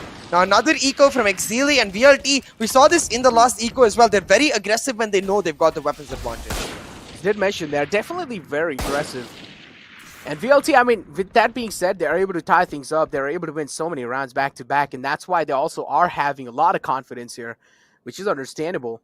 On the other hand, though, Amaterasu should definitely, I feel like, put a little bit step behind, because he also does have the resurrection available. But considering the fact that Exceeli are on a broken buy and they have already realized this, then yeah, confidence can definitely pay off sometimes. They can definitely have one of those moments where a single player just gets a lot of kills for himself. Mushroom spray coming through from Hermione as he tries to land a shot on a couple and provide the cover for Missil's aggressive push in from the kitchen tube. Now Missil, he's on a huge flank, while Velocity are starting to position themselves to commit onto A. They have that killjoy lockdown ready, but it's instantly going to get traded out by the Hunter's Fury or answered by Exceeli's own lockdown, so they need to make the moves before they set up the util, and that's exactly what they do. 30 seconds. Yep, that's exactly what they do in MWN on that aggressive page before there. Find that kill for himself. MWN always doing his job perfectly, finding his team a lot of space on the side, and he's able to do so flawlessly. But over here, Amaterasu again, he does have the resurrection available. That's why he's taking things a little bit slow and calm. Kyojin on the Marshall wants to find some skull cracking headshots, and Volt, it seems like LFF on the flank is just a little bit more sneaky. Kyojin being tagged up, of course, being the one last man alive, heals himself back up to full HP. MWN on that aggressive page, but it doesn't matter. Right to H just steals his kill. Yeah, and Velocity pick up the lead from 7-5 down to Exceeli winning the pistol to make it 9. After that pistol and the subsequent Spectre round, we haven't seen Exceeli win a single one. After the buy came online from VLT, they have dominated again and again till they've now got the lead for themselves, looking to secure their spot in the Grand Finals with this map victory. Now, all 5 ultimates available for VLT, all 4 ultimates available, no, all 4 out of 5 ultimates available for Exceeli. So I feel like this round is going to end up being a bit of a brawl as VLT once again ready for that aggressive wait execute. FW went panicking for a second, not realizing that that Sage Ball was his own, I guess. I feel like he accidentally shot there. I really do feel like he accidentally shot there. But Vibor opening the fray up and pretty much doing a great job there. And also, well, I mean, the opening track has been found by a man like Vibor. MWN going to be following it up. Hunter's Fury being used from their side. Hermione wants to deny as much as possible. He does find one charge through. Right to Ace being the man tagged out. 10-9 being the scoreline, and this is where Exceeli are probably feeling the pressure, but they have managed to even the man advantage out. Look at this. The Attacker killjoy lockdown setup. VLT are ready to go. They acknowledge the loss of the Hunter's Fury from Exceeli and they punish them accordingly for it. The spam through the nest does enough damage to Heiklu to now allow the Viper to get in. The Viper spit set up, the plant down, and MW1 on a huge angle. All he sees is green and likely red ready to pop heads. MW1 is ready to pop head. He has been angry throughout the game. He does find a massive amount of attack as well on the second guy. Head crew though being taken out. On the other hand, though, Exceeli do have the resurrection available, so if they want, they can definitely go for it. LFF found himself a little bit of cubby, and just because of that, no one expected him to be there. They thought the backlines are pretty much clear. That's why Fancy didn't really full clear that. LFF stepping out of his Viper's pit, and yup, this is a 5-head play coming in from the side of LFF, and he can make a lot of things happen with this initial position that he's got for himself. Yup, he's being so sneaky, and yup, he already knows he has bought enough time for his team. Kyojin striking in just a little late. Yeah, Hermione is able to save the weapon. We already lose quite a bit of money to that round, but it doesn't matter. They won so many rounds back to back. You can see they almost all of them have max money, so easily able to afford the buys here. It's the win that really counts for them. MW1 utilizing that vertical angle perfectly, knows that they're going to clear those first before they even think about the Viper split, so able to shut them down early and allow Hellfighter to lurk for really long in that Viper split. Now 11 to 9 on the board. The eco for Exceeli is broken, so now going to go on to an eco themselves, and this is very risky because they are risking trying to fight for overtime here. They have done it on Haven, but I'm not sure if they will be able to do it again because BLT pedal on the metal, they won't stop. And HellFF VLT, finally, they're back in the form, baby. And this is what we like to see, the domination that VLT is showing inside the game.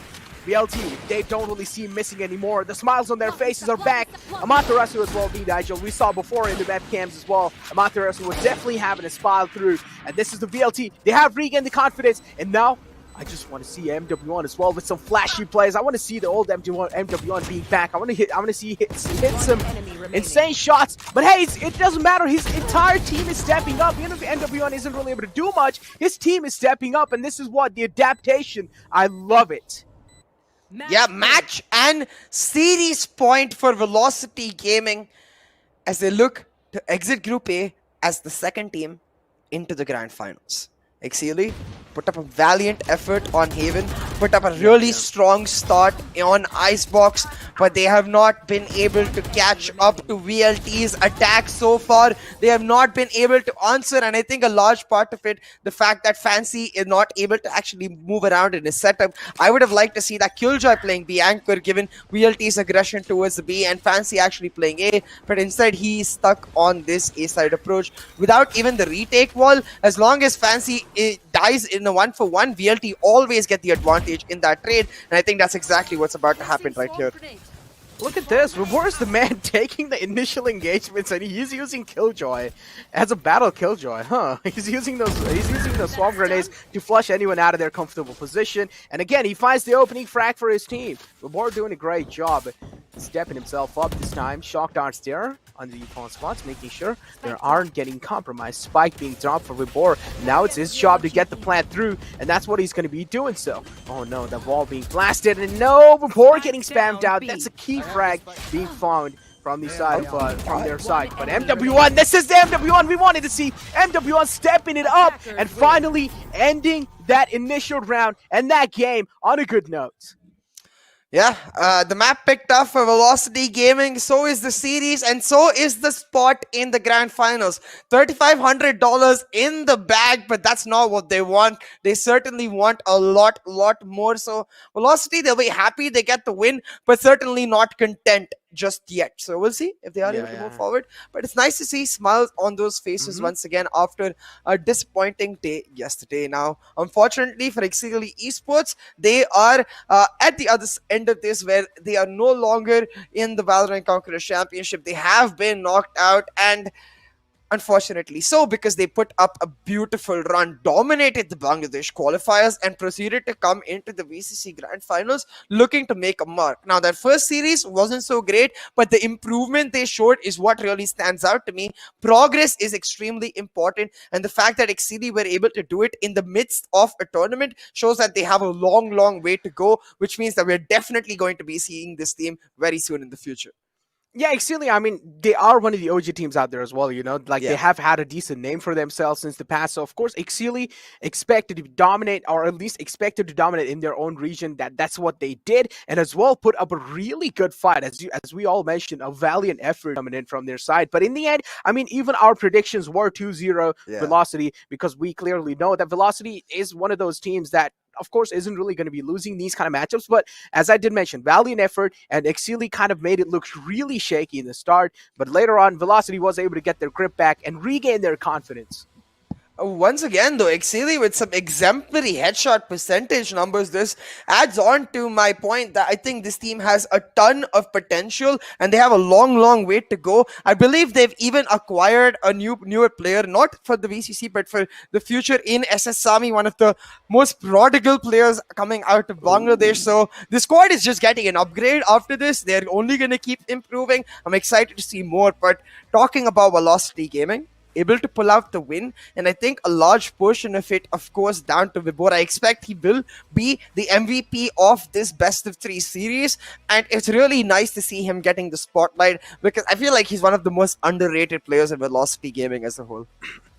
Yeah, Vibor, I feel like, as you did mention, and consider the fact that he did realize his duelist, like, or at least someone, isn't really leading the charge in forward, and then Vibor realizing that and stepping himself up when his team needs him the most, doing a great job there. MWN as well, in those late games, it really did seem like he was finally regaining the confidence that he needed, and he was like striking back at the same time. But Vibor, considering the fact that he was playing a KJ and getting himself that decent of a score on the board, it is absolutely insane. You can clearly do see on that econ rating as well, and the first bloods, he has more first bloods. Yeah, exactly. Vibor is the battle KJ, Yampi incarnate in South Asia, as he secures likely the MVP with this. MW1 definitely with a great performance. As you said, got the confidence back, especially in the later stages of the map. And it's especially important that the rest of Velocity Gaming step up. Like, it can't just be MW1 in the spotlight always because, yes, of course, we want to see MW1 popping off because it's hella fun, but it's unhealthy for a team to have one player carrying most of the load. It's not really something that you want to rely on. So the fact that, in general, we see all of these players popped off at least once. Like, before today, we've seen Hellfighter be consistent always, right to ace. I mean, he's right to clutch. Even if he had a bad map one yesterday, the other 2 maps he was phenomenal. And well, Amit Rasu, he's always consistent. But sometimes he pops the hell off, and those times he just individually takes over the map. You can see this team, it's made of star players ready to go. Now let's find out if I am right and Vibor actually gets the MVP of the BO3. Exactly, frags equally distributed on both the sides, and MW1 actually getting that MVP. I would say, yeah. I mean, I feel like MW1 does fully deserve this. Yeah, understanding the fact this wasn't really the MW1 that we wanted to see, because you can clearly see, right? His aggression was getting countered all the time, like 40 deaths and 38 kills. Exactly, yes, a negative KD. Yeah, give my man Vibor a chance. Unfortunately, it's not going to happen. MW1 just picking it up, and he be like, Vibor, sorry, I've got those $1,500 in my eyes. You know, I want that MVP of the tournament prize for myself. And I think every time VLT has played, he's got MVP. So certainly on the right track to pick it up. Unfortunately, Vibor will have to take the back seat for now. But don't worry, Vibor. We know what efforts he put in. I'm sure the audience do as well, because he certainly put up one hell of a performance. Now, for me, after this matchup, we've only got one more series left. So 3 out of 4 slots in our grand finals decided. VLT, as you can see in the brackets, will join Exploit Storm as the 2 seeds out of Group A. So just to clarify for the audience, Exploit Storm is seed number 1 and VLT is seed number 2. And yes, this does matter because seed number 1 will be playing seed number 2 from the other group, and seed number 2 from this group will be playing seed number 1 from the Group B. Now, if you remember from matchup 1, seed number 1 from Group B is Global Esports. So we already get El Clasico as one of the first matchups in Grand Finals itself. I do believe it's double elimination, though I'm not 100% sure about that. You should subscribe to NODWIN channel to get continuous news. Yeah, I believe it is. Yeah. But just to get exact details on the format and so on about the Grand Finals, make sure you subscribe. We will be releasing content explaining it, and if not, in general, other content itself. But to the topic, Velocity versus GE in one of the first matches of Grand Finals. I'm already so damn excited, man. Oh my god, man. This Val Clasico, man. And to choose one team between these two, I feel like, yeah, this matchup is definitely going to be close, but I can already feel the pressure on the fans, you know, coming in forward. The fans, it's like, I'm pretty sure at this point their fan base is equally divided, right? They have their own fan base, but at the same time, the people who love VLT, I feel like at the same time they do love GE as well. So it's like the fan base, it is quite divided, I feel like, equally, but now, choosing between these one teams, and even for us to make a prediction between these teams, I feel like it's going to be one of the most toughest tasks. Yeah, I am going to be racking my brains as I try to figure out, because the last time around these teams played, well, almost all of our predictions were ridiculously wrong. So, hopefully, this time around, it won't be the case. Either way, it'll be an amazing matchup. Now, don't you worry, though. We still got one more slot in the Grand Finals, which means one more matchup to go in the Grand Finals playoffs. We're going to take a small break and set up for Enigma Gaming versus Salt Esports. Don't you go anywhere. I'll see you on the other side. I'm getting freaky.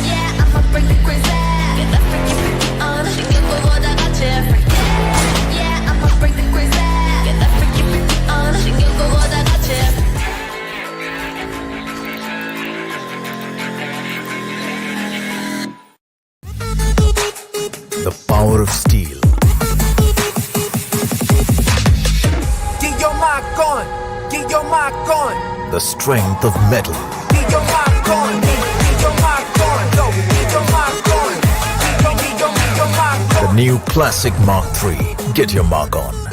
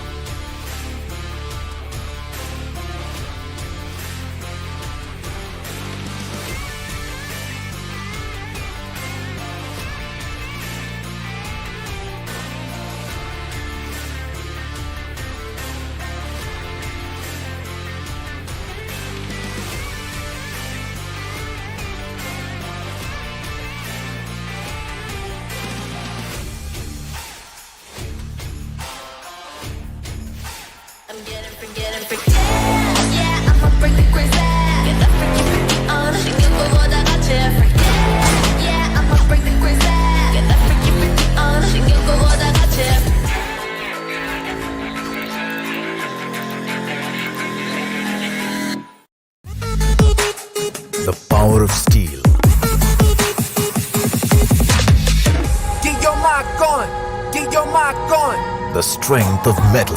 Get your mark on. Get your mark on. Go. Get your mark on. Get your mark on. The new Classic Mark III. Get your mark on.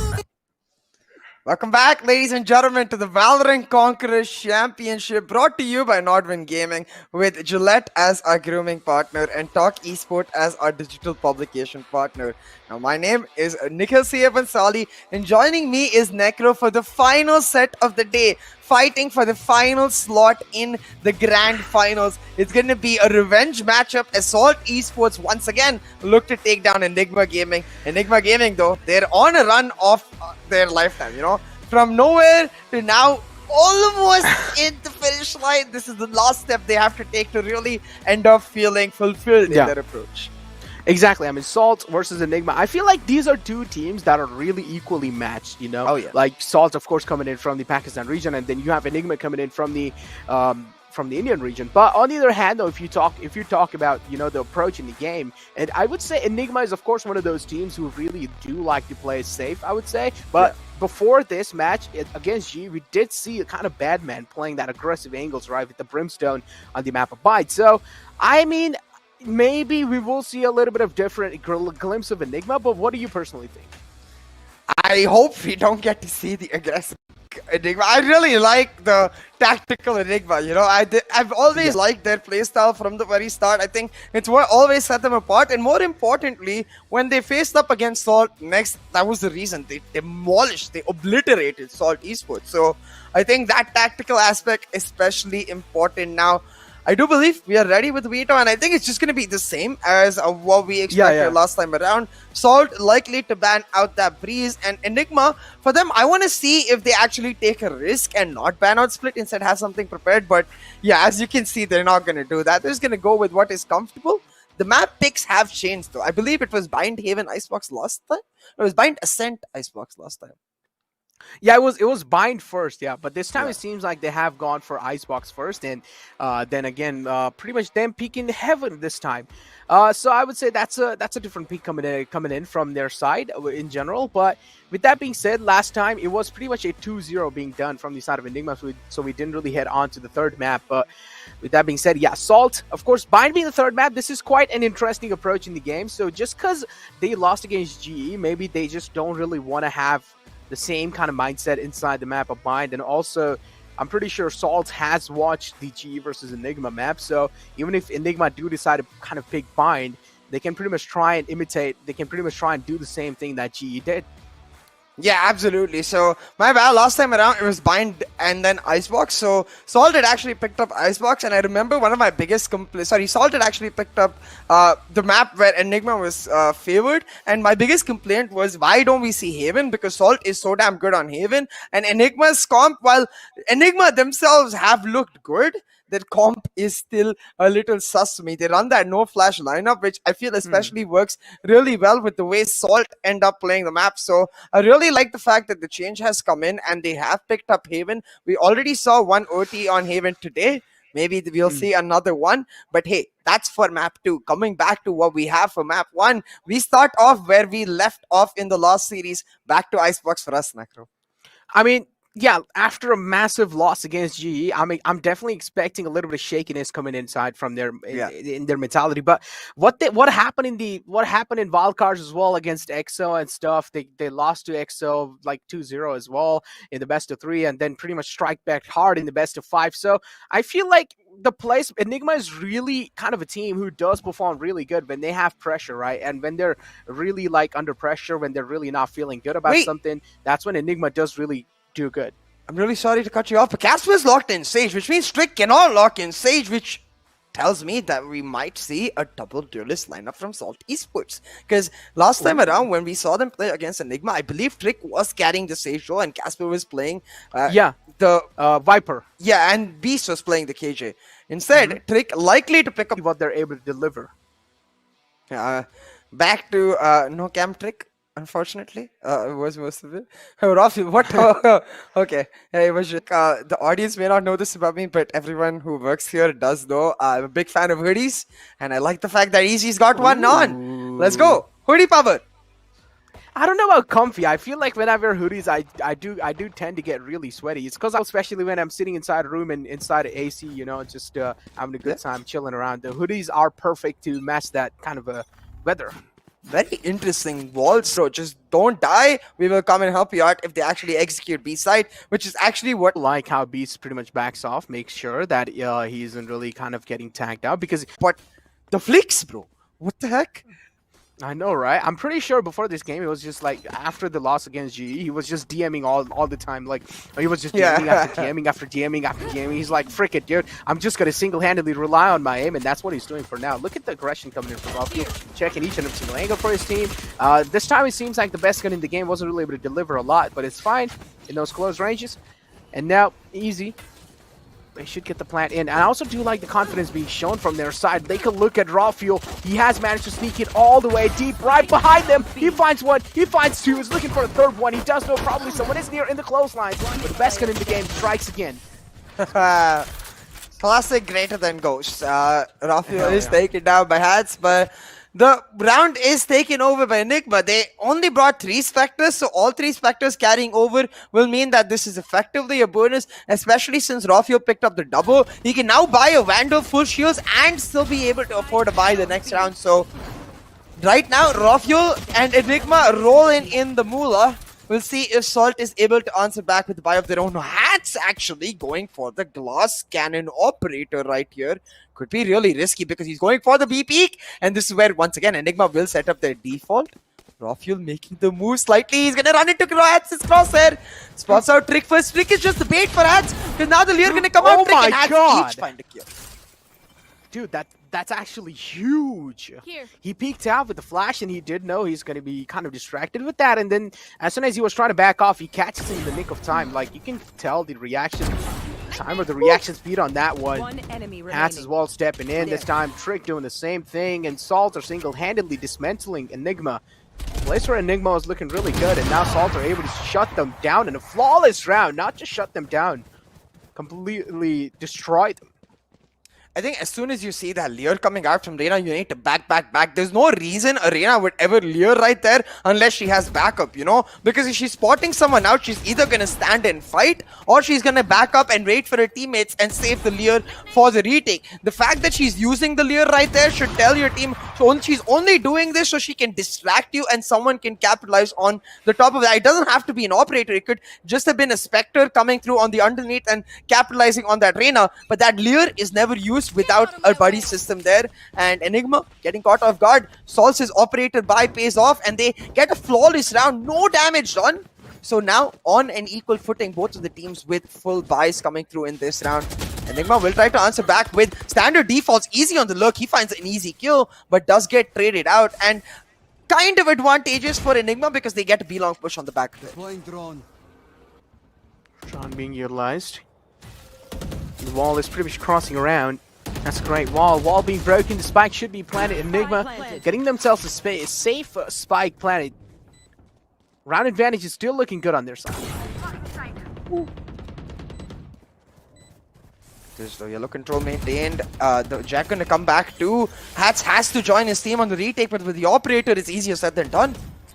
Exactly. The retake's on, it seems like, and also they do have the wall. Batman, though, this time I also do like the adaptation coming in from his side, but that charge is going to be leading to Batman's death, but still he manages to at least take one down. Vexy spots one, he spots second, and the Vexy's crosser is just so good. He's able to readjust. I love this crosser. Oh my god, the best gun in the game, I'm telling you. You need nothing. You don't need anything else. All you need is a classic, and you can win the round just like that. Easy clutch 1-on-2. Yeah, Hats, throw away your operator, please. No need operator. Keep using those classic, because he certainly finds those kills really well. The last 2 kills is huge, because despite Enigma winning this round, now their economy is definitely going to be hurt.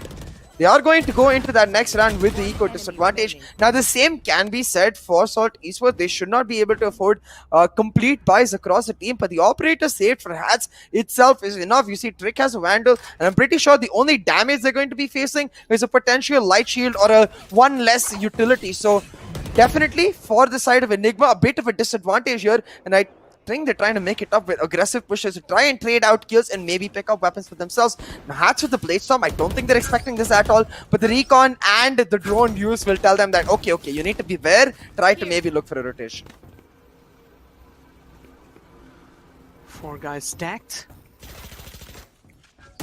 Don't really see anything crucial happening, but with that one, definitely the confidence is going to be regained by Salt. That initial opening is just going to be finding them so much confidence. Trick as well finds one in mid, and this time Enigma is getting countered perfectly. They have managed to kind of adapt around how Enigma really plays and shifts on each and every single side, and they're able to reply back in style this time. Salt ready to take another man down, but wasn't really able to readjust in time, so that's why Stranger missed a couple of shots. Badman able to recapitalize, but it seems like, well, still Hats find one. Yep, that was just a little bit of shots being missed. Yeah, like whiffs from Enigma Gaming. Hats able to pull out the Sheriff, and it's like a Hollywood movie. The way in slow motion he's pulling it out while shots are flying all around him, and he gets an instant one tap. Now the flank from Beast will shut down Enigma, and horrible decision making from Enigma throughout this round, honestly. Like, there's no reason to overcommit to this A side, especially after Hats gets that first kill. You get the resurrection, you leave one player in A, and you go for the slow rotate, because then if you're able to catch out Beast, you can come back to A while the rotations come through. Instead, they just sit in this side entirely, and Hats picks them off piece by piece, just easily able to get a huge impact and a couple kills to finish off the round. And well, Beast on the flank is always there to wrap it up, clean up the mess. So now Enigma going to be forced onto an eco once again, because that was a force of sorts. So a chance for Salt to equalize the scoreline and make sure that they can push through with the momentum and the operator on Hats. Oh my god, okay. Wow. Okay, wow. That was like Thanks, 3 Rexy. times. I'm going to use that. Yeah. I'm stealing that as well, but that's a quick flick. That's a flick and a half right on the Beast's head, and he also got the Phantom, and he also checked his crouch button. Rafiel, in the middle of the round doing that, that's insane. Stranger is able to find a trade. So now 3v3 on the map. Enigma should have this round in the bag. They have the Viper ult, which they won't need, but they have the Sova ult for the post plant and the KJ ult if they, for some weird reason, need it. So at this moment, the save needs to be called for Hats because he has an operator, but they're going for it. The lockdown now being used by Easy as they look to push in. Stranger finds one, but Badman with the trade, and Hats going in. Badman will just take him down. Hats is going for the defuse though! Badman able to come through on time. Hats, man! I really am starting to love the fact that he's on the Jet recently. He creates so much more of an impact than when he plays on Astra. Yeah, literally, Hats is definitely having a lot of impact throughout the game. You can clearly see in the boards as well. Like, he's the top fragger of the team, getting himself 7 kills. And I personally wanted to see that kill from Rafiel, and like he was testing his crouch button in middle of the round. In like the round, the side. See, our production is savage, not that savage, They're not gonna show a player testing his crouch button on another player's remains. In the middle of the round. In the middle of the round, yeah. But look at this. Vexy getting started off with the Hunter's Fury. A little weird, but he only finds 1 tag. I'm not sure why they do that, because they're not even aggressing over A. I guess the only reason I can imagine is they're expecting an aggressive push by V-Long, but that doesn't happen. Instead, now the counter Hunter's Fury, and Easy just Wing through it. Manages to find a kill before he goes down. Stranger finding 2 as well. 1 with the Hunter's Fury, 1 with his Vandal. His Vandal's replying today, and I'd like to see this. Enigma Gaming are going to get the plant down. Stranger isn't really peeking out, but is expected by Vexy. He's pretty much hiding that corner, and that's a perfect shock dart to reply back in style. Badman with a Viper Spit, and now he pretty much has the majority of the site control for himself. And Badman still, he's really playing in a common angle. I feel like when you have the Viper Spit, you need to keep on mid-roaming. So Badman pretty much staying in the common angle. I feel like he can be spammed out, or at least shock darted.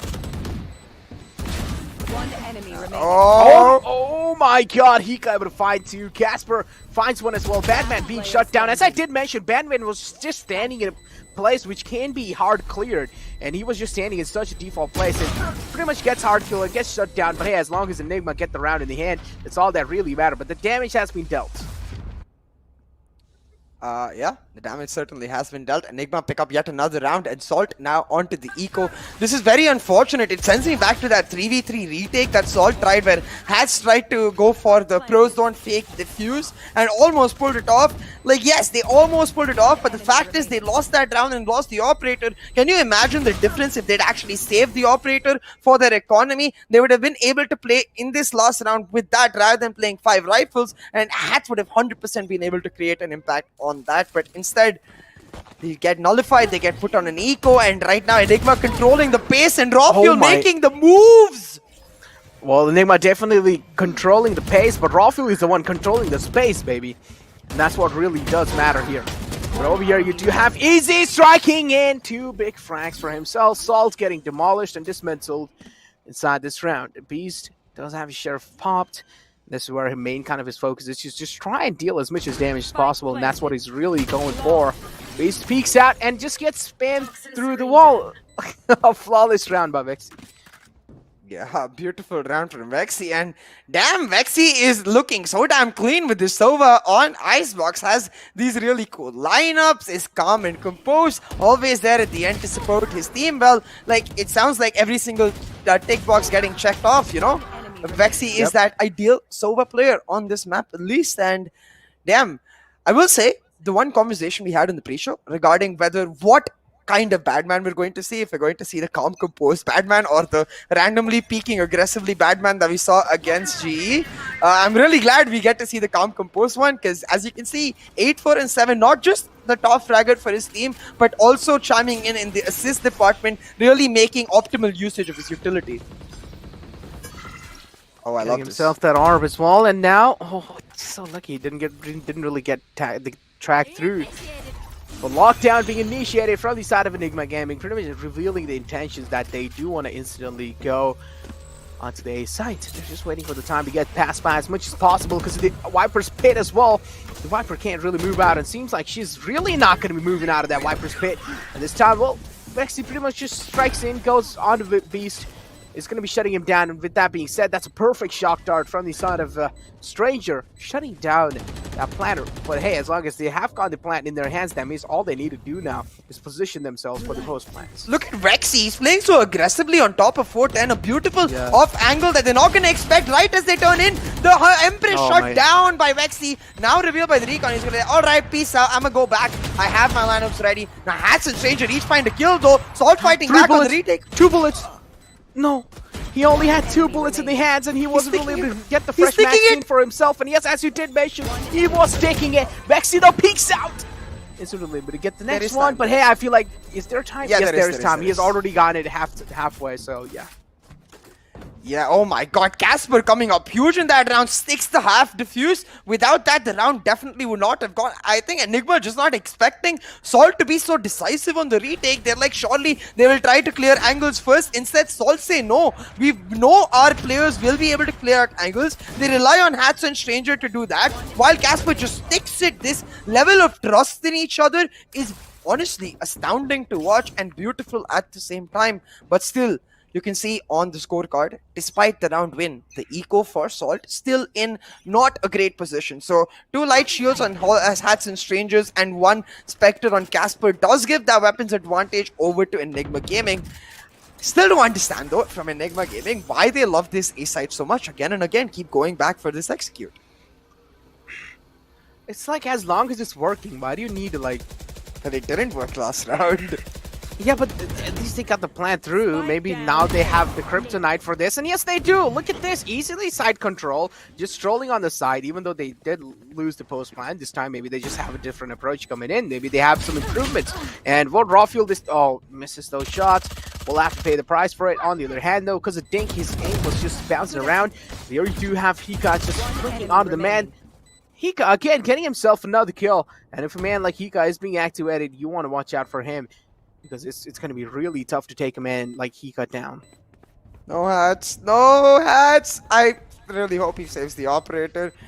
1v3 is not something that is going to be easy to pull off, especially with Hika playing site and there being utility setups for the post plant. So yes, Hats is going to go for the save, and they do spot him out actually. So the hunt is on the turret, reveals that he's going from under tube towards B.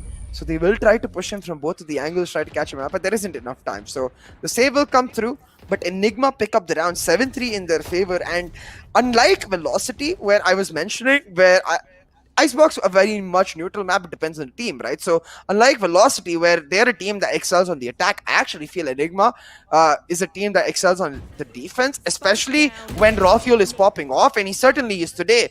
Imagine this level of reactions with an operator. Salt need to try and find at least one more round in this first half, because if Enigma take too much of a lead from this first half, I feel like in the defensive side, they will end up smurfing on Salt. 3-7 is the scoreline, and yeah, as you did mention, Salt needs to kind of regain their momentum back.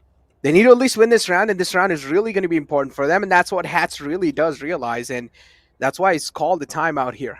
Now, what do you think, so? What kind of adaptations or what kind of changes we can expect from this side of Salt? Because Stranger, I mean, they all do have their happy faces on, you know. Salt, they do have their game faces on. It doesn't really seem like they're way too demoralized after such kind of a massive scoreline, which is really good, and this just shows the sportsmanship that the player has.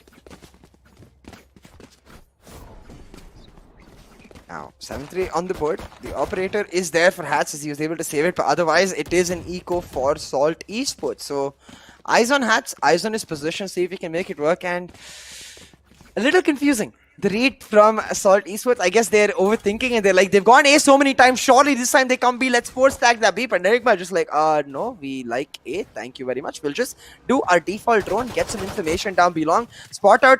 I think 2 of them have been spotted out. So as soon as they spot out 2, you can see they're running, the floodgates are open, they're on to this A side. Well, Badman is on a huge look. You can also do see the rotations being made from the side of Salt as well. Just a little too late, they will be.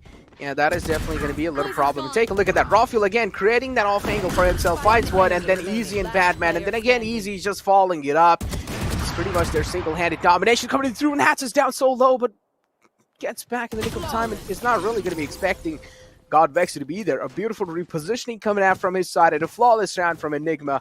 3-8 being the scoreline. And yep, this is the last round in the half. If it's 3-9, then yeah, we might just call it already.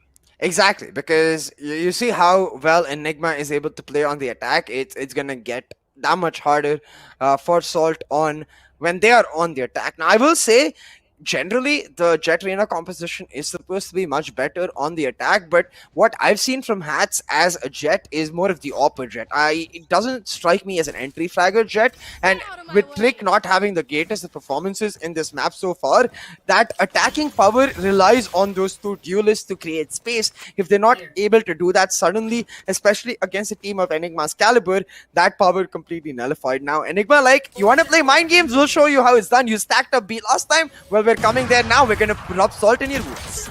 Oh my, oh no, Rawfuel is single-handedly clearing out the side. He gets the 3rd one as well, and what else do you need? Last 2 player arrived. Trick able to shut down or at least deactivate Rawfuel for now, but yeah, he definitely has the Rawfuel in himself right now, but if he's activated in the first half, and I can already imagine what he can do with the second half, and just completely dry peek those angles, even a defensive side, and I'm pretty sure he will be able to get the value through. 4 versus 2 now, an impossible retake for Salt Esports. Maybe this is the moment for Trick to shine right now, that the turret just won't let him breathe. Finally, it goes down and he gets to move in. With Stranger's help, the recon setup, Trick going in for the moves. Finds one kill, has the dismiss ready. Trick with the triple. Like I said, maybe this is his moment to shine, but the lineups are there and the time is running out. Easy shuts them down. A 1-for-1 trade is certainly not worth it, because you can see Vexy has his Hunter's Fury ready. Gonna pull it out anyway.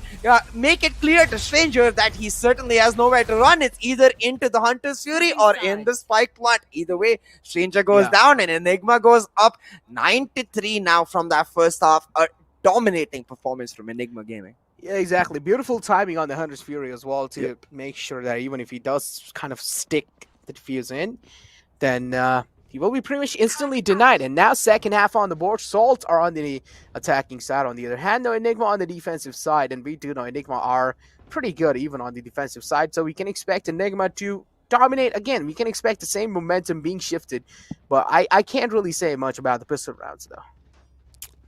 Yeah, the pistol rounds are the ones that are a little more unpredictable, but again, I really love Easy's setup.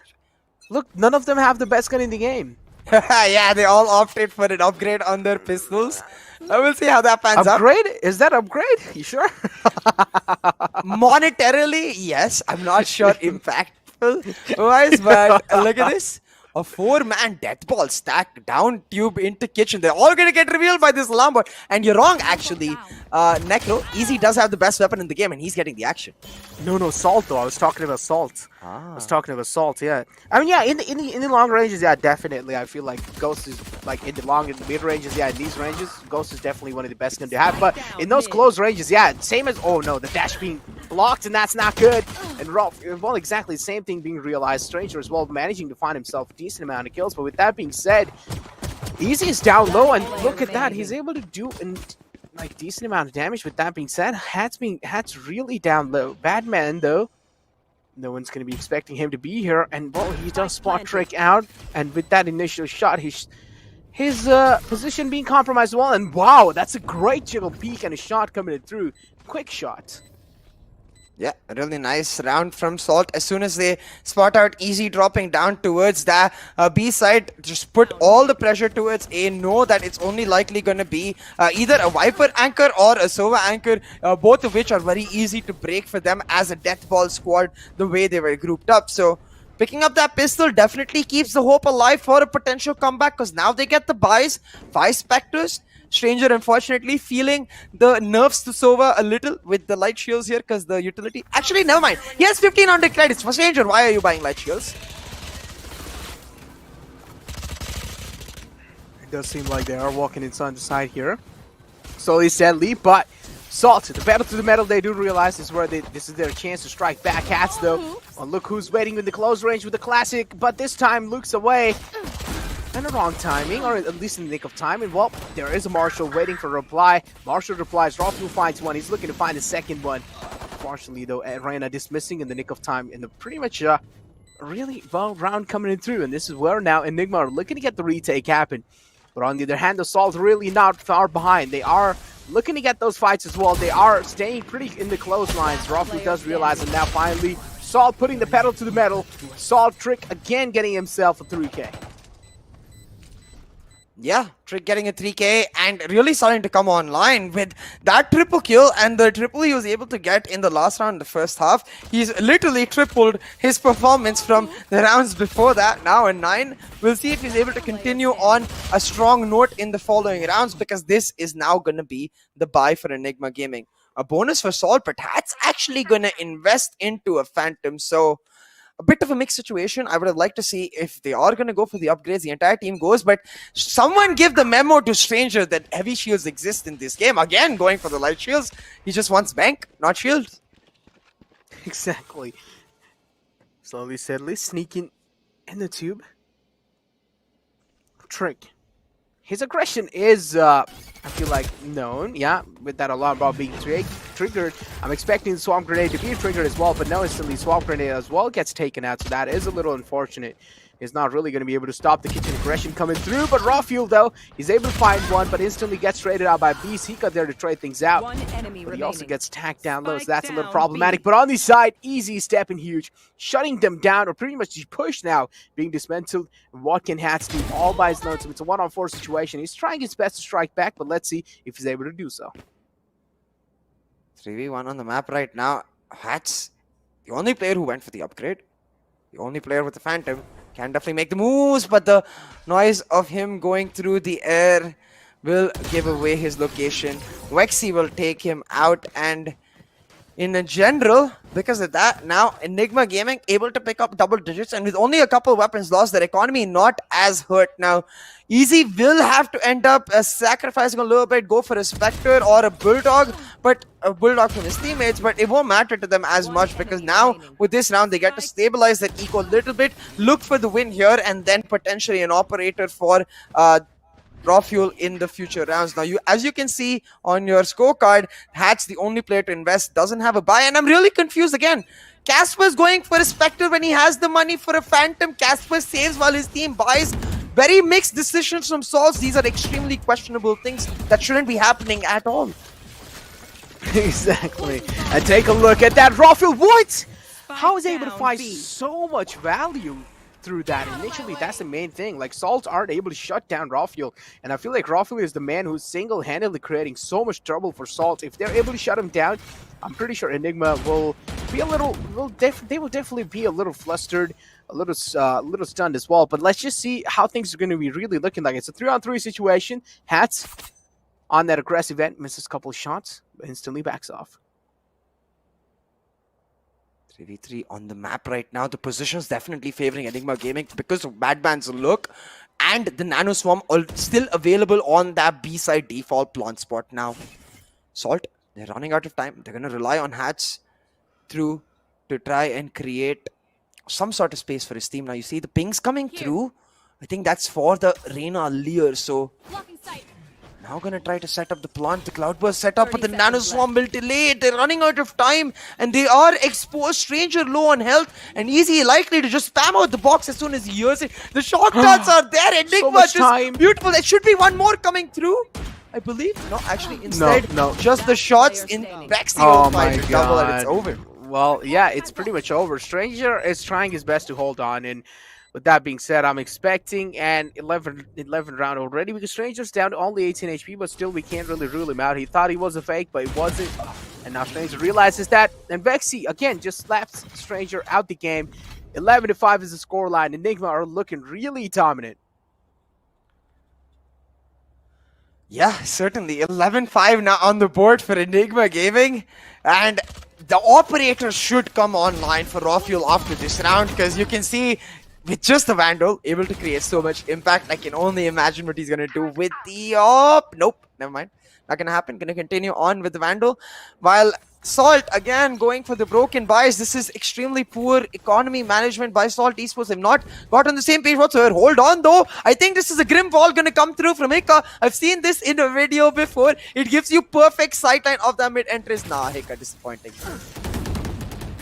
I want grim walls.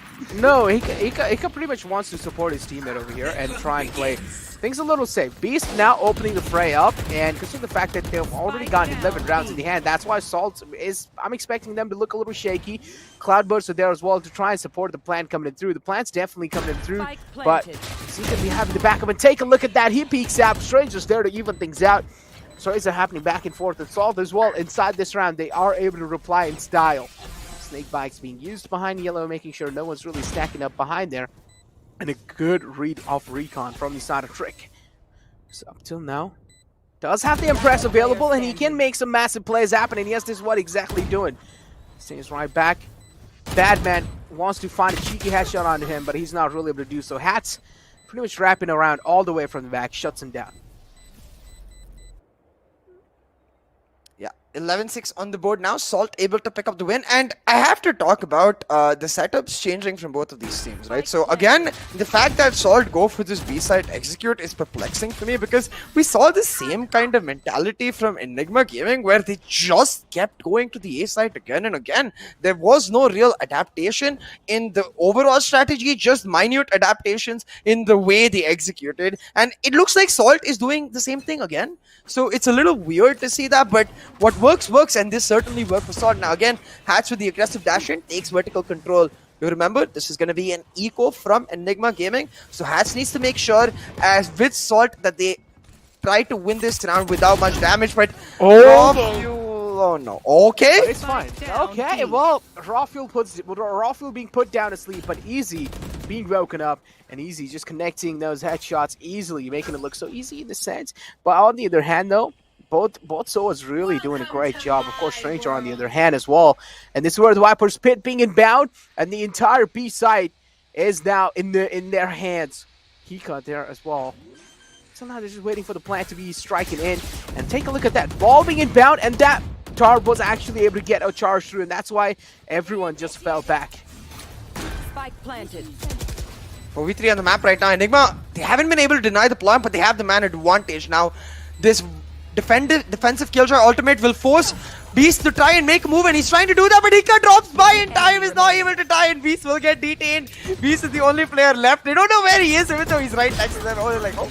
There you are. Lexi will finally take him out, and a thrifty round picked up for Enigma Gaming. We have to talk about how it happens, and the number one reason being this wall that Salt use. They use a very aggressive vertical wall, and they've used it in the last few rounds, but this time Enigma know how to answer it. They leave a player around the edges of that wall to try and spam through from that vertical side. Despite Rafael losing his life early, you can see now on the map already Badman has made an aggressive push. So he's on the flank, and the rest of his team is able to control the Viper's pit. So Salt East was not able to help Beast, and Beast left stranded, meaning Enigma get a retake through without weapons on both angles purely because of their tacticality. Look at that. One charge able to get through. Sova being spotted. Stranger being the man. Info being conveyed. 12-6 being the scoreline here. Enigma. I mean, we do see a heavy stack coming outside the A. For now, there is also someone watching the flank. So at least that's looking good for now.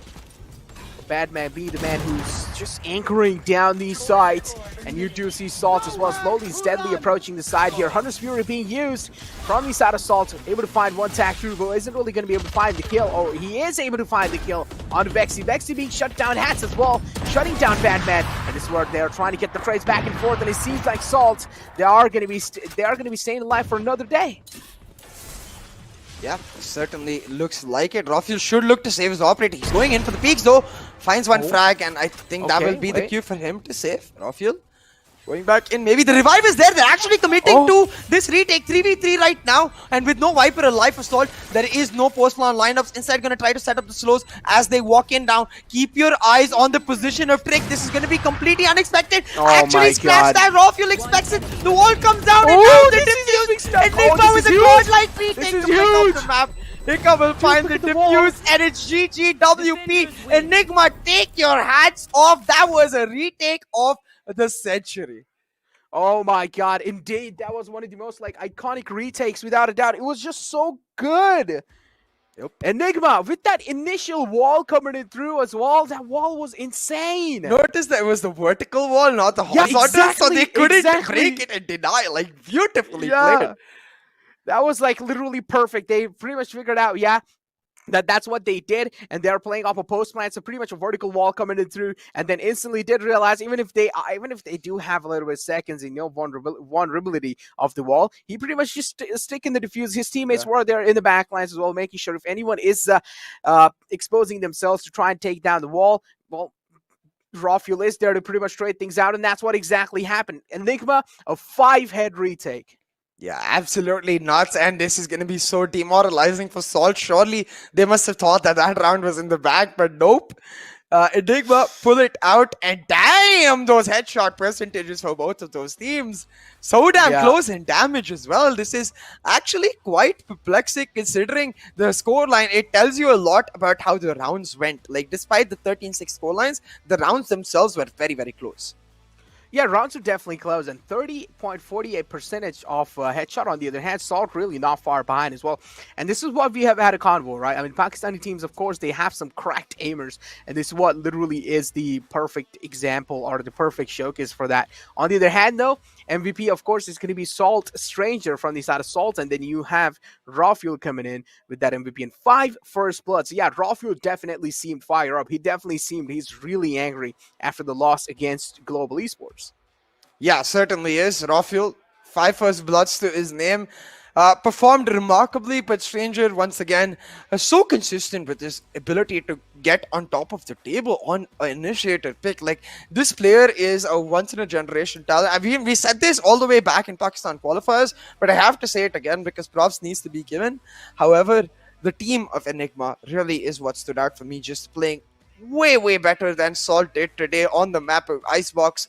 Now going on to Haven, well, I know that this is Salt's pickup. I know that Salt are much stronger, but it just looks like Enigma are not just 1, not just 2, like 3 steps ahead in terms of mind games. Exactly. I mean, Enigma, this is what we have been really talking about, right? Enigma is kind of one of those teams who is really good when it comes to that strategical advantage inside the game. And that's how they get rid of their opponents as well. They're just like exploit against VLT yesterday. They're one of those teams. They like to research against them. They like to kind of try and find the exact counters. And if they do, I mean, pretty much Enigma does come out on top. But unfortunately against G, they weren't really able to do so because if a man like Rossi just single-handedly pops off, then what can you do?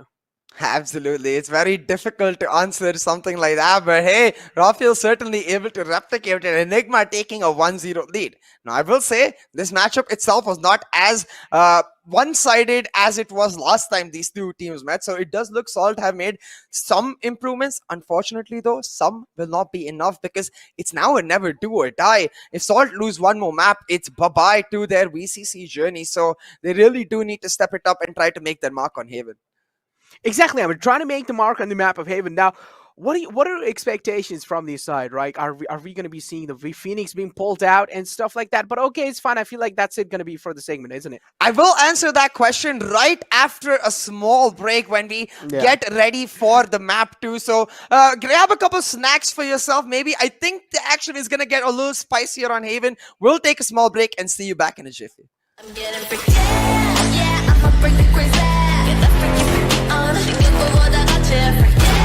Yeah, I'ma break the crazy. Get that freaky on. 이거 보다 같이.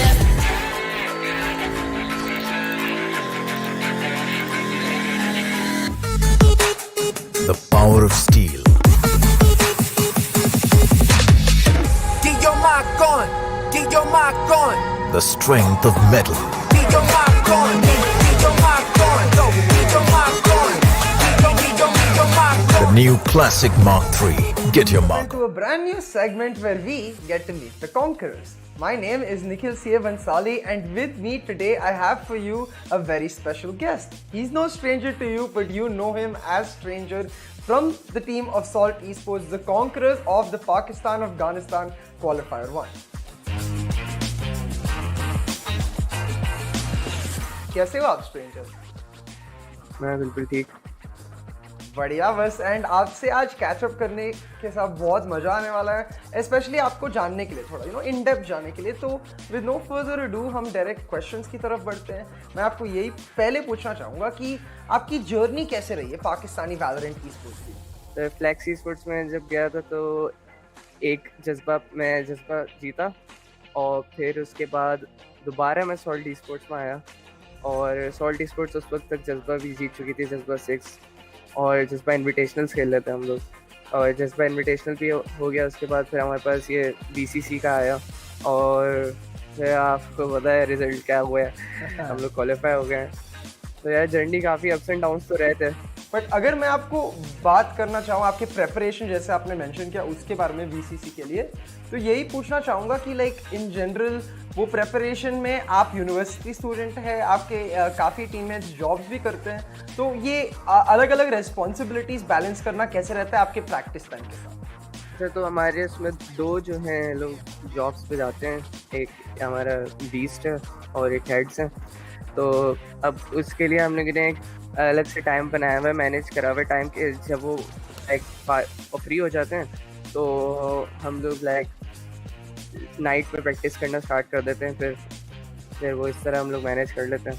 तो आप मुझे ये बताओ, ये stranger नाम कहाँ से आया, इसके पीछे स्टोरी क्या है? अच्छा, ये कोई ऐसे इतना खास कोई इसके पीछे स्टोरी तो नहीं है, लेकिन 1.6 में जब ऐसी दिमाग में नाम क्लिक हुआ तो मैंने रख दिया ऐसी, और फिर 1.6 CSGO वैलोरेंट तीनों में सेम ही है. बिल्कुल. आई मीन जब एक बार लग जाता है कि ये मेरा नाम मेरे एज से वाइब होता है तो वो पता चल ही जाता है एंड दिखता है. आई थिंक बहुत इंटरेस्टिंग नाम लगता है आपका, क्योंकि स्पेशली कास्टिंग में मैंने बहुत फन्स यूज़ करे उस नाम के साथ.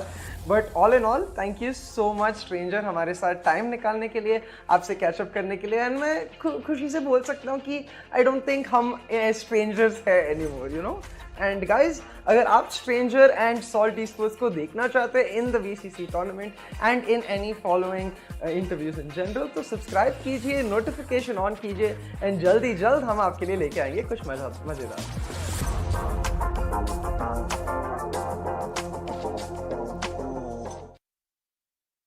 I'm getting freaky. Yeah, I'ma break the crazy. Get that freaky on. 이거 보다 같이 freaky. Yeah, I'ma break the crazy. Get that freaky on. 이거 보다 같이.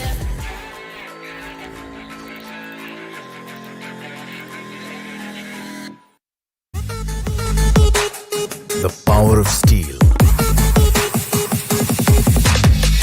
Get your mark on. Get your mark on. The strength of metal. Get your mark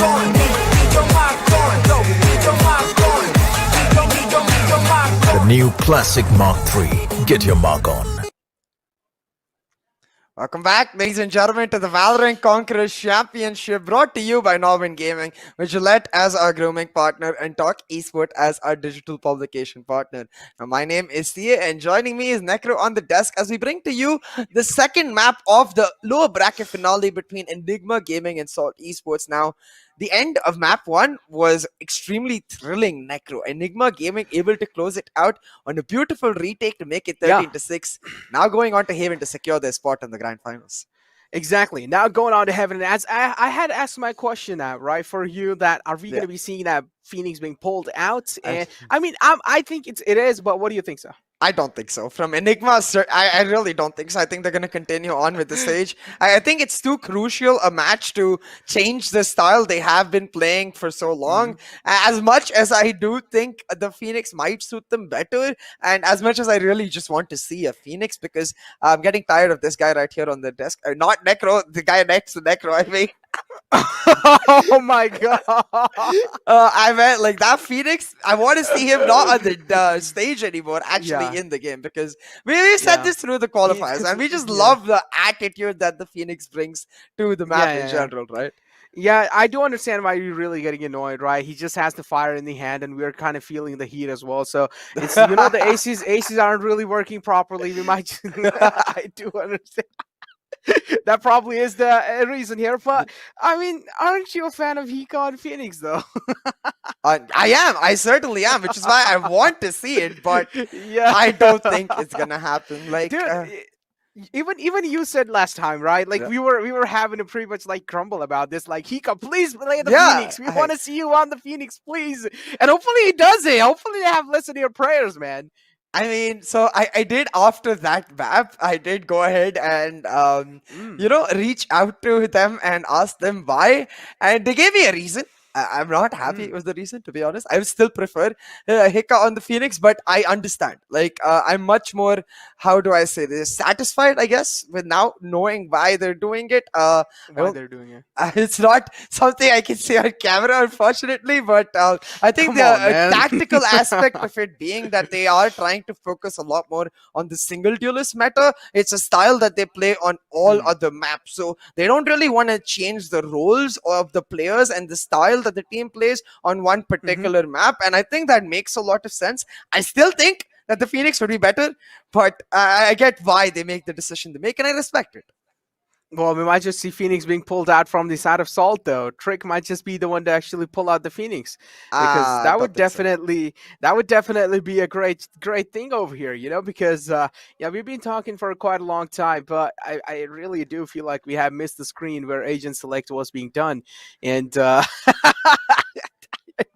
I definitely do feel like that just happened here, because from what I see, things are definitely looking really kind of weird here and there, but. Yeah, hopefully Heaven on the map of Heaven, I'm expecting Trick to actually whip out that Phoenix as well, because look, I don't know why, I just feel like Haven is Phoenix's home, because even like yesterday I was playing and I was like, you know what, even though I'm a Jet main, you know what, let's just switch over to Phoenix, and I felt the impact myself. Like, you can use those flashes to make those quick peeks as well around the corner, and consider the fact that ultimate isn't really that costly as well. You can pretty much keep on getting it back to back if you're fragging out in the team, and that's what really is kind of, I feel like, the shining part about Phoenix. Yeah, as we get a look at him on the stage, hopefully we'll get a look at him in the champ select as well. I do notice, though, every day something gets added onto the stage. Like today, if you notice, I believe it is that Ray's showstopper and the paint shells with the Radianite boxes. So slowly but surely, our stage is getting taken over by Radianite agents. Help! No, I'm kidding. The game is ready, I believe. So we will be going into agent select quite soon, and the Phoenix from Trick, I think, is extremely unlikely because... Okay! Okay!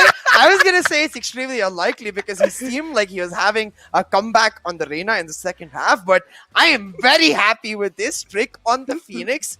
Now, I am also a little bit concerned because Trick has historically only played mostly Jetta and Reyna, and both of those agents are notorious for being ridiculously selfish. You cannot play the Phoenix that selfishly. Like, you need to try and find duo synergies between abilities. Like, you need to try and set up teammates through your own utility. You need to try and use your ult proactively. All of these things require communication. So I want to see if Trick is able to show that level of communication with his teammates.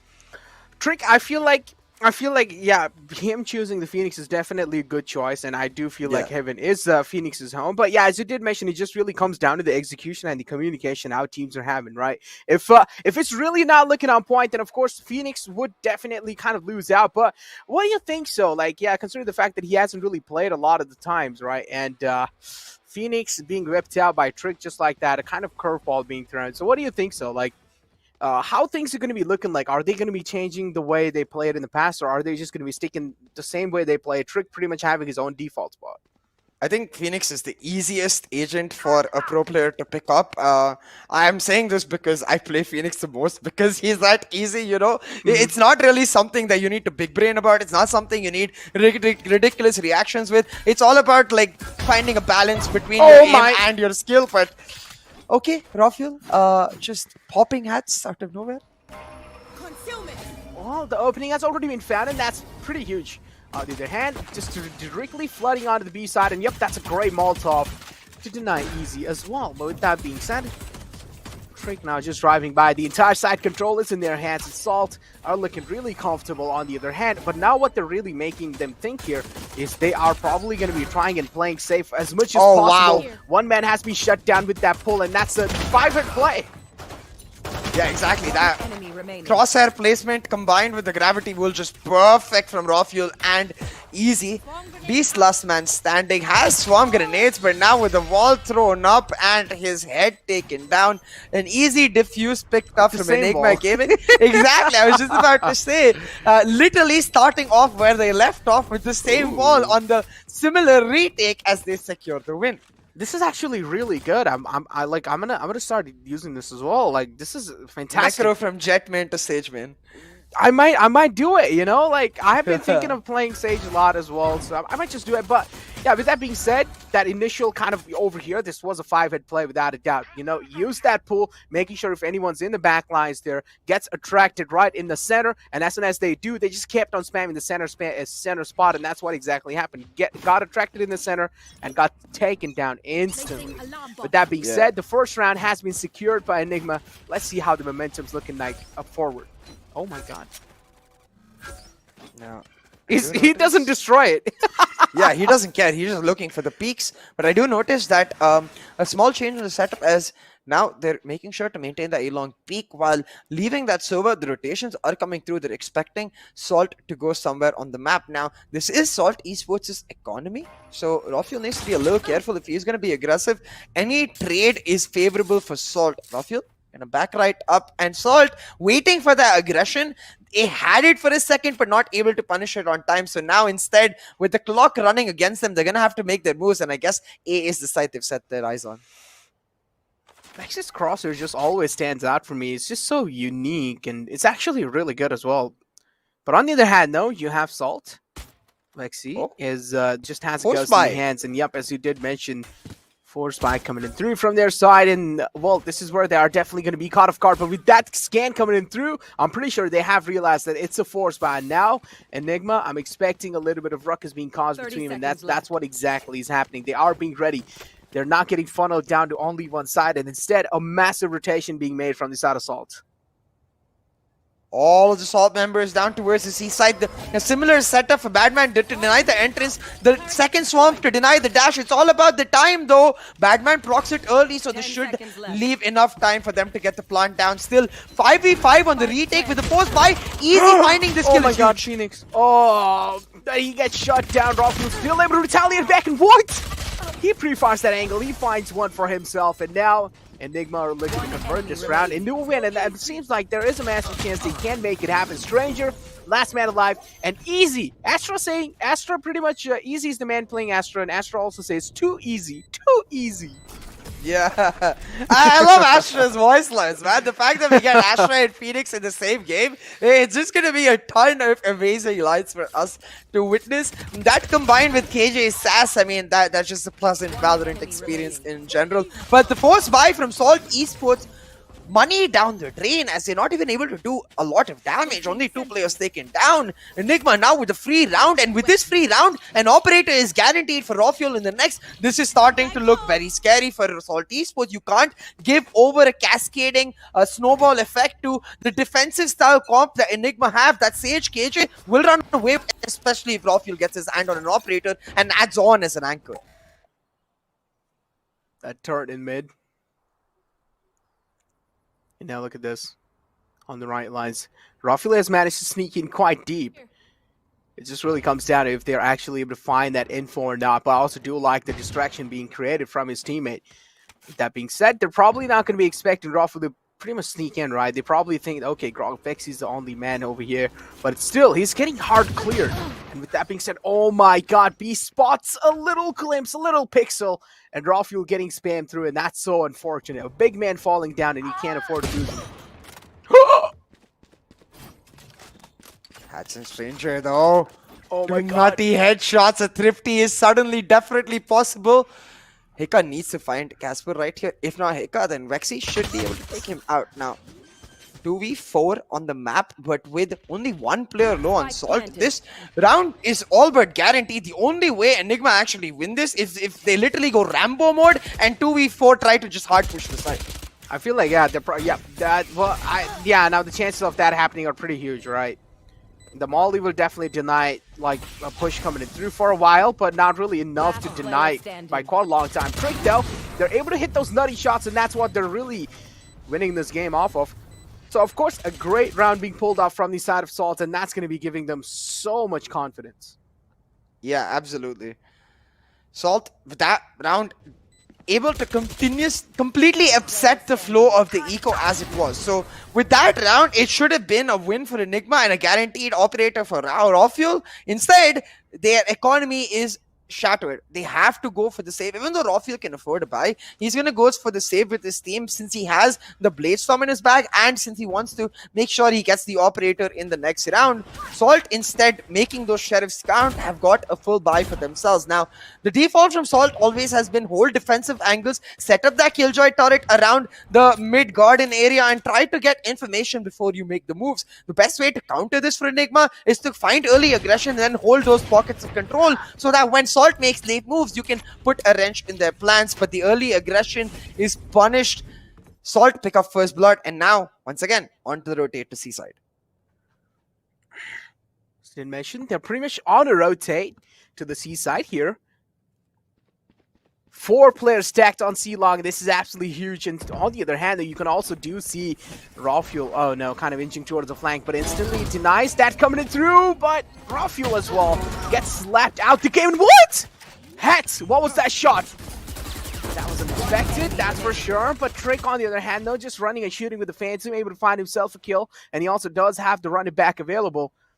One last man alive. That means running back is probably going to be used in the next round to actually clear the side down. One last man alive. It's going to be God Vexy. And at this point, he's literally just playing for those exit frags. Yeah. They'll find one, able to upgrade his weapon, but instantly walks into the crosshairs of Stranger. Salt equalizing the scoreline, and now we move on to the buy for Enigma. So this is going to be the true test. As I said, the operator has come online for raw fuel. Full investment from Enigma, and their bank certainly showing the lack of money because of that, while Salt, their economy is blooming with this round. Now, a key part of Salt's success is the way Hatch is able to create space. So again, I want to see early aggression from Enigma, but not the way Batman did it. This time, not solo aggression, much more a duo or a trio playmaking type. So now you see, they're all grouped up along A-long. Rafael's going for the peak, while Hika actually likely to go for the push. The recon setup, nobody spotted because Salt, again, they play their defaults. Only the turret is in an advanced position. The rest of them holding defensive angles, waiting for Enigma to get in and make a mistake. 2-2 being the scoreline. For now, it's really tied up, and this game is looking really tight. Rafael, though, with the operator, has gotten himself a good cheeky angle, I would say, but it doesn't really seem like up till now, we don't really see any intentions of Salt actually peeking in his crosser, so we can expect them to actually just chill out for now. But Salt's clearly heavy mid presence. That means there's a massive chance that they might just do the B side. The drone, though, the drone is just a fake. They're trying to get information. I think they spot out Rafuel, so they should know that the operator is there. They spot out both Rafuel, and actually, they don't Rafuel able to hide in time. Only Hika gets spotted out, and he's the bait as Rafuel takes out Hats.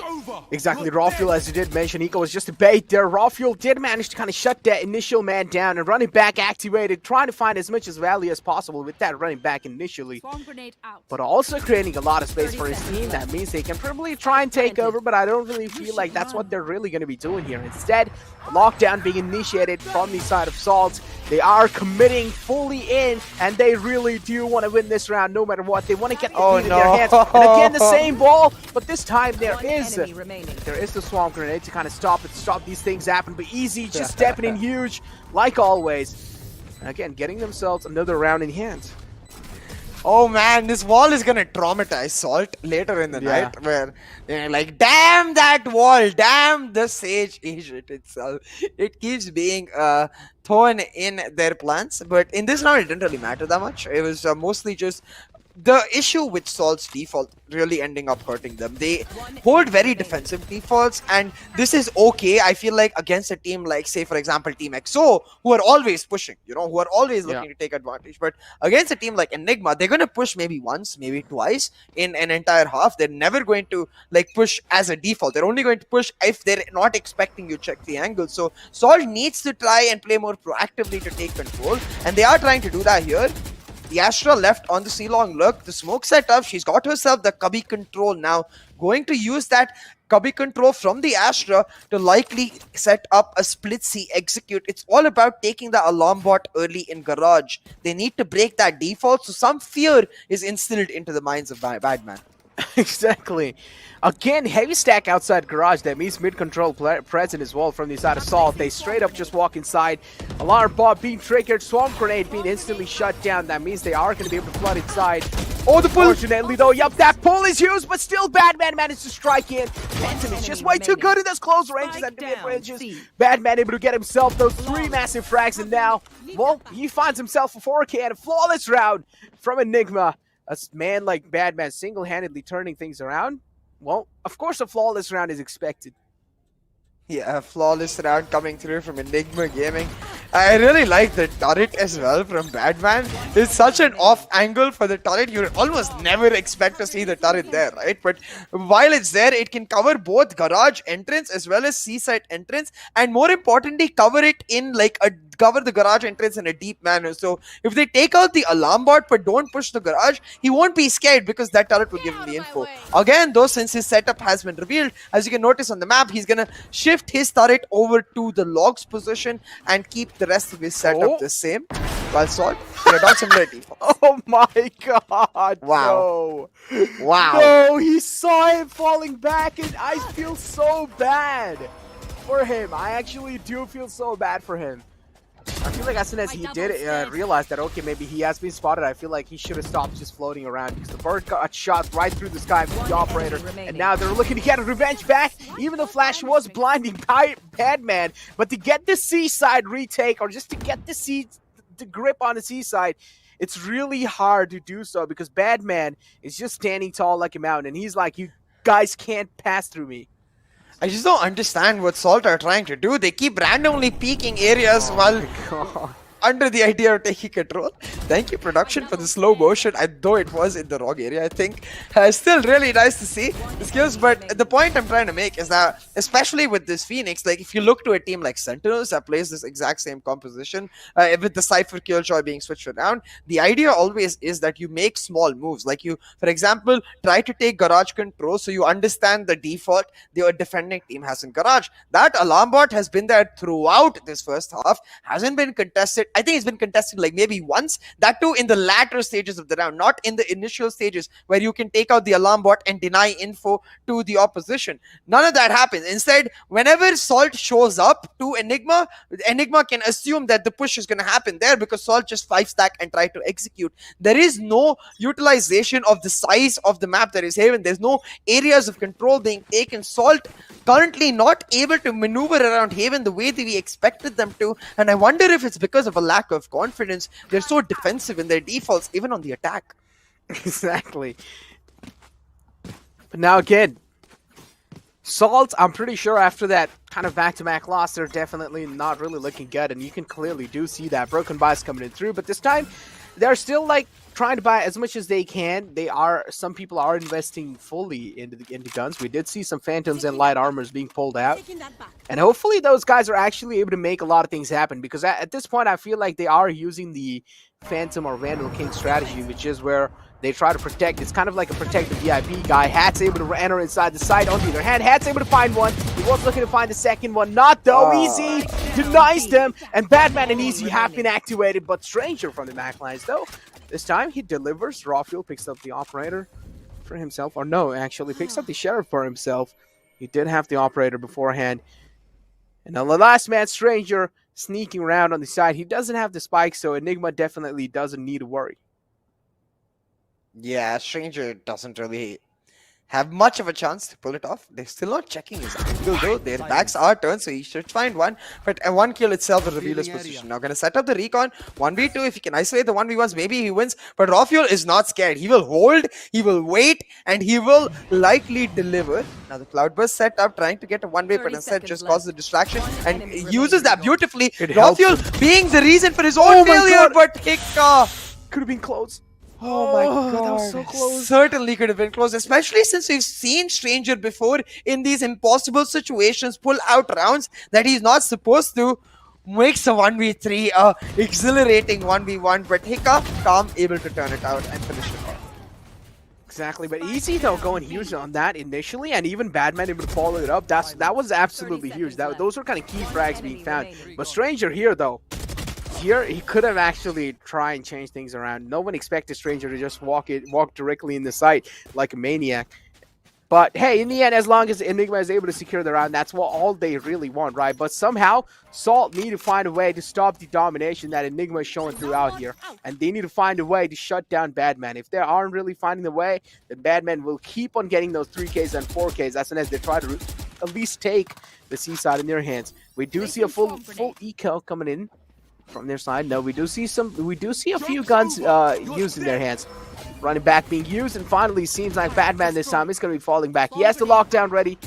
Let's see how is he going to be using it.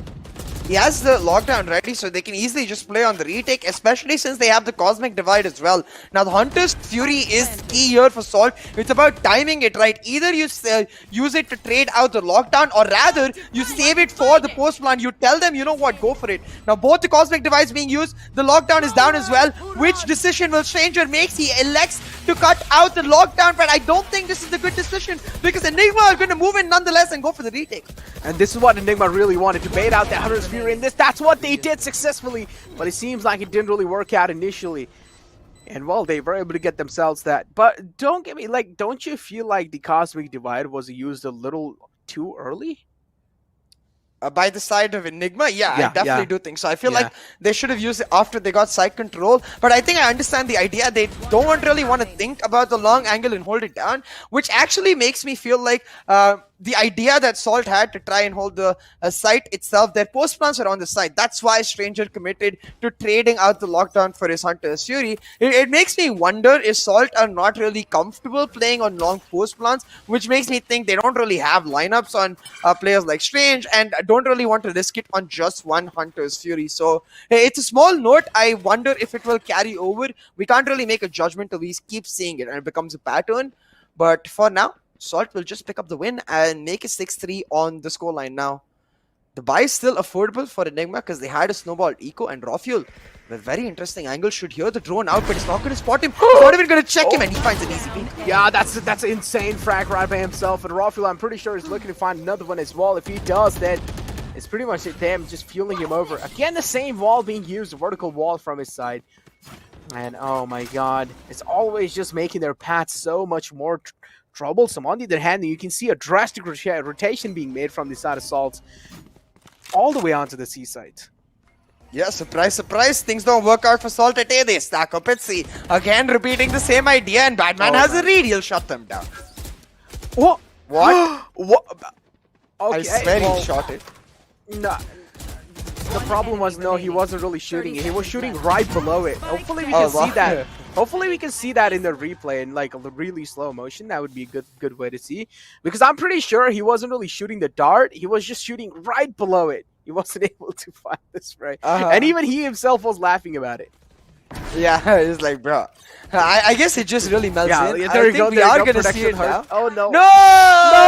No! We didn't see it. God Oh damn well. it. Seconds left. 7-3 on the board for Enigma Gaming as they are just continuing to command the map in itself as well as the lead. Badman especially having a stellar performance, continuing on his form from Icebox where he had a beautiful show as well. But this time it kind of feels like they're feeding him. They keep going back to C with the same setup. He hasn't changed it. There's one Nano Swarm for the site entry. He puts one later for the dash and he gets value every single time. Talking about getting value every single time, well, there isn't someone better than Rawfuel with the operator. Oh my god, no. Unfortunately the dash really didn't come through. But yeah, it did kind of look cool though, you know, he had like Spike just kind of like down, heroic B. entry inside the side, but unfortunately Really? gets stopped over. But hey, here you do have 3v2 situation. They did get the spike for themselves and now all the way rotating back to C. Yeah, of course, an unexpected move coming through as they have realized So unexpected.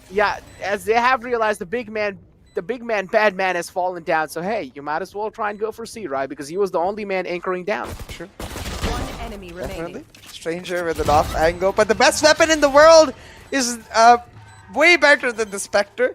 Even though Stranger had the first peak, Rawfuel able to just immediately take him out. Yeah. Enigma will go for the defuse and make it 8-3 on the scoreboard. Love the fact that they give it to Wexy because into that last round, if you can get that Silva ultimate online, it can be game changing. It has so many different uses. And most importantly, the team, I think they have to know that the Beast in Salt Esports, that This Killjoy looks has it cool. online. Does it look cool though? Like rarely do heroes end up face palming into a wall and get a bullet in their heads, right? Yeah, that looks more like a jester's entrance, you know? Yeah, why it look cool is because like while Jet dashing in, the animation looked really cool. You know, like Ah, okay. I was able to see it like slow motion. You know, like well properly. It just looked really cool, and the sideways animation as well. It just looked like a heroic entry, but unfortunately, it was just a head first in the wall. Yeah, I'm sure Hats even saw his life flashing by in slow motion because as soon as that dash goes by, he's like, oh no, I'm gonna die. But that's what I'm talking about. Vexy having that ult is huge. That single diffuse, denying Saul's plans in this round. They tried to set up the lockdown, go for the B, execute. They said no, they are denied. And I will be very surprised if they don't end up going towards C because that's what they always do. Yeah, exactly. That's what they always do. Literally always And well, that's what they're really doing here. And Badman as well. I mean, it does seem he's kind of locked in and loaded. And he has the crosser train this time. He's like, I'm not gonna miss my shots on the recon dart. Yeah. No matter what, I am not gonna miss my shots on the recon dart. He's like, I'm able to click on the heads, but I'm just missing that recon dart. How is that possible? Yep, recon dart comes in, instantly gets destroyed. And this is where a massive frag. What? Badman would find himself a 3K easy from the backline, collects 2, and just like that, easily funneling inside the side from one direction, and Switching Salt sides. get completely obliterated. With that being said, that round's gonna be concluding the first half, and now we're gonna be moving on to the second half. There's just no excuse for this. Yeah, Why do there's they keep literally going back to the C side, just walking into his crosshairs? Like, this time we'll do it different. They tried setting up a molly to clear his position, but Badman's just like, are you serious? My sight is humongous. I'll just casually move along, and it actually gives him a better angle for the headshots right here. Like, oh, okay, cool. Thank you for the molly. Actually, you get my crosshair in the right position. A flawless round picked up for Enigma Gaming. And last map, I will say Enigma Gaming outplayed Salt. This map, it feels like Salt is outplaying themselves.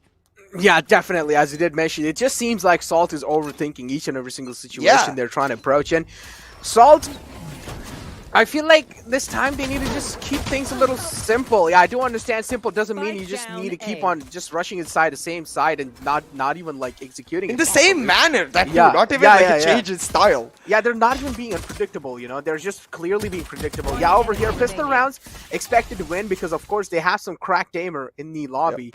And the pistol round pretty much, I mean, yeah, you cannot even invest in a lot of utilities, so expected teams are definitely going to be the one who have the really good aim. So Salt pretty much getting themselves a flawless win in those pistol rounds. And on the other hand, you also do see those smiles back on the faces. Yeah, the pistol round win is huge because now they get an opportunity to play for the buys while Enigma is on the eco. So on the 9-3 scoreline, especially if you lose the pistol, then it becomes a guaranteed 11-3 and your buy is way too important. So that's why you want to win the pistol always. You want to keep the pressure low as you try to pull off a comeback, and that's what Salt is trying to do.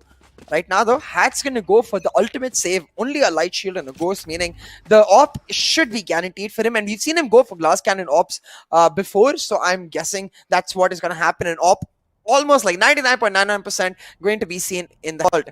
Now, Enigma on the eco, trying to slowly, casually walk in, get punished by Beast, but Classic and Spectre in the long range battle. Trick just not able to hit his shots. Exactly, but on the other hand, though, at least able to get himself back on full HP. Enigma now. It's a 3-on-5 situation. This is where Beast slowly, steadily walks in. And Vault straight up going to be walking in. The Sheriff's... Okay, he missed the first 2 shots. It kind of got me scared, not going to lie. But Rafael, down to only 46 HP. I'm not really expecting much from his side, though. But instead, he still goes for the ballsy play. Here's the flash. And he's approaching the site. Rafael doesn't have the flash. No, he hears the flash used by Trick, so he should know that the Phoenix is in the C spot. Should have the info from his team that Astra is playing B, so he doesn't know where Hats is on the jet. But now with that Sova being spotted out, they should know that the A site is solo. So Rafael just gonna play on the lurk, especially with that Spectre. He can be the reason they pull off of Thrifty if they get a plant. Actually, no, scratch that. They're gonna use Rafael's position to go for the full rotate. This is huge because now Rafael gets to set up in defender side spawn. He needs to take out Trick. Oh, he has already managed to find himself a massive position advantage, and yes, he does also take down Trick. With that being said, that's going to be delaying the rotation so much inside the site. Rafael able to get himself in an off angle, and also they're probably going to be getting the spike being planted. This is huge. If Enigma do manage to pull this round off, this can pretty much be game changing. Oh, no. I mean, not really game changing. This is expected. So pretty much Enigma winning, and yep, it does seem like it's quite over at this point. Rafael is low, and they're probably going to be playing off the trades. Rafael indeed. What? How? How is he able to get that ace? Even though he's down such low. Look at Easy. Look at Easy and look at Vexy. Look at Easy and look at Vexy, man. They're literally as confused as us. Like, bro, what happened in this round? So for you guys, I'll try to make an effort to break it down. So at this position, Rafael gets a gun. Okay, this is fine. Now this is the mistakes Assault make. They leave him completely unchecked. As soon as they get the comms that, hey, a player took me down from Beast and he's taken my Spectre, you need to go hunt that Spectre down. You can't just leave that Spectre be free, because this is what happens. Rafael will bounce, Rafael will leap, and Rafael will maim as he makes his way to the ace, and Enigma pick up a Thrifty. Oh no, and look at this. This is what I wanted to see from Salt in the first place. Breaking defaults, going in, Rafael looking for blood. I feel like over there in that previous round, the main problem was they peeked him 1 by 1, and that's why they lost. Astra, which was Casper. Casper didn't wait for Stranger to actually make the rotation. Instead, he pretty much just sneaked directly inside the site. And that, like, what do you expect, right? This is Rafael's home. He has kind of made a seaside his home. He has found his entire teammates there. So, of course, he's going to be having the confidence as well. And that's what exactly happens if you're going to be peeking him 1 by 1, especially if he's fueling himself over and over again on your guys' blood. You can't be doing that. And again, the same thing, Rafael, he's just like a demon unleashed from the cages. Yeah, certainly. Raining hell currently on Salt Esports, their dreams and their hopes, as 11-4 now. They have the buys, but this is the deciding round. They lose this, it's over. It's literally just done, and it's almost impossible to come back from because their eco will be broken. But again, this is what I was talking about. These basic defaults where Rafael goes in, breaks that Killjoy utility. Now they don't even need to take Garage. They just need to come back and let that fear be. For the side of Salt Esports, they're like, oh wait, we don't have a turret in Garage anymore. We have to dedicate a player. Because the player is dedicated there, there's only one player left in the A site, and there Enigma can look to take their advantage. Tactically outplaying Salt every single time. Again, now Enigma approaching on the A side. For now, it does seem like it is quite a good approach. And yep, as you did mention, he's able to sneak quite deep until B. He was able to gain the information. And it seems like Rafael is ready to dash and smoke inside with the Cloud Burst. But it seems like, well, Vexi, it doesn't matter. Vexi already opening the fray up. He's the one going to be opening, or at least getting the first blood on his name. He doesn't even need to dash inside the site. He straight up walks in, and with that Spectre in the close range, of course he's going to be expecting to deal a lot of damage. He spams Casper, he spots him, and that's it. That's it. I'm pretty sure they're also going to be getting this round in the hand, and with considering the fact that they've also the wall, yep. They are not really going to be expecting Rafu to be here. If they do, and that is a little problematic because he can't make it out. I was gonna say they didn't wall raw fuel out, they walled the enemy team in with raw fuel, you know? But it doesn't actually end up happening, and the kill is picked up from the side of Enigma Gaming. But look at this, retake is on, but Easy will finish it off. Hat's tried his best, really nice shot to try and even find that one kill, but it doesn't matter because it's not just match point, guys. It's match and series points. It's grand finals points. It's $3,500 on the line point for Enigma Gaming.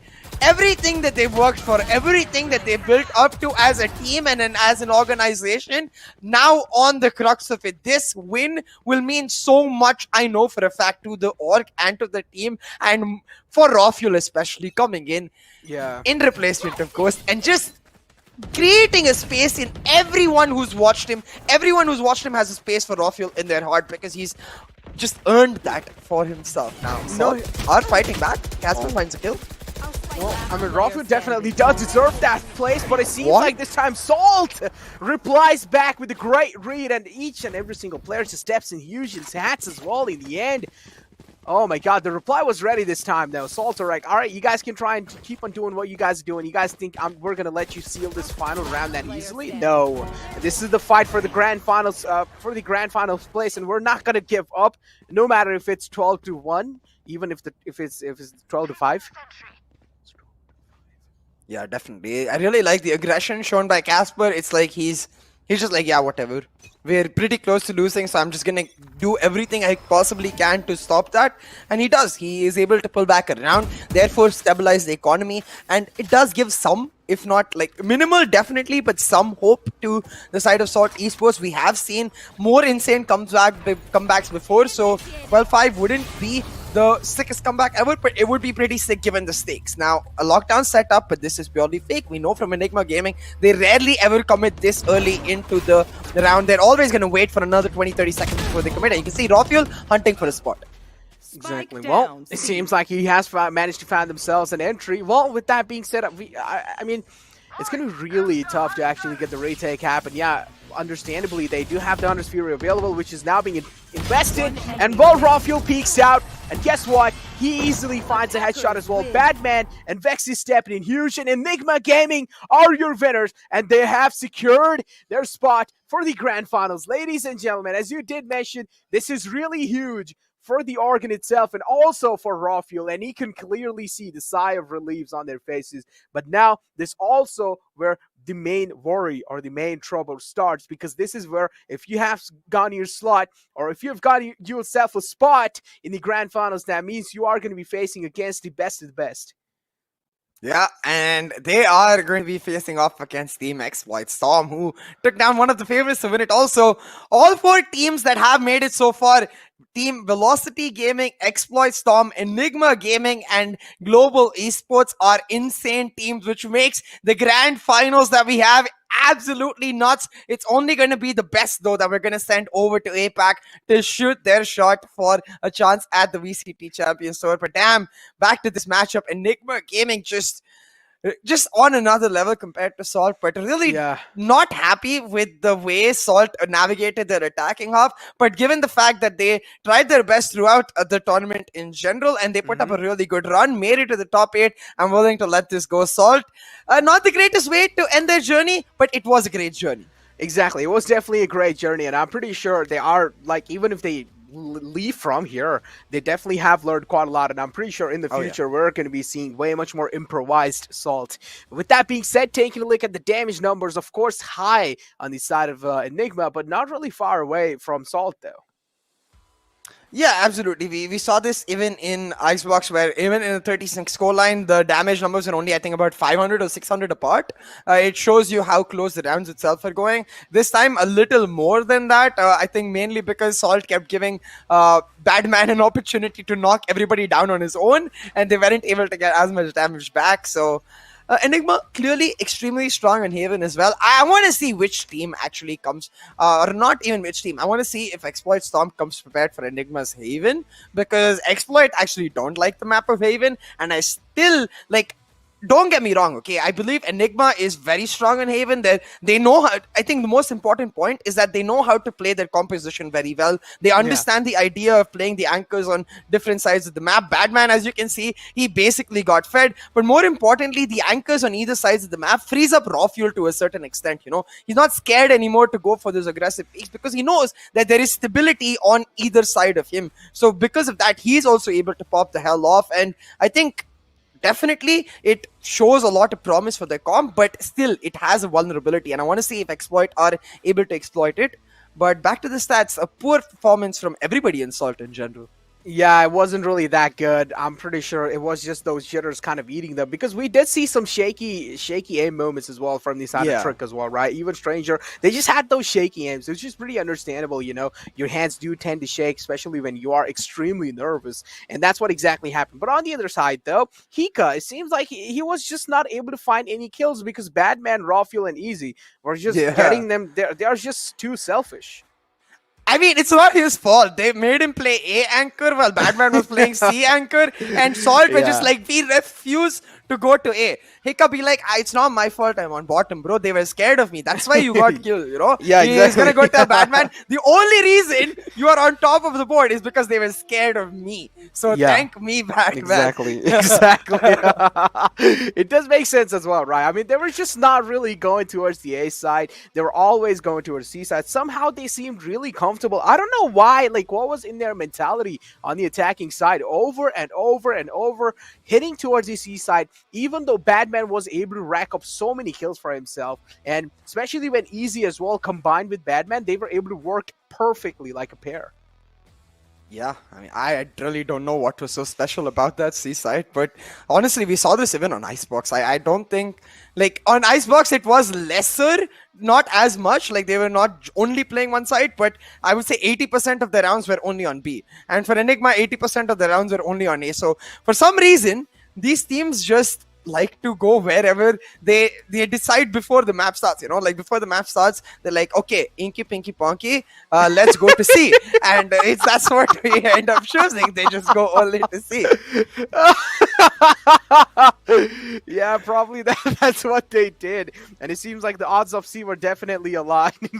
Well, considering the fact that in all the other maps, you know, you just see A and B side. Oh, they were like, oh, C side is definitely unique. Let's go there. You know, just to have a little bit of let's give it some love. Yeah, let's give it some love. Yeah, let's give it the uniqueness that it deserves, and that's what they did. In the end, they just tried to like feed Badman and try to make some unique plays happen for him. And at least they will get a feature in a frag movie. Yeah, definitely. BO3, well, oh yeah, Raw Fuel. A nice montage. How we did Inky Pinky Ponky and chose C. KDA, but MVP of the BO3, not at all surprised. It is going to be Raw Fuel. Insane ACS of 317. 12 first bloods, performed remarkably across all maps. But what I especially liked about Enigma's performance, I'm not going to say today. I'm going to say in this BO3 because I did not like the performance in the earlier set today. In this particular BO3, what I liked about their performance was that every single member of the team stepped up and every single member of the team had a hand in it. It wasn't the Raw Fuel show the way we might have seen in the earlier matches. It wasn't like really sometimes Hiccup pops off, sometimes Easy pops off.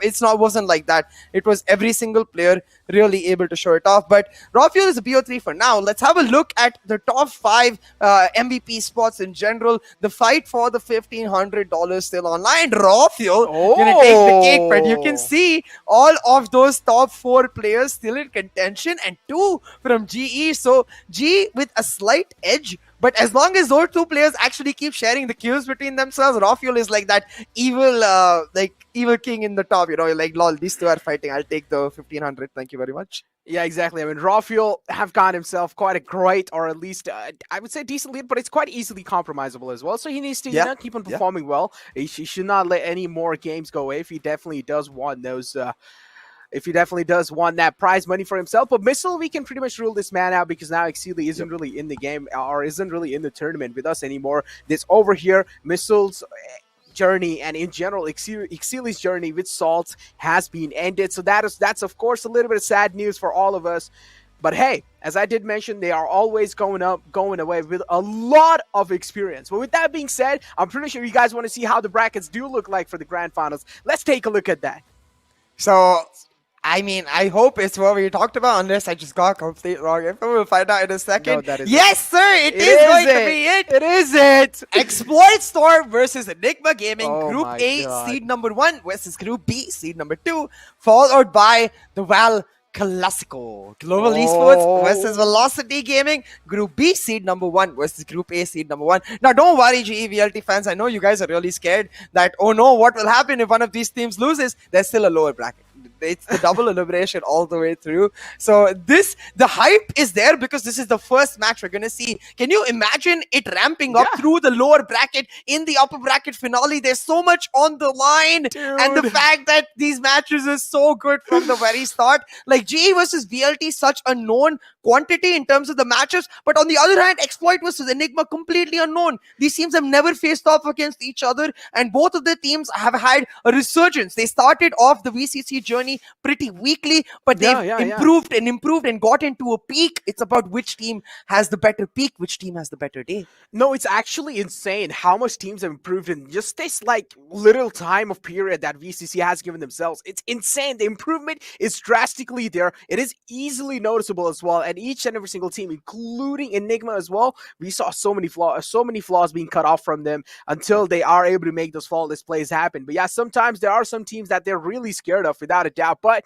with that being said, in these, like, I still remember, it's crazy how fast days pass by, man. It's crazy. I remember casting each and every single region semifinals and finals, and we started off with so many teams inside the tournament. Now it's just down to these top 4 teams. It's literally down to these top 4 teams. And in the end, I mean, yeah, of course, I am a little sad that the journey is ending soon, probably because, of course, after these Grand Finals, we're not really going to be seeing each other anymore. But with that being said as well, this is the moment that everyone was waiting for. This is the moment that each and every single viewer, each and every single player, or each and every single player that is in the top 4 was waiting for. And I'm pretty sure later on in the Grand Finals, this is the place where they have really kind of their eyes set on. This is what they were really waiting for in general. And imagine the jitters that they're going to be facing. Imagine the jitter. I mean, we won't have to imagine it. We'll get to see it in action next week. So make sure you subscribe. Make sure you're not a second late. Go follow all our socials. God. Check us out if you enjoyed our casting. All of the shebang, because today we are done with the Grand Finals playoffs. You saw the 4 teams that have qualified, and you will be seeing them in action starting next Friday. So hang on. Make sure you tune in, because there is going to be a lot of content coming along on the way too. But for today, bye-bye. Take care. Sayonara. Bye. Bring the crazy, get that freaky freaky on. She can go all that got you.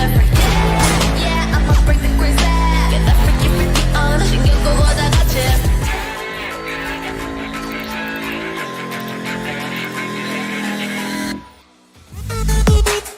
The power of steel.